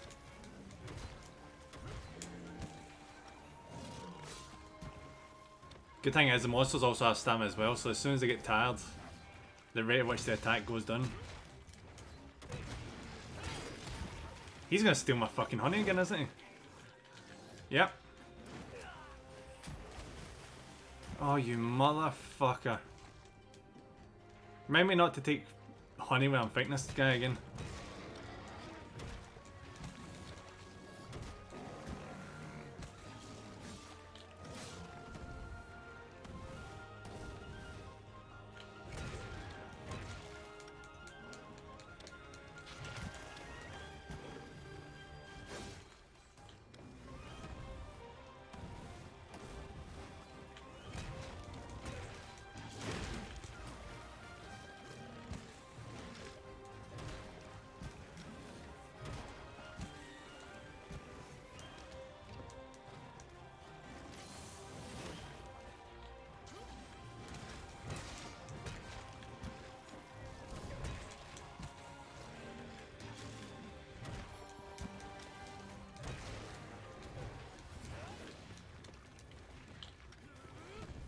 Oh, he's running. He's running.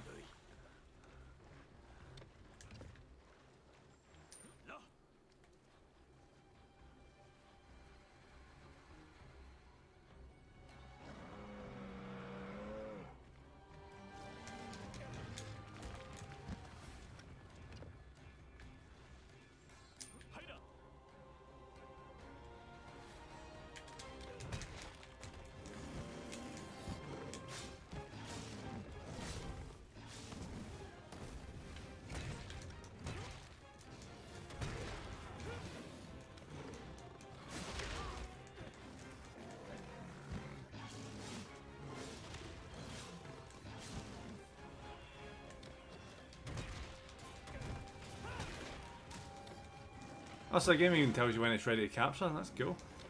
In the past, you had to look for wee hints.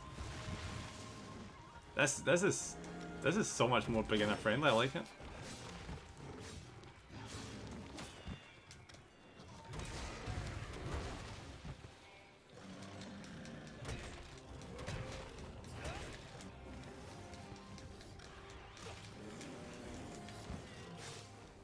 You say that we get knocked me down there. That's what you need to look out for when you're trying to land like really good blows.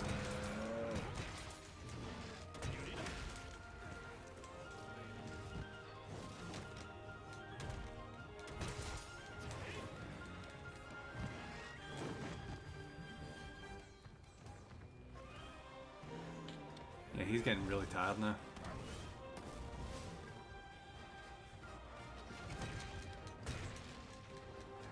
Oh, you motherfucker. That was sneaky.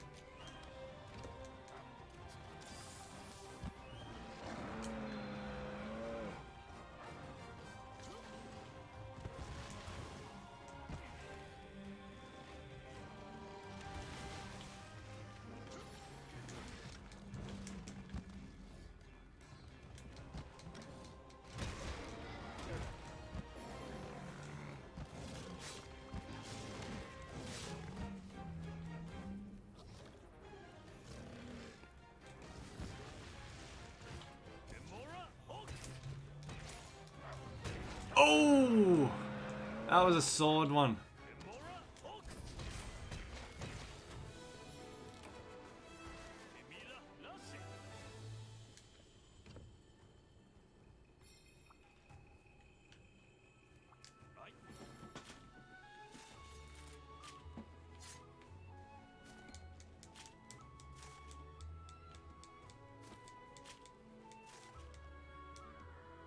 Yeah, see, anyone who says this isn't a good Monster Hunter game, I don't know what the hell they're talking about. This is pretty good so far.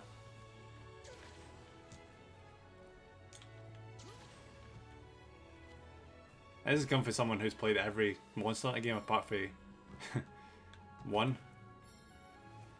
And Stories too, because those games are shit.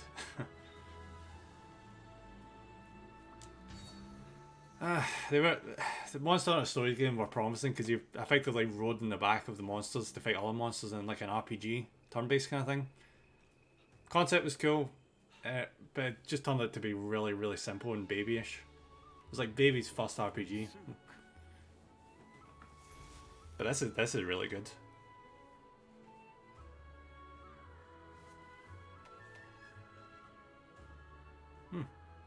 I thought we'd get more broken parts off him.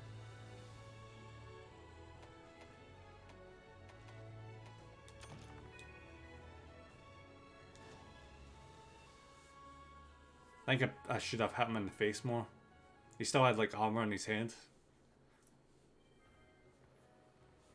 I need to get a better hammer, I think.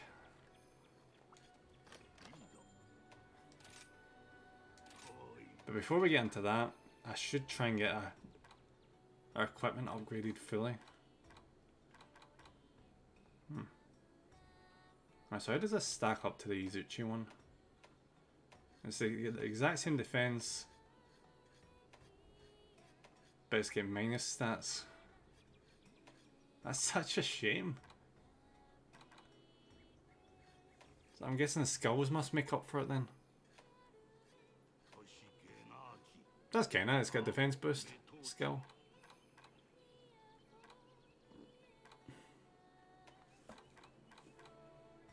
But now let's work on finishing the Izuchi one. There we go. Alright, hammer. Hammer time.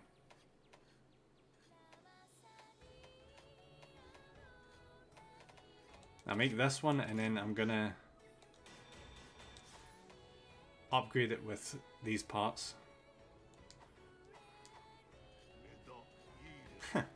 Okay, looks completely different now.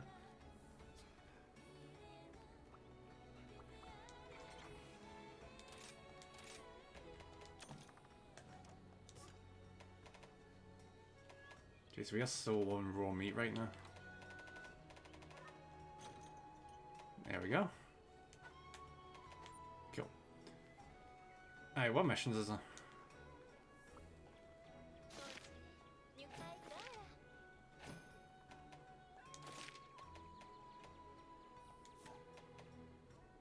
How do you even raid wyverns in this? So I imagine that will give me a super good edge, but I don't know what the fuck it involves.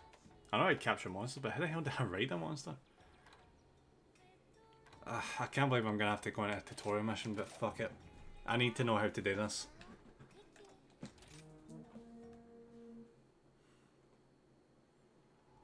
Oh, at least we don't have to travel anywhere else in the arena. Cool.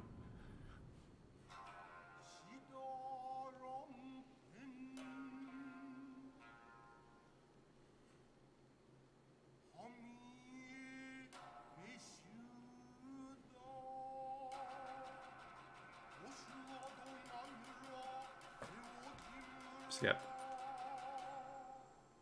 I appreciate this build up, it's just a training mission. Hey there, Ace. Came here to learn about wyvern riding, huh? Awesome. Well, I'm happy to show you how. Okay, let's start off with the basics. Wyvern riding is a gnarly technique that uses iron silk to bend a monster to your will. Iron silk? Okay. Well, wyvern riding, you can force the monster to attack other monsters, or even slam it into walls, dealing massive damage. Now, there are a few steps you've got to take to successfully hang 10 on a monster, and that's what we practice today. I remember this being a thing in 4. I can't remember how the hell you did it. It's probably different for... Oh wait, no, that's what it was. In 4 you had to like jump off of like a raised surface onto the monster, and that's how it kind of like latched on to the monster. You could bring it down like that. But I don't think it's like that in this game. So once you're good to go, head on down, okay. Right. Hold R1 and... Alright, so run at it. That with circle and triangle, okay. Well, wyvern riding, press square to dismount and launch the monster forward. The monster will take damage and topple over if it collides with a wall or an obstacle. If you launch the monster you're mounted on at another monster, you can force that monster into a mountable state, letting you hop on and take control. Also, you can like combo monster mounting. Attacking other monsters while wyvern riding fills your wyvern riding gauge. Well, when it has been completely filled, you can unleash a monster Punisher. However, once the gauge is full, it will begin to diminish until it is empty. So make sure you pull off that mounted Punisher before it finishes up. The Wyvern riding timer shows how long you can stay mounted. The timer will tick down as time passes or if you're attacked by other monsters. Once time is up, you'll be bucked off your mount, so try to execute a mounted punch or launch the launch before then. Attacks and flinches while Wyvern riding can be cancelled by pressing X. This consumes Wirebug gauge. Execute and evade and emergency evade commands just as you're attacked by another monster will stun it, allowing you to shrug off an attack. The text attacks available while Wyvern riding differ for each monster. Using different combinations of triangle and circle as well as left analog stick will open up new attacks. Right, okay. But how does that...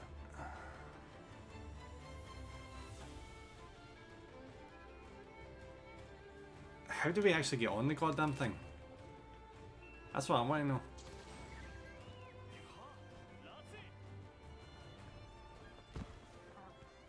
Jeez, he got down here fast. You ready to ride, Ace? Here's a rundown. First, in order to Wyvern ride, you'll need to get a monster into a mountable state. There are lots of ways to accomplish this, but first let me give the old Wirebug Silkbind method a shot. If you keep attacking a monster using Silkbind attacks, it'll eventually get all tangled up and become... Oh, cool. Which is kind of weird, because I could swear I've been using those attacks on the monster. Okay. Since you'll be using a Wirebug for this, it'll consume your Wirebug gauge. Just like wire dashing, mind your gauge. Silkbind works differently with each weapon type, so try them all out. You want to take a sec to practice. Let me know when you've had your fill. Variety of attacks can be performed by using the extraordinary creature that is a Wirebug. Perform rapid aerial maneuvers with Wire Dash, or whip out weapon specific gambits with Silkbind, or regain composure with Wirefall. What is Wirefall? An exhausted Wirebug gauge will recover over time and can be used again. The degree of consumption and time needed to recover vary for each action. Capture a wild, yeah. Yeah, we've already seen these.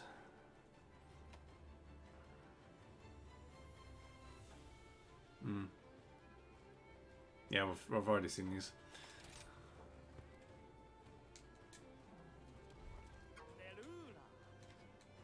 Alright then, next up, it's time to practice using our most excellent endemic life form, the Puppet Spider.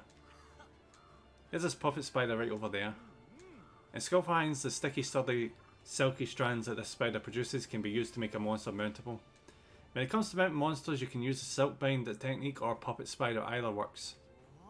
Approach a mountable monster and attack or press circle with your weapon sheathed. Oh, so your weapon has to be sheathed, right, okay.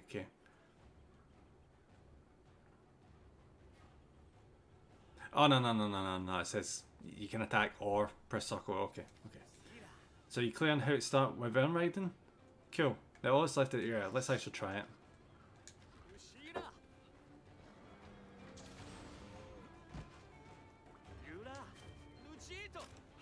I kinda don't want to use the Puppet Spider because that feels like a waste, you know?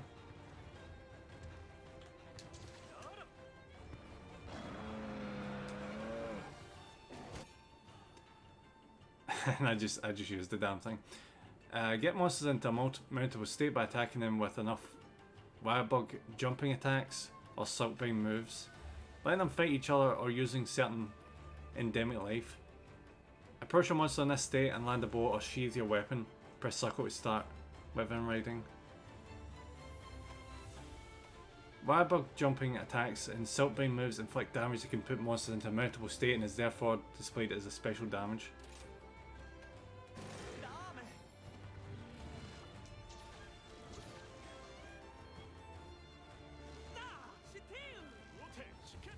Oh.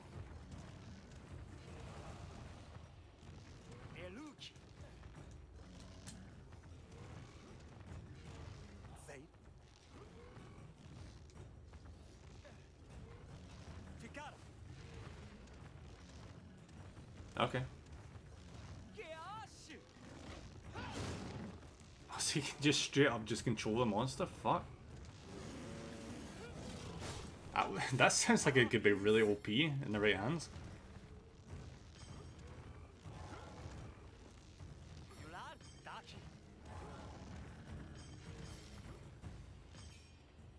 Pressing square launches the monster you've mounted, sending it hurtling into obstacles, inflicting serious damage and toppling it over.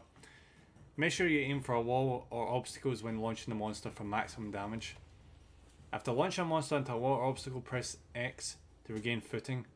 This consumes Wirebug gauge. Using the launch monster again in this state, if timed properly, will repeatedly send the monster crashing into a world of hurt.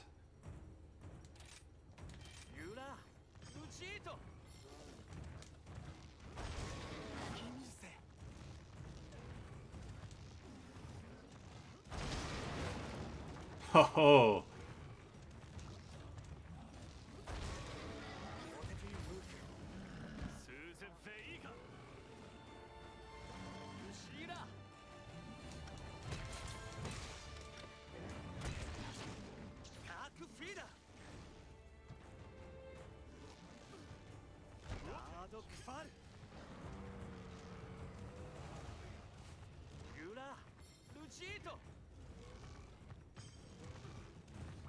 Where's the other one? There it is.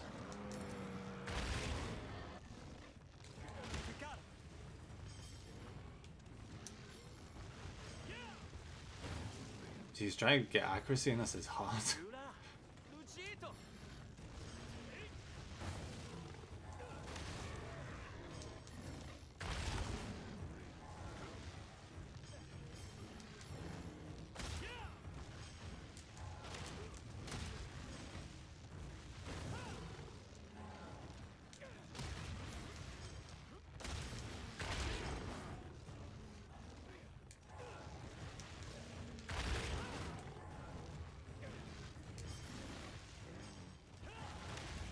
Jeez, who needs the other Monster Hunter storage games when you can do this shit? Oh, I can't wait. See when we start getting like the bigger monsters. Just making them all fight each other. Once your weapon rig gauge is full, press triangle and circle to perform a devastating mounted puncher. Smooth is only available for a limited time. Yeah. While mounted puncher is available, you can use triangle and circle attacks to topple monsters without fail. So it's like a rage meter thing. When fighting fast, evasive monsters, top them first to ensure that you able to land the coup de grace.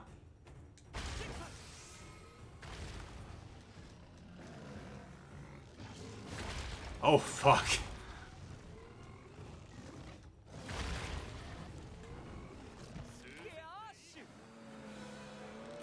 I'm gonna have to keep track of that. That is incredible.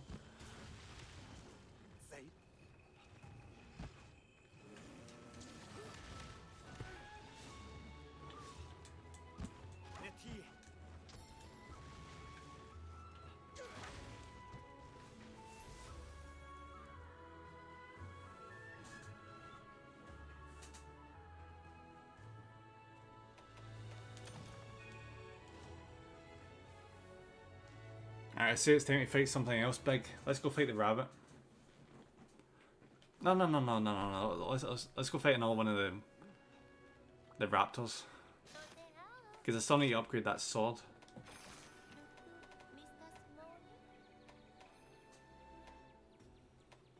Not sword, the hammer. Yeah.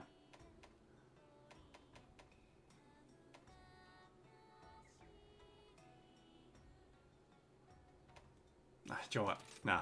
I'm gonna go after the rabbit and hope that one of them is gonna show up.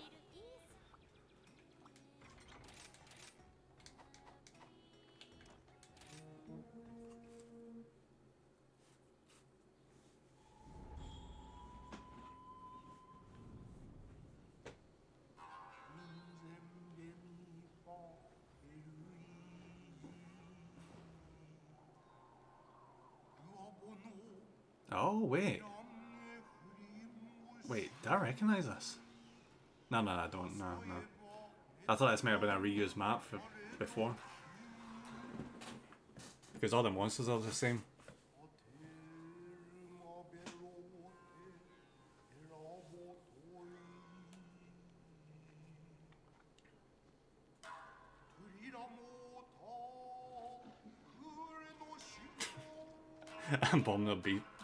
Abominable beast and it's a freaking rabbit. Or here.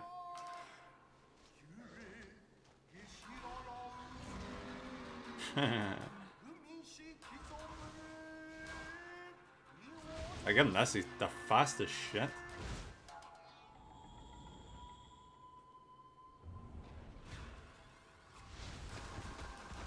There goes the cameraman.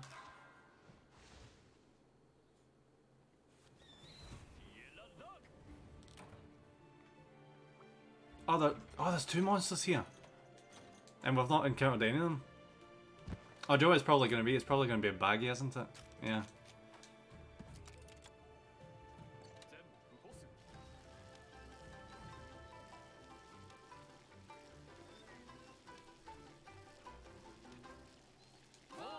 So I might actually be able to get a baggy and a Lagumbi in this hunt.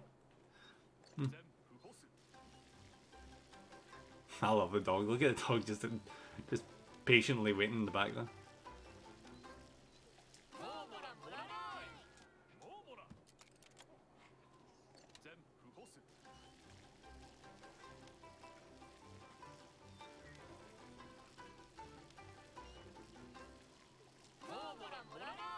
Alright, this is maxed out.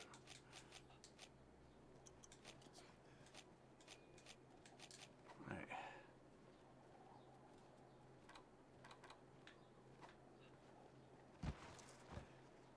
So I'm guessing we don't need to use like warm potions anymore, because in this kind of map you would need to before.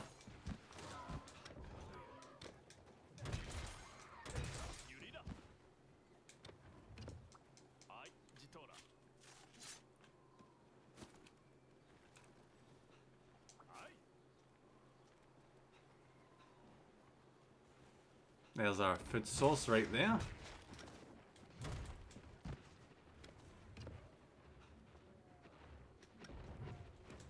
Oh, he's run out. Oh, he's disappearing, isn't he? Yep. Oh, that's such bullshit cheating. That's cheating. That's cheating, game. Come on.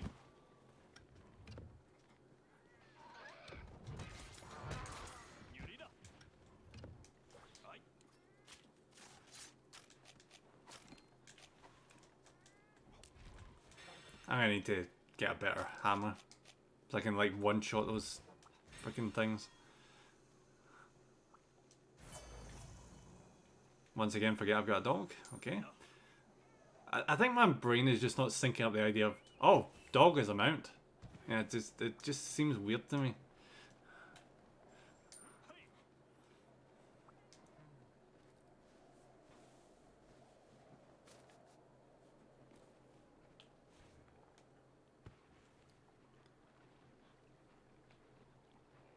Alright, wherever this is, it's pretty nearby.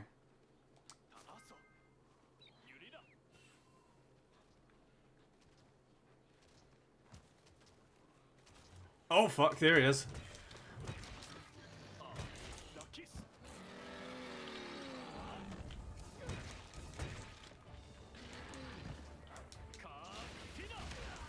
Oh, there we go. Shit.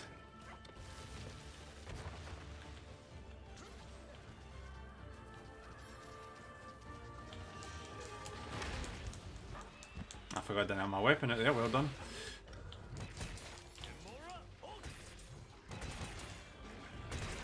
Oh, right in the face.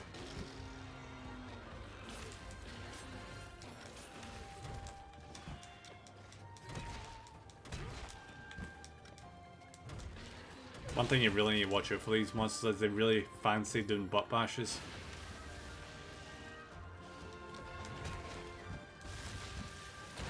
Yeah, see?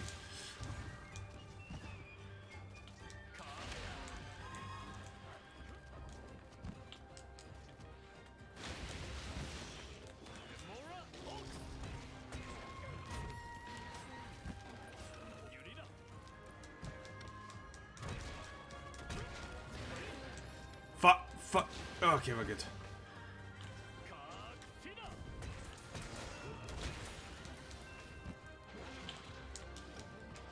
Is that dog banging on his ass?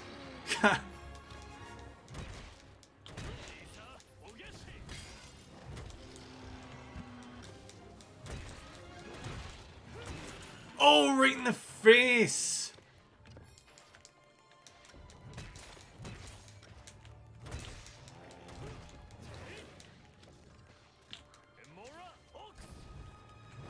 I just completely missed it. Well done. Why am I the wrong way around? Oh, for fuck's sake.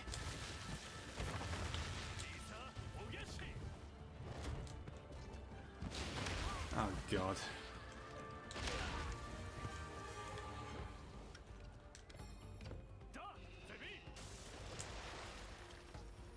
Bunny ain't messing around.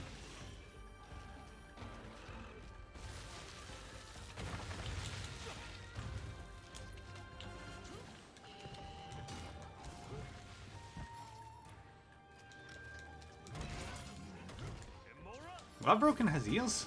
Fucking hell, yes.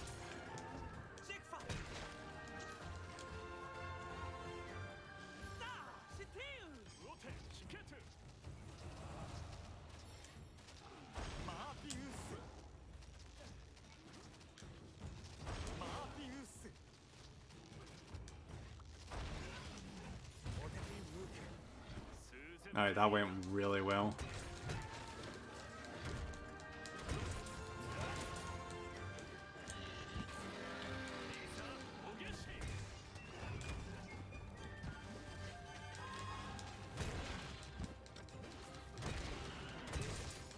Is he pinned to a spot because of that attack?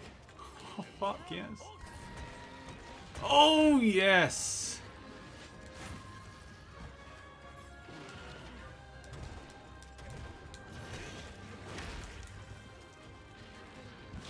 I'm not even bothered about missing it in Jaggy. This is going super well. Fuck.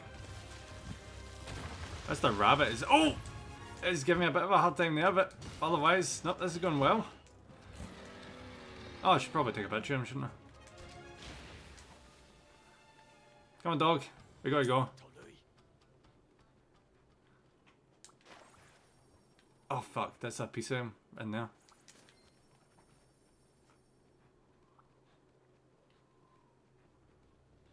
That rabbit is wrecked. I thought you'd give me more trouble than that.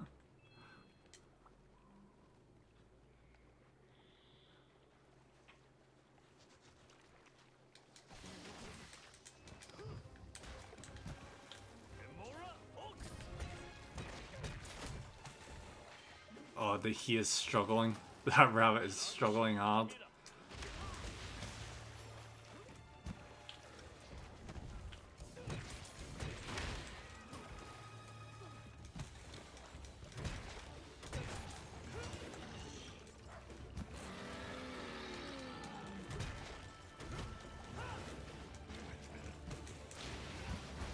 Oh, you see? Like, it's hard for him to even stay upright because he's that tired. Basically the reason why he ran away, because he knows he's losing.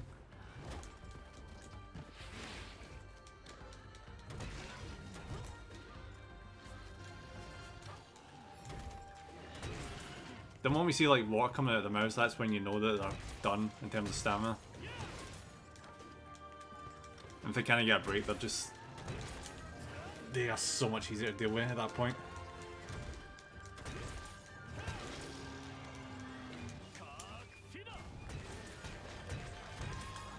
I'm really enjoying this hammer.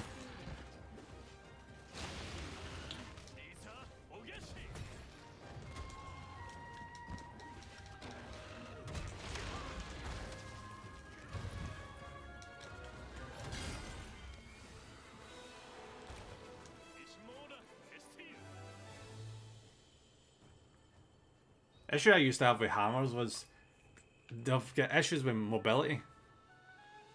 So like it makes you a really good target when the monster's fast. But see this thing where we're able to like zipline around the place?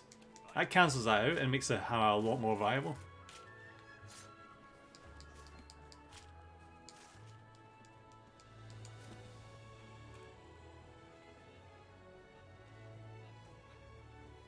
That was fun. I enjoyed that.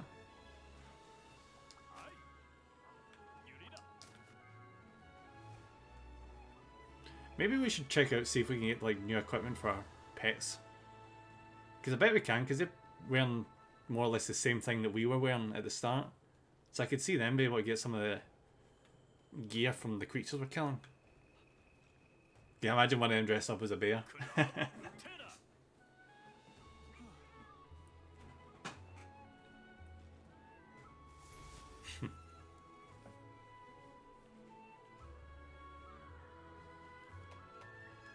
Ah, we got his ear.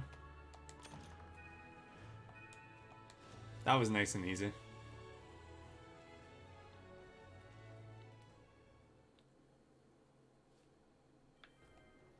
All these people want help, and I'm just like, nah.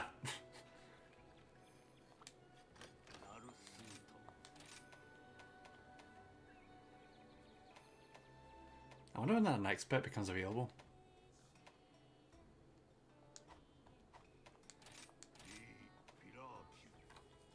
Alright, what's the whole deal with the Lagumbi armor?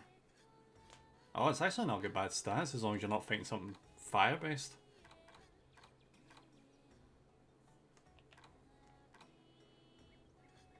Critical eye is quite a handy stat or skill. Alright, let's do it. Let's go into the forest and see if we can give armor to these guys.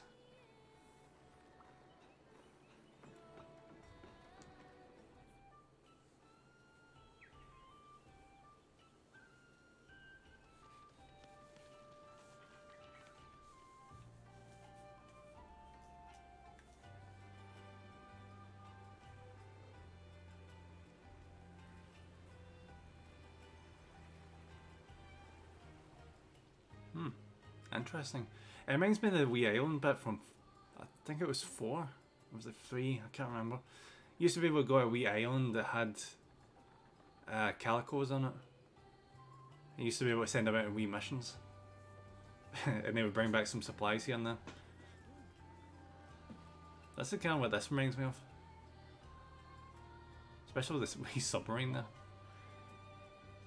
I love those wee cats, they're adorable.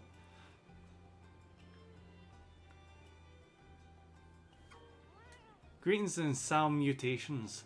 I'm sure B and I run the Buddy Plaza here. Welcome. Meow that you're a bona fide hunter. Allow me to welcome you to the Buddy Plaza. Buddy handler Iori will give you the rundown on all things Buddy. If you hire Buddy, you'll get a trusty battle companion to aid in all your hunting endeavours. Feline Chief, oh he looks cool. Kogashiri is top cat when it comes to managing the mercenaries. If you count on any buddies you have on standby to hunt for materials while you're hunting monsters. This ferry goes to the training area. What? Just because you're a hunter now doesn't mean you can start slacking on training. In Rundown, here's a trader from outside camera. Every good hunter needs a stock of good items. No matter how obscure, she'll probably have what you're looking for. You'll find the buddy board here where you can manage your buddies. There's more like it all over the village. Maybe you've already seen one? If you hire any buddies from Iori, you can manage them here. Anyway, every day, the buddies here work their tails off to get better and stronger. That's about all I've got for you. If you want to know more, you'll have to talk to everyone here. The area where all buddy related facilities are located is called the Buddy Plaza. Here you can hire and train buddies as well as obtain monster materials and a variety of other things. Everything here has to do with buddies, so hire one and look around. But how do can I not get equipment for these guys? Hey Nemra, I heard you're a camera hunter now, congratulations. Is this the Buddy Scout? Here you can hire trusty buddies who accompany you on your hunt, but I like my own ones. They're all great too and eager to join you out there in the field. Come by whenever you need something buddy related, okay? Okay.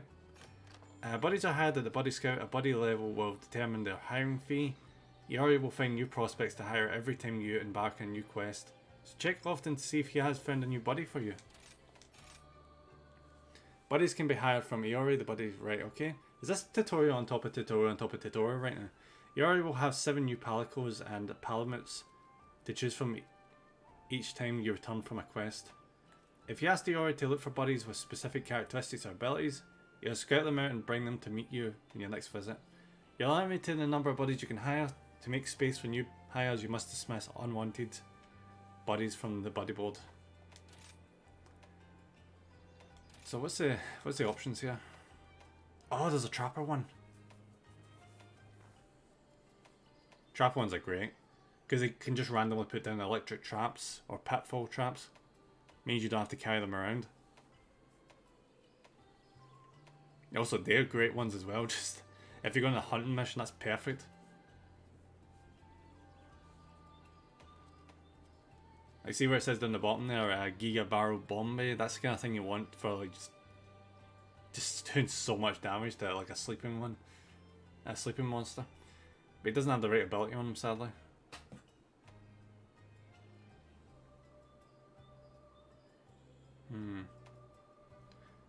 Alright, they don't have to. They don't seem to have the trap ability that I'm looking for.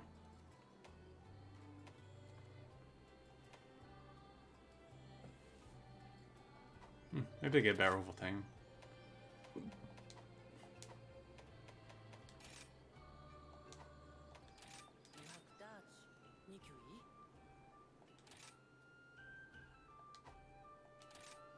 Ah, so I can scout one that's like a custom. It says a way of getting like the custom one you want. Okay. But can I just straight up just not get equipment? For these guys, are they just stuck as they are?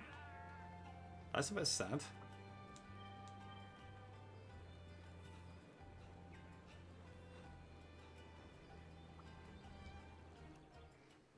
Alright, so what's the tutorials here for? I mean, I guess it's buddy related, but what tutorials do you need for buddies?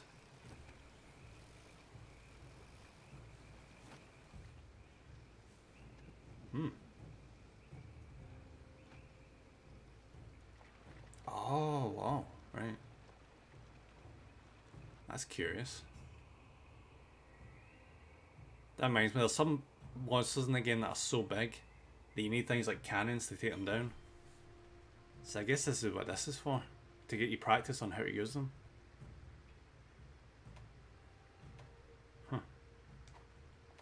That's cool. But nah, I don't need that right now. Not to mention I've already done that shit before in previous games, so I already know what I'm doing. Relatively, anyway.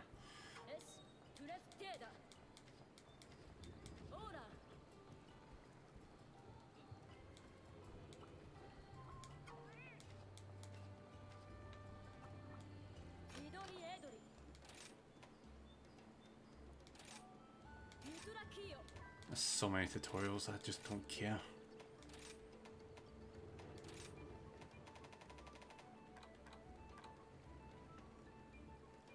That's quite handy though. So that's what I use those points for. Interesting.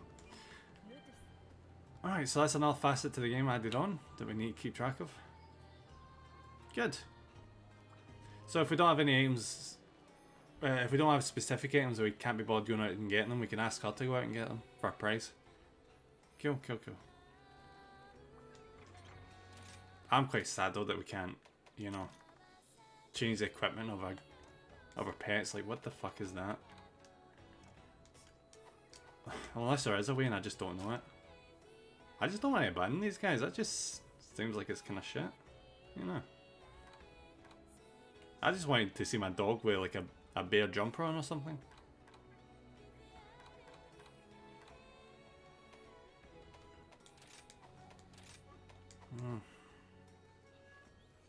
Maybe it gets unlocked later. Oh, there it is! There it is! There it is! Never, so here you're a hunter, Meow. Felicitations and congratulations.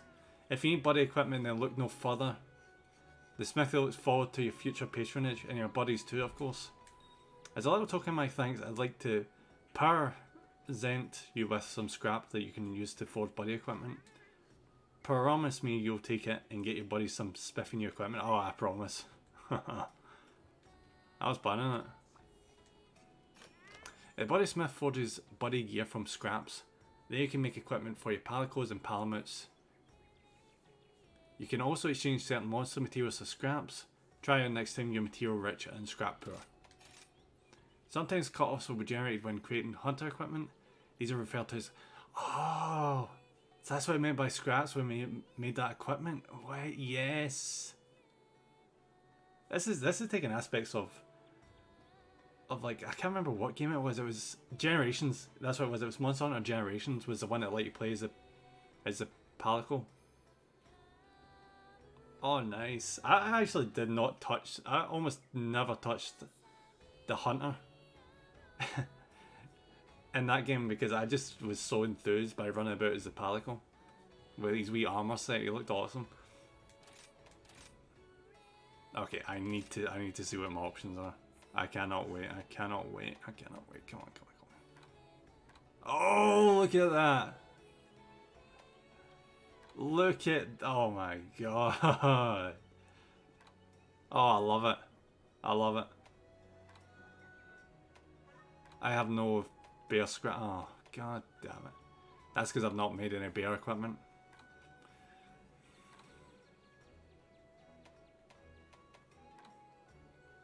Alright, we'll make do with this for now.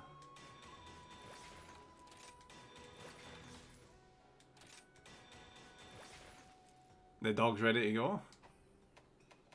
Feel kind of sorry for the cat though, because... yeah. I'll get him a new vest for the time being.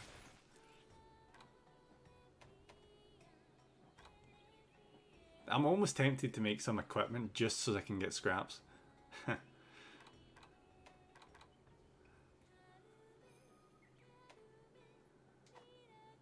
Oh, I can trade for scraps. Fuck yeah. Okay. This option allows you to turn some monster materials into scraps. Okay.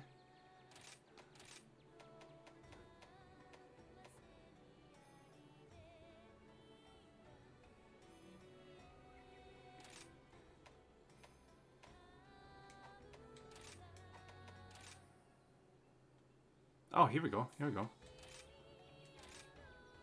How many scraps did I get?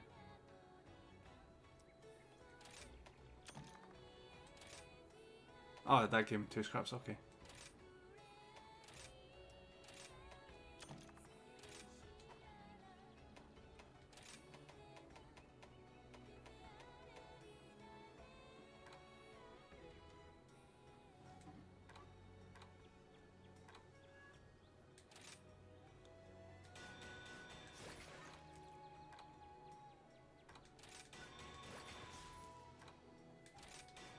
Oh, there he is. Look at that. Look at that. I love it. I love it so much. The only downside is if we fight a Lagumbi again, he's not going to be that effective.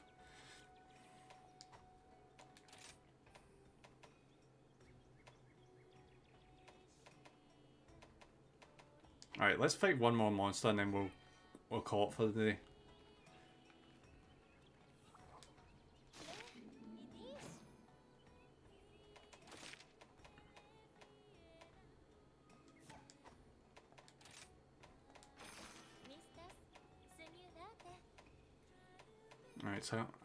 Alright, so the next mission is, yeah, just take out a great baggie. That should be easy enough.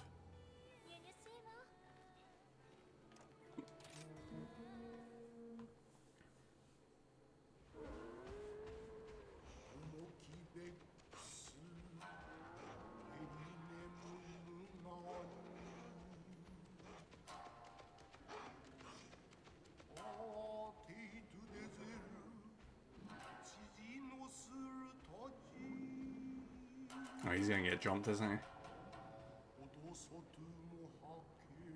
Oh, that's never a good sign.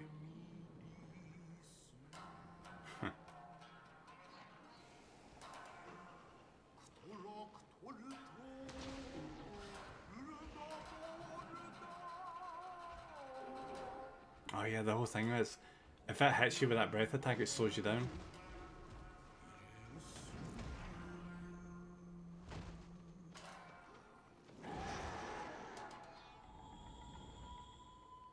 They made these dinosaur guys look a lot better in this game compared to previously.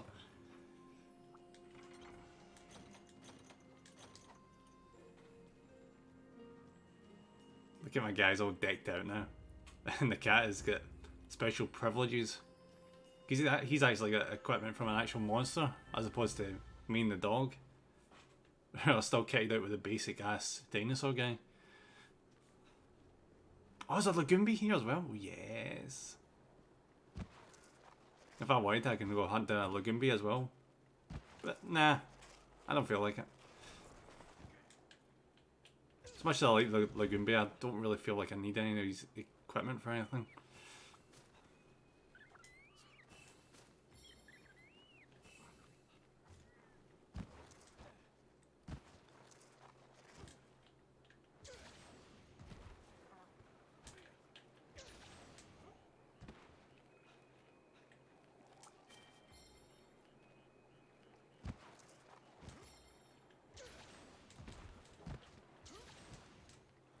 Oh, what did you do? Why did you jump back over?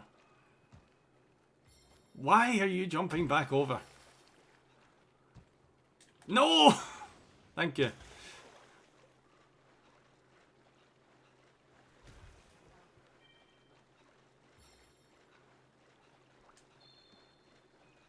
Alright, Mr. Jaggy shouldn't be that far away, I reckon. Oh, a trap bug. Does that mean I can use that to just like trap any of these guys I come up against?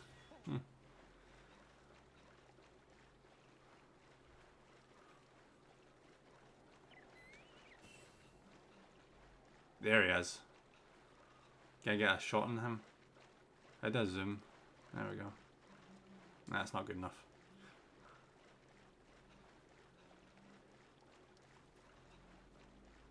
He picked the worst place to fight because I can barely move that fast here.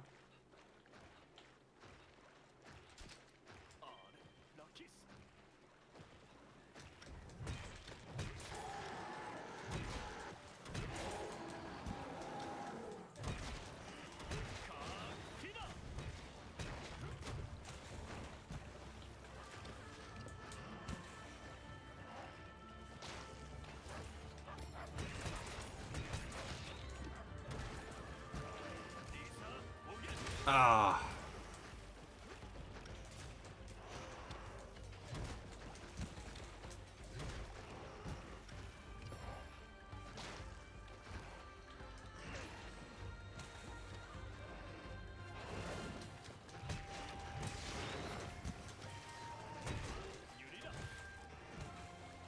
Oh, broke apart already? Fuck. Okay. There goes his horn.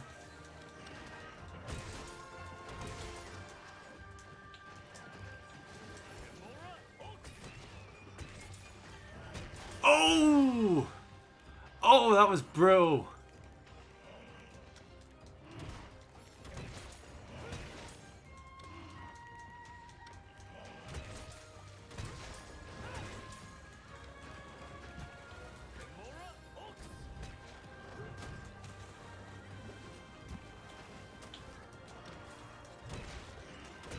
Is he limping already?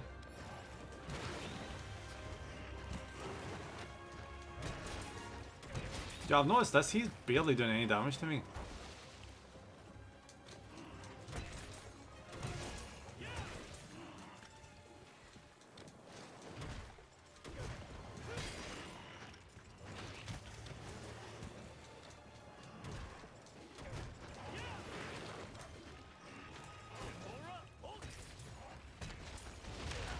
Ah, son of a bitch.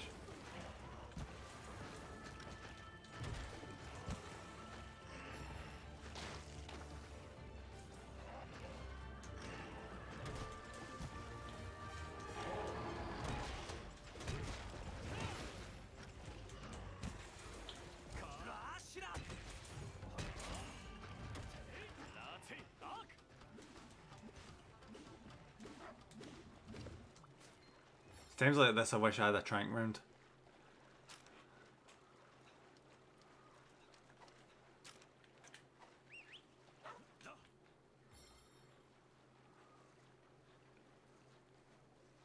Oh, what is this?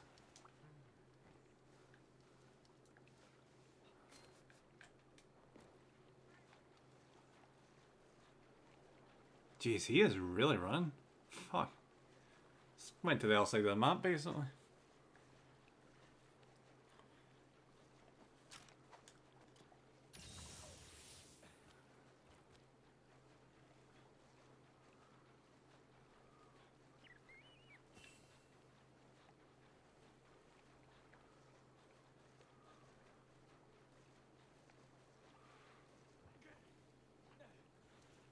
should be around here. There he is.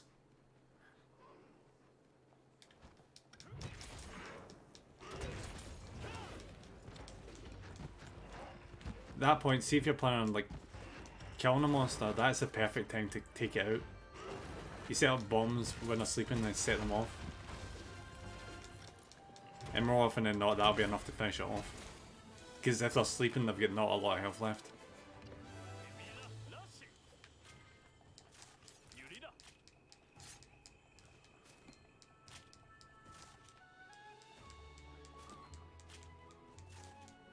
You know what, I think I'll do one more mission because it'll be the urgent one after this. So I'll do the urgent one and then we'll call it for the day. Because I'm curious to see what that's going to be.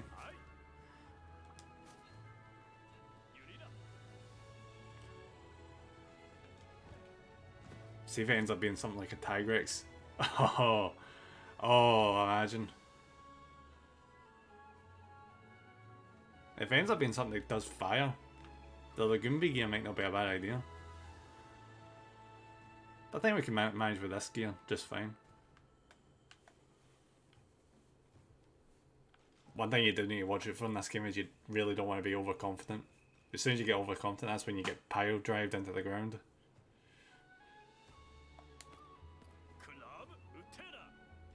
Because these are the quote unquote easy monsters. And we're on low rank as well.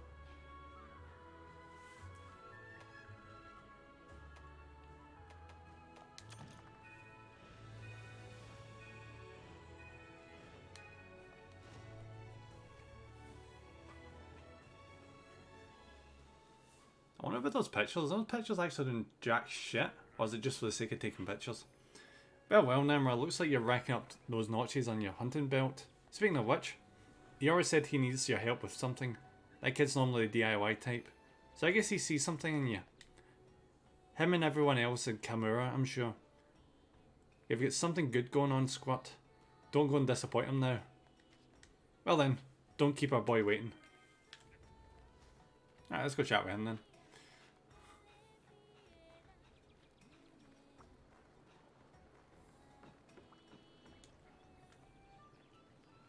Alright buddy, what monster do you need dealt with? It better not be a freaking egg hunt, I swear to God. Oh Nemra, thanks for coming. Remember how Yomogi's supplier got held up at the Shrine Ruins and you helped him out? Well, I'm not sure why, but since then a lot more monsters have been acting really weird around the ruins. I know monsters get fidgety when the rampage nears, but it's strange that they'd all congregate in the same spot. Plus the merchant mentioned a strange presence. And then the village is talking about ghosts, creepy. Oh, this is going to be a new type of monster I can't wait to see. Anyway, this eager Canyon and Feline heard about it. And they ran off to the ruins to hunt down this presence. And now here an Aknosum. Yeah, that's new. Has shown up here. Please, Nemra, will you take care of that Aknosum while I go search for my body? Oh, I can't wait. Oh, I cannot wait. Let's get this. Wherever this thing is, I want its armor. I want it now. Speaking of which, should probably, yeah, empty this out. You see how the item box just gets super full up? You've not seen anything yet.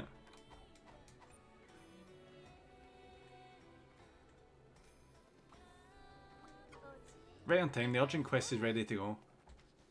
Today's hunt is, yep. Alright, skip ahead. Optional missions. Yep. Urgent quest.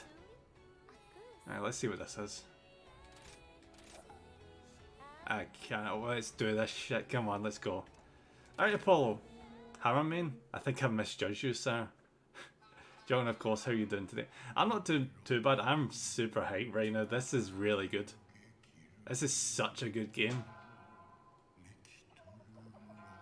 Now, normally I would be a longsword main, Apollo, because it's the easiest shit to use. But I've been quite partial to hammer every now and then. First time playing it? Yeah, first time playing it. I've played basically every other monster up till this point, so none of it's really new to me. But I do appreciate a bunch of the streamlining. Makes things so much simpler. Alright, a bird. Huh. It's been a wee while since I fought a bird. I was about to say Pokemon. I wonder if this guy has anything on Kut-Kut. Or Garuda. Oh, because Garuda was a nightmare. That was a nightmare of a bird. I need to stop myself from saying Pokemon. Monster. Alright, so there's a bear up the top left and our friend is to the far right. Okay. Come on, dog. Let's get going. Alright, so I wonder what this monster's going to have up its sleeve. Because the other ones were easy because I knew them from previous games, but I do not know this one.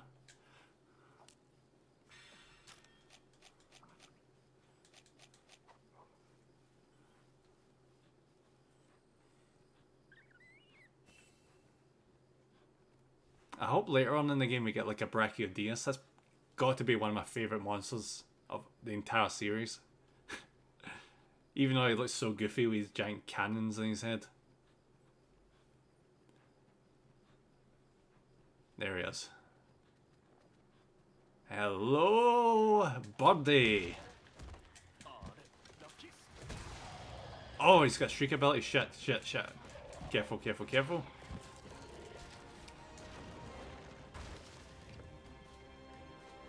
So at least he's got that in common. Oh, why am I bringing up the shotgun menu? Shit, wrong button. Awesome, man, glad you like it. Monster Hunter was the first online game I ever played. Really? I never actually got the opportunity to play Monster Hunter Online. I did play a wee bit of the multiplayer. In the OG games. Yeah, old school Monster Hunter 1 was quite, yeah, it really was. I started on 2 and 2 was... Oh, 2 was brutal. People say Dark Souls is hard. Try inventory management while getting your ass kicked.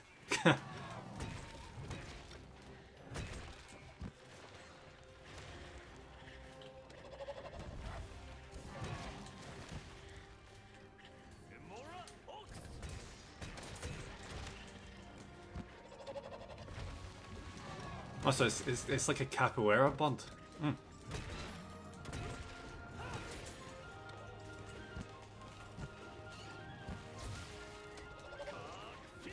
Oh! Oh, that hit hard.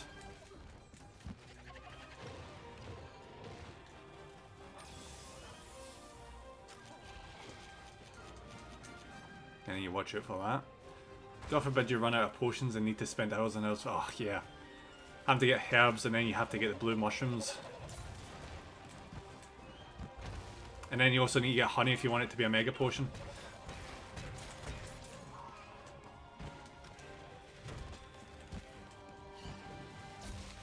And don't even get me started on egg quests. They are the bane of my life. Because you think to yourself, oh, there's an easy route to get this egg back. Little do you know the devs have blocked off. I've blocked off the easy routes and made you go past all the monsters that knock you down.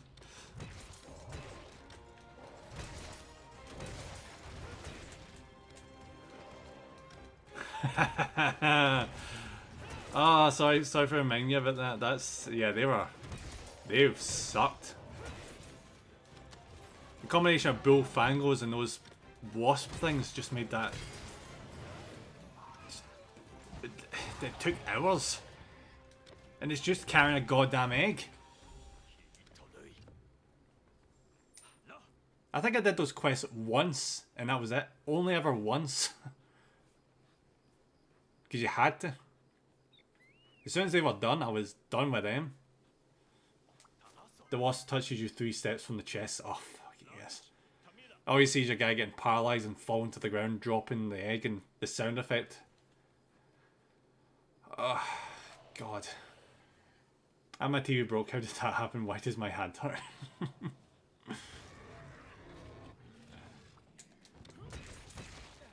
Oh, wait, what the fuck? Okay.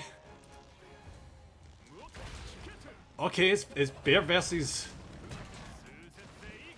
bird, okay. This is taking a weird turn.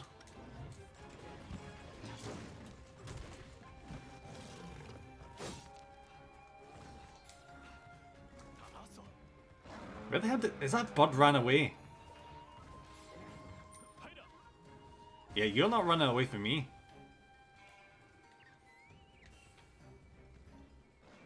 Oh wait, can I? Oh no, do you know what? Do you know what? I picked up a skunk.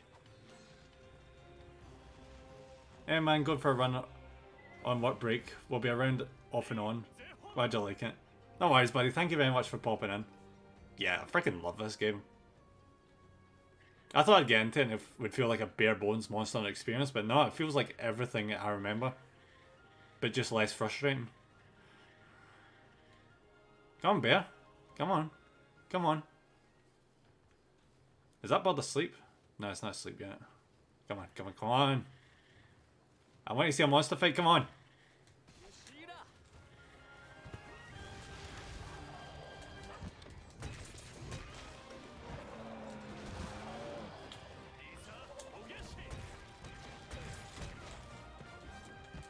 Is that bear? Oh, you wimp. You wimp of a bear.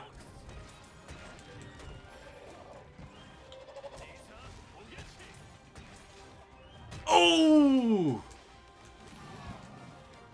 Oh, that bird is not having a good day.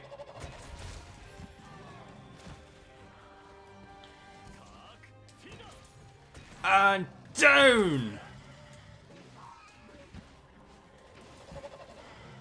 Ha ha ha!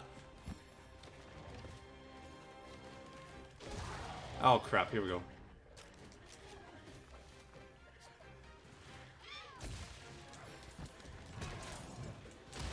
Oh, that bird hits hard. Oh, that bird hits really hard. Fuck. I need to get better armor.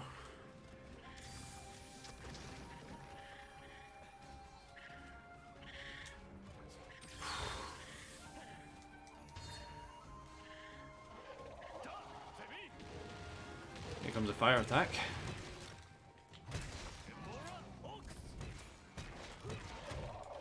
Oh fuck, oh fuck, oh fuck.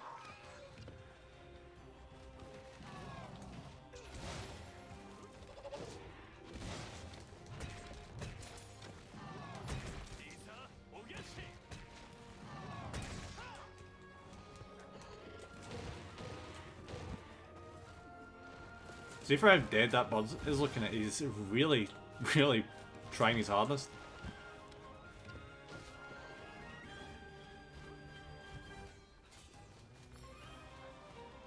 He seems to be channeling he's in a coot right now. Oh, oh fuck, oh fuck, oh fuck. Oh god damn it, that was terrible timing.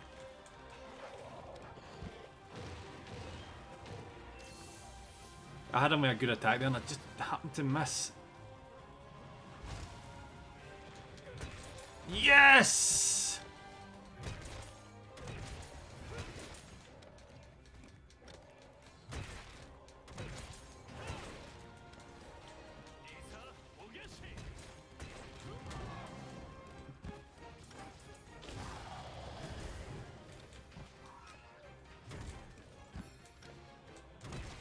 He is so fucked.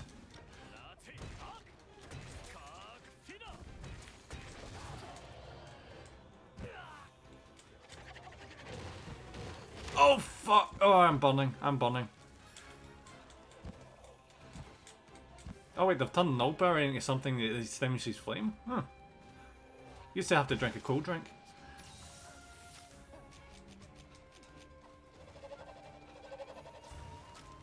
Should I risk it to chop my weapon? I'm gonna try it. This is such a risk.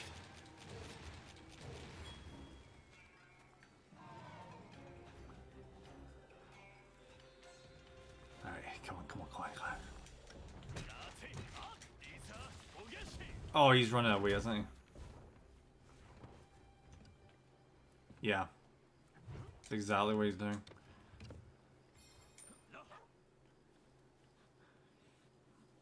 He's not gonna get a run away for long.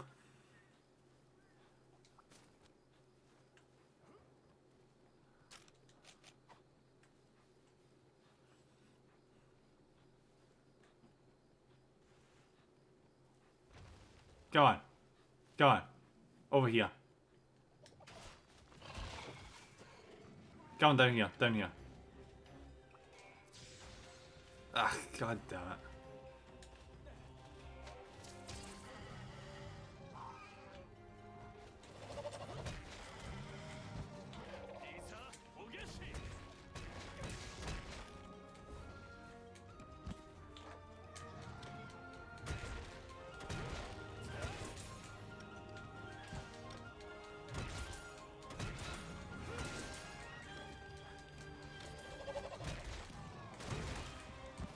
You see how its attacks are getting staggered now? It's struggling to even move.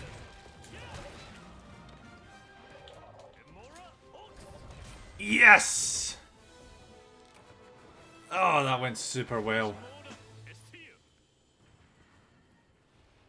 Alright, no, this is a problem situation. We're getting attacked by enemies while we're trying to harvest. Thankfully we get 2 combines. In the past you would just constantly get knocked down by these guys while trying to do this and lose half the time. Thank God for these pets.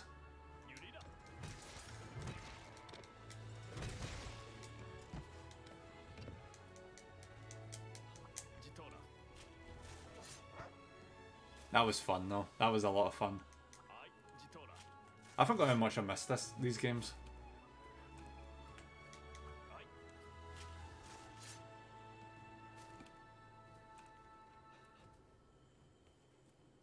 So is this supposed to be like a cockatrice kind of thing? Didn't we break like all of its parts? Like its tail, its head, and its wings?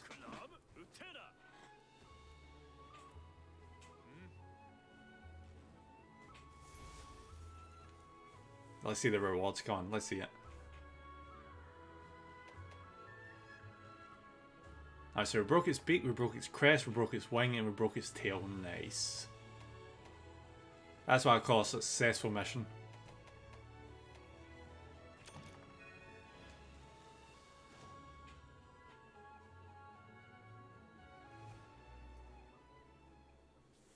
Alright, let's see if we can get some new armor. Oh wait, what is this?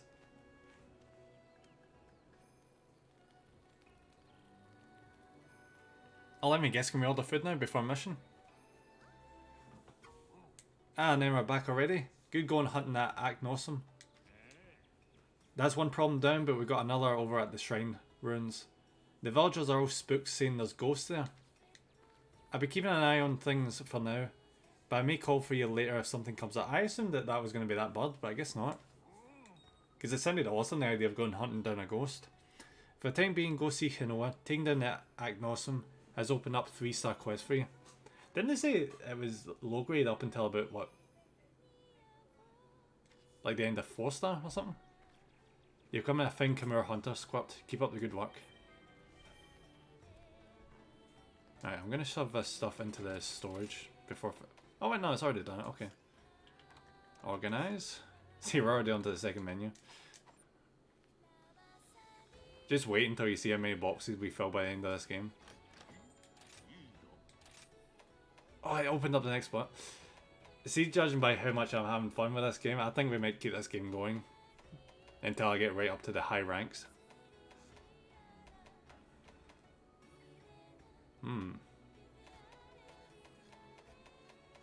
Interesting.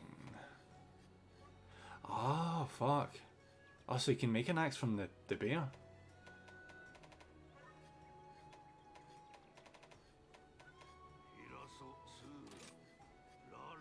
Oh, so I need to make the... Right, okay, I need to make that first, right.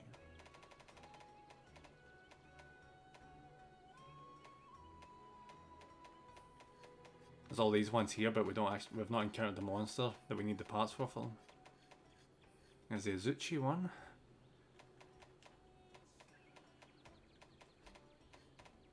Yeah, it's kind of weird that the game's doing this right now. It's like, do you want weapons? Here's all the weapons, but you can't see what they are. Alright, yeah, so that's just the bare bones ore one. Like, that type of hammer's been in the game since basically the beginning. So is there no hammer base in that one we just killed? If that's the case, then I'm going to make that one for the bear.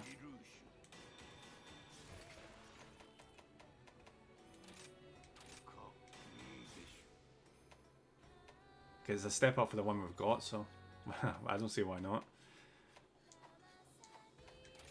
And if we're doing that... Oh no, that's a kit I recognise. That's 100% been in here in the game since at least 2. I've never went for it though, because I've never given a shit about it. So it's all about hunting down like the really small insects to get that.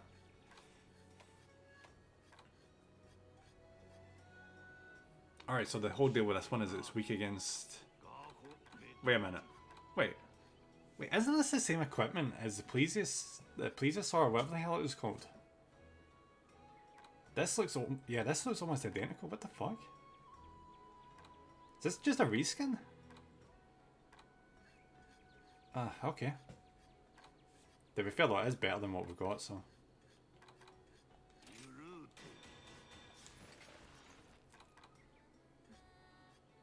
Let me guess, the Agnosum Beak is a small percentage chance to drop, yeah. As per.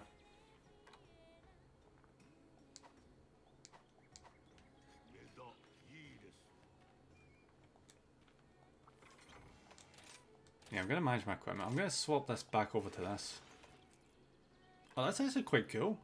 The previous game's never done this. It usually just made like a box. Like for where all the materials are. But just for the equipment. And had them all randomly assorted based on when you crafted them. This is way better. Because it actually organises them based on the equipment set. Saves you so much goddamn time. Huh.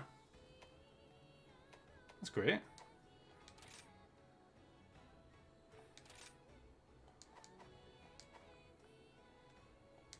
Look at that new hammer. That new hammer looks amazing.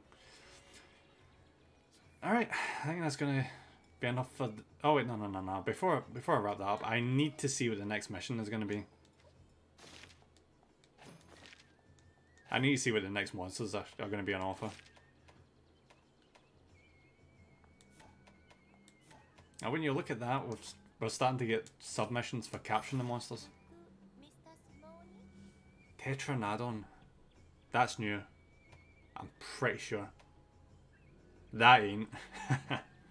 Oh, I remember him. I remember him very well. Barrows! Yes, we are getting that son of a bitch immediately as soon as we come back on next time. I remember his armor set being quite cool, and I also thought he was a really cool monster in the first place. He does this thing where he burrows under into the dirt and like covers himself with the dirt. It's like pseudo armor. And your whole thing is like breaking off the dirt so you can get right into him and cause some real damage. Great Roggy, right? That's the poison version of the Jaggy. Ludroth. Huh. Now he's an interesting one. He's like a spongy enemy. He's like got this like crown of sponge around his head. It's all about water. I think you find them in like water areas. Oh my god, here we go. Akazu. I hate this thing. This was my bane in Monster Hunter 2. I can't believe they brought this motherfucker back. His thing is hanging from ceilings and electrocuting you. He's such an ass. I'm gonna have to kill him, aren't I? What would be a good... What is good against him? I think fire. I think fire's effective. I don't think there's anything on this list that does fire, really. Unless that guy does, because I've never seen him. But that's a good lineup. That's a very, very good lineup. I'm actually super hype for this game going forward. That's so good. Alright, wait, how do you... Oh, I should probably save, shouldn't I? Okay.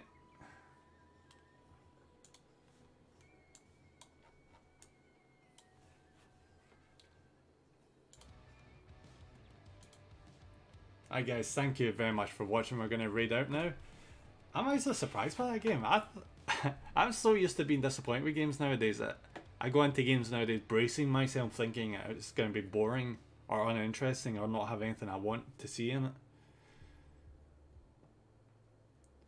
But this is different. Well, I wouldn't say different. It's more the same, more the same that I really like. Alright, Nick, thanks for the stream. No worries, Gregory. Thank you very much for popping in. Let's see who's online right now that we can pop over and raid. I've actually got quite a bunch of options here. We get Legend of Zelda Tears of the Kingdom, Final Fantasy 14, Mech Warrior 5, Blade Prince Academy, Persona 5 Royal, Eastward, and Final Fantasy 7. You know what? I'm going to pop out Final Fantasy 7 because I've got a soft spot for Final Fantasy 7 and there's only one person in the stream right now, so it's the nice thing to do. As you do, you know? Because I like to help people out where I can. Not to mention, Final Fantasy 7 needs more eyes anyway. It's a freaking great game. Alright, spelling, is that right? Yep. One of these days I'm gonna I'm gonna do this raid on my computer instead of my phone. Speed things along.